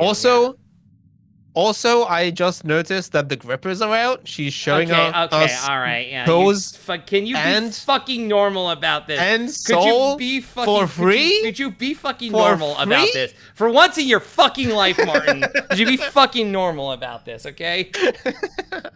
God damn it! Yeah, it was a little weird, like honestly, that they did this like with this advertisement, and I thought about just like covering it up, honestly. But one, I know just censor it. It would have brought more attention to it, and two, people would have noticed anyway. So whatever, who fucking cares? This unfortunately is a 0 out of 10 just because of the bottom third of this here. Look, it's not for me, but I'm not going to king shame. Okay. Yeah, I was about to be like, choose your That's right, the PS5 fucker. That's true. Oh yeah, remember that? Yeah, I do. I really do. Yeah. But yeah, 0 out of 10 for me on this one. 0 out of 10. Moving on. Next one. So this one, the reading on it, the text on it, he wrote it out here. Because the text on this one is small, it says, "You've played action games and scanned graphics files. Now experience the voluptuous women and hot steamy action of Japanese anime with Megatext bold PCM, 6-track tech stereo, and vibrant graphics hand-sculpted by your PC." 6-track stereo. You'll know why the Japanese sent us cars and VCRs, but kept the software for themselves. That's sick. The weird. That is really funny. Yeah, very weird kind of racism near the end there. Yes. It is a very specific. Again, we're going back to that same era of like copywriting and stuff, where it's like, these bodacious Japanese babes, whatever the fuck. And it's like, look, I know, just simply looking at these screenshots, even though there's nothing like explicit in them, I can already tell you these are all like just porn games. Like PC 98 or something. Yeah, I know. Like, I know what this looks like. I know what these. I know what happens in the other screenshots. Okay, there's a layer that's going to be removed from these, at some point in the game. I if anything, I feel like you don't need to play it up. No. I think I respect them for localizing them. If these are actual Japanese games that were released, roughly at the same time or like shortly following their release and stuff, I respect it. Because I feel like there's a lot of stuff that didn't make it across the across the ocean, and I think actually a lot of PC 98 stuff is now getting fan translated and whatever. It is. I do appreciate that as well. But like, I've been kind of curious about it actually. Like I've been a little curious about that stuff because like it's PC 98 is something like it's like one of my favorite like types of like graphic styles, like especially pixel art. And it's 90% used for pornographic material, and it's like not even like good like porno, like honestly, like but like but it was the best you had. Yeah, true. True. I respect the art form, is what I'm saying. I respect the art form here. It's so yeah. Also, I'm trying to see here. Also, these are named Metal Lace, I think Dragon Knight 2, and Cobra Mission. Cobra Mission is very good for a title, honestly. Yeah. God. So we basically have the like hard-boiled detective story, fucking medieval fantasy, kind of.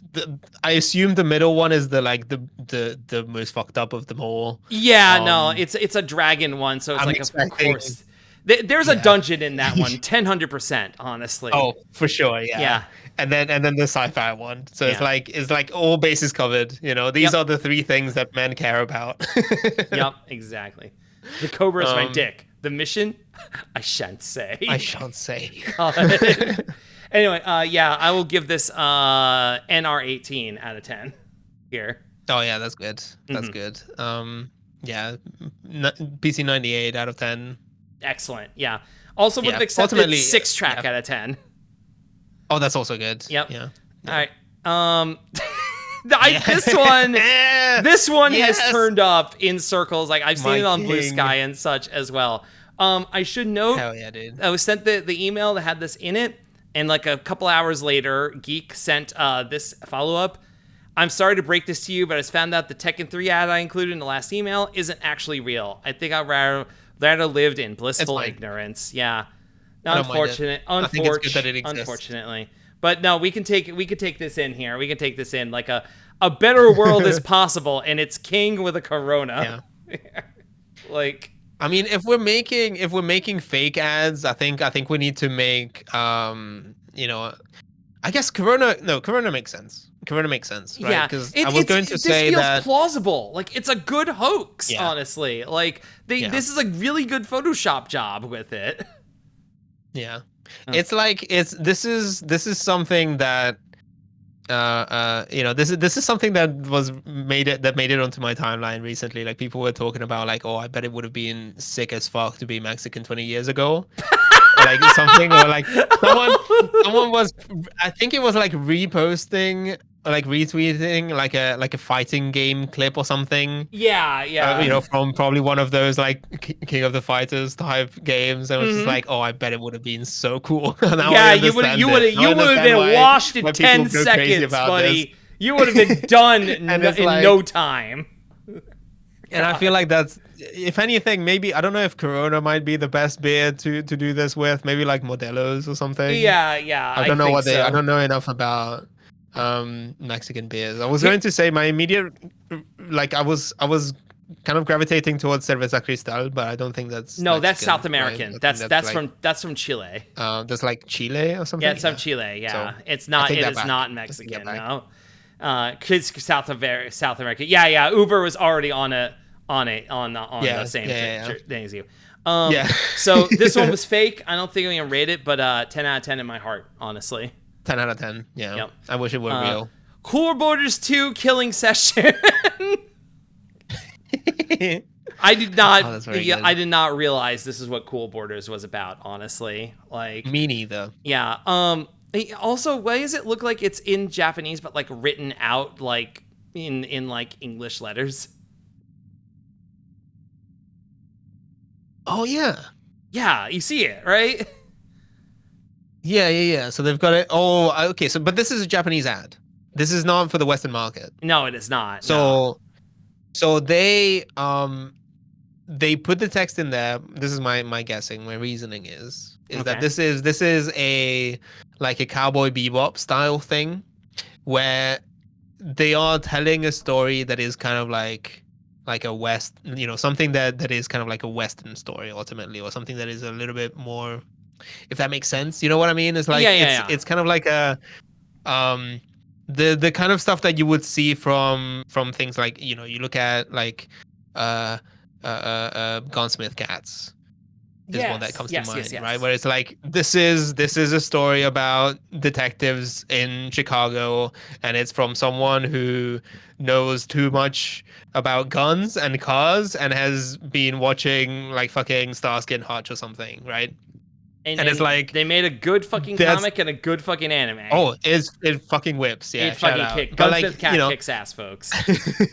But like that's the exact same vibe that I get from it, where it's like these are American people, in the context of the game, and so they speak in English, but rather than like writing the dialogue in English, because the target audience of this wouldn't be able to read it anyway. It doesn't matter. They just have the like Japanese transliterated, so that it's still like a degree removed from from writing it in Japanese, So but it's like, yeah, this is like this is creating like the print ad it's Western equivalent. shit. Yeah, it's the print ad equivalent of like overdubbing. It's like, or it's like these are people, these are Americans speaking Japanese in their American accent, and they're showing it by writing it in English. It's like these characters, when you play the game, they will speak in Japanese and stuff with like really gruff and like hard-boiled voices and stuff. God. But these are American people. Yeah, like, right. Yeah. Like I guess is the idea is that like obviously it's like dubbed. Right. But like we're skipping past the fact that the subtitle of this game is Killing Session.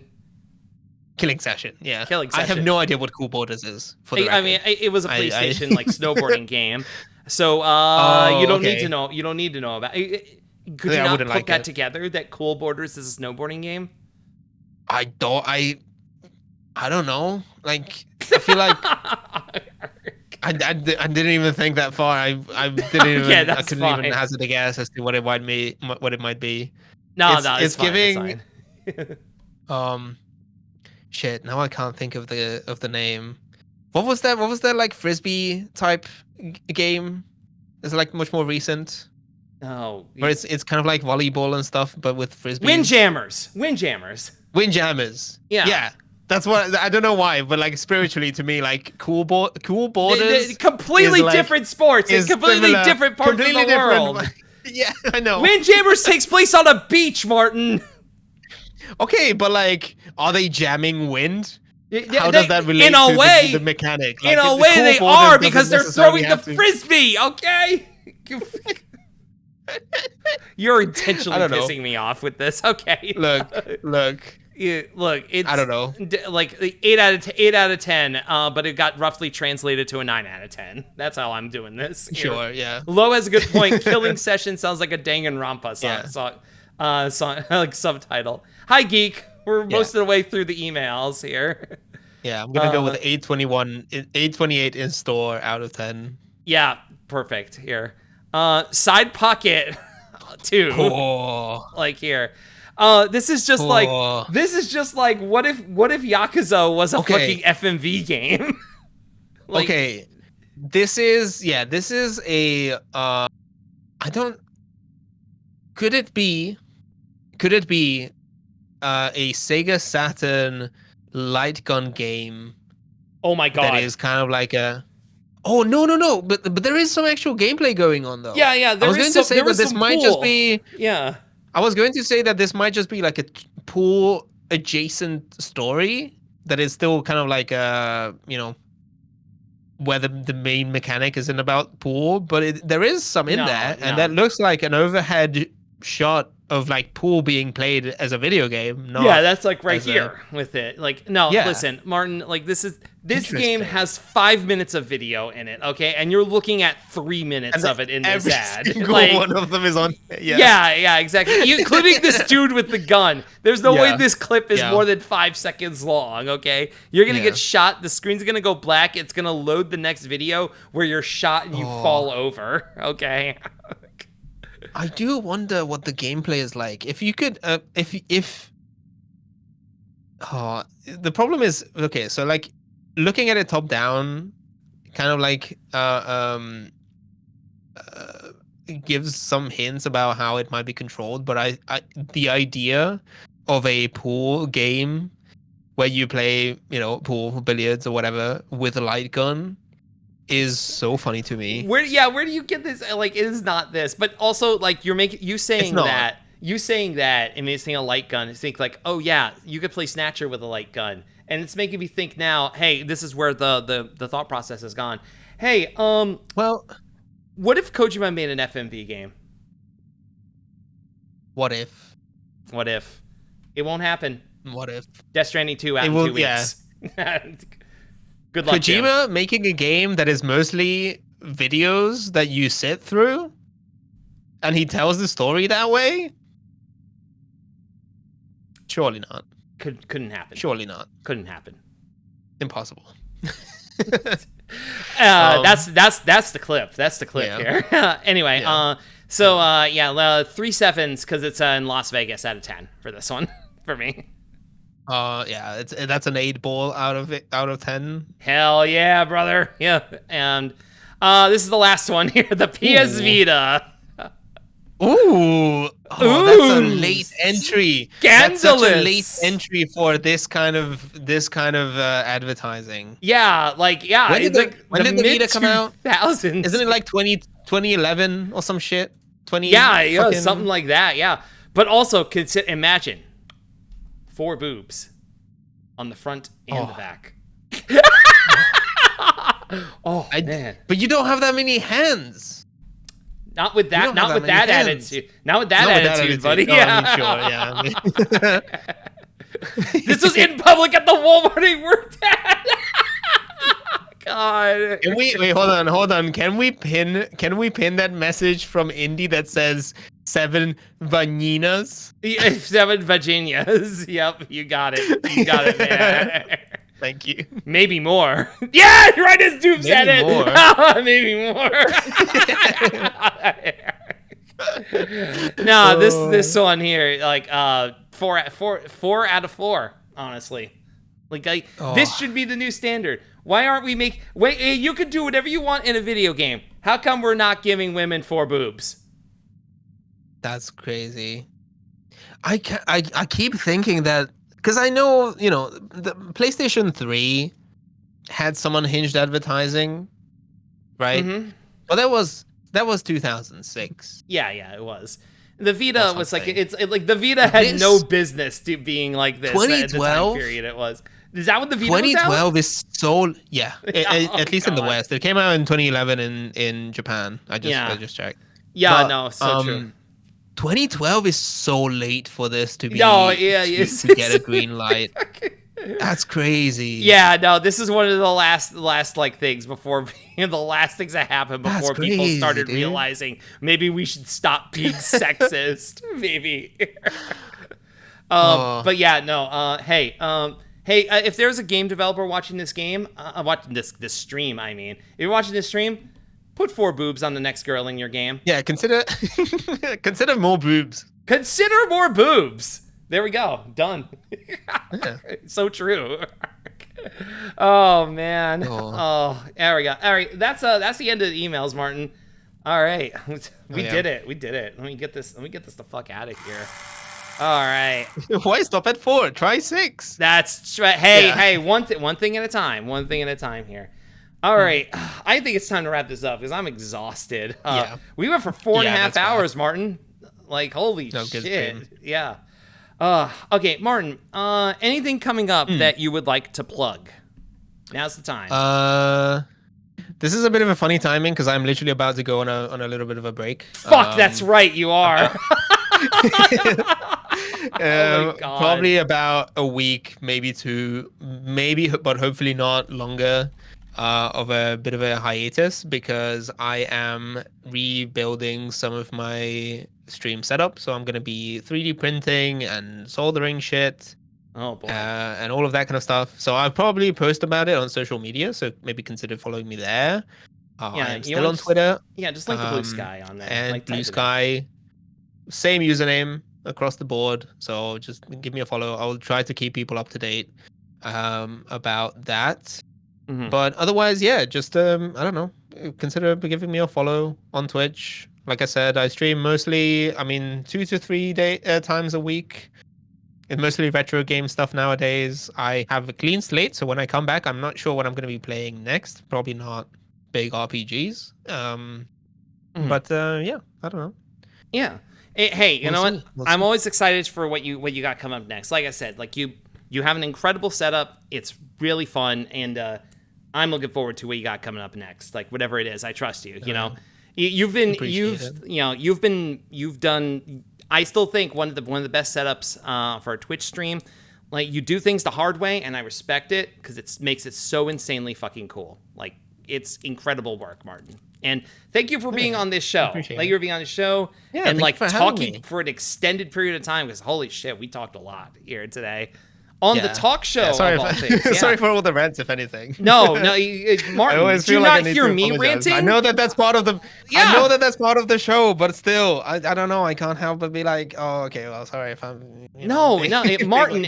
If I wanted you to stop talking, I would have said something. I'm not a pussy. Okay. Like, you know, I'm not afraid to be rude to people. Okay. So shut the fuck up. All right. Folks, I will tell you right now, tomorrow may or may not have a Sunday drive. I'm hoping to do so. Still not sure like what I'm going to play with it, because I could continue Need for Speed Most Wanted. I don't know if I told Pyronoids like I might have some, like, I want to have him on again, but also I want to keep a rotating chair for that. So I haven't asked him if he could do it tomorrow yet or not, but we'll see. I'll see it with Pyro. I might want to have someone else on. I don't know. We'll see about that. But yeah, that'll be happening tomorrow. And don't forget, next Saturday, folks, I will be on Odd Videos stream at 1 p.m. Eastern time for the Letterboxd game show. I don't think they have a name for it yet. Actually, you know what? I'm gonna announce one other thing. Not this Sunday, but next Sunday, if the schedules match up. Look for AO Hell on this channel. We're bringing back American Truck Simulator for on a Sunday. Oh, hell yeah. Yeah. The convoy's getting back together. Hell yeah. All right. Let me find someone to raid. I had someone in mind to raid. Hold on. Someone forgot 200 rounds and 9mm in the clothing area. Mine now. Anyway, good stream. Thank you, too. Yoink. All right. Let me find someone to raid. Okay, so... you know what? Speaking of cool stream setups, we're going to raid this one streamer I've been following recently, named Alpine Showtime. I don't know if you know of them. They have like they have a VTuber setup where it's stop motion. Literally, they have animated their character in stop motion and are doing live 2D wizardry in such a way that it like has like really good, like perfect lip sync and such with it. It's you'll know it when you see it. They're literally playing My Little Pony Pokemon hack right now. By the way, hack video games, folks. It's fun, you know. But like, yeah, I encourage you to check out. The tech is insane. Like, they're always making like new stuff like on there. So check them out. All right, but I will be back hopefully tomorrow. If not, look for me next week, folks. And I'm going to get us the fuck out of here. What's our raid phrase? What's our raid phrase for this? Bullying works. Bullying, that's right. All caps. Bullying works. I forget what the other one was that we said we're not gonna do. I mean, bullying works feels like kind of. Like I will take this one. Yeah, we'll go with bullying works with it. Yeah, there we go. Bullying works. All right, folks. Y'all take care. Thank you for watching. Martin, thank you again for being here. And everyone, I'll see you later. Bye, folks. Wave at the camera. Give it the camera a wave. Come on, do that. Do the thing. Yeah, someone's actually waving. Yeah.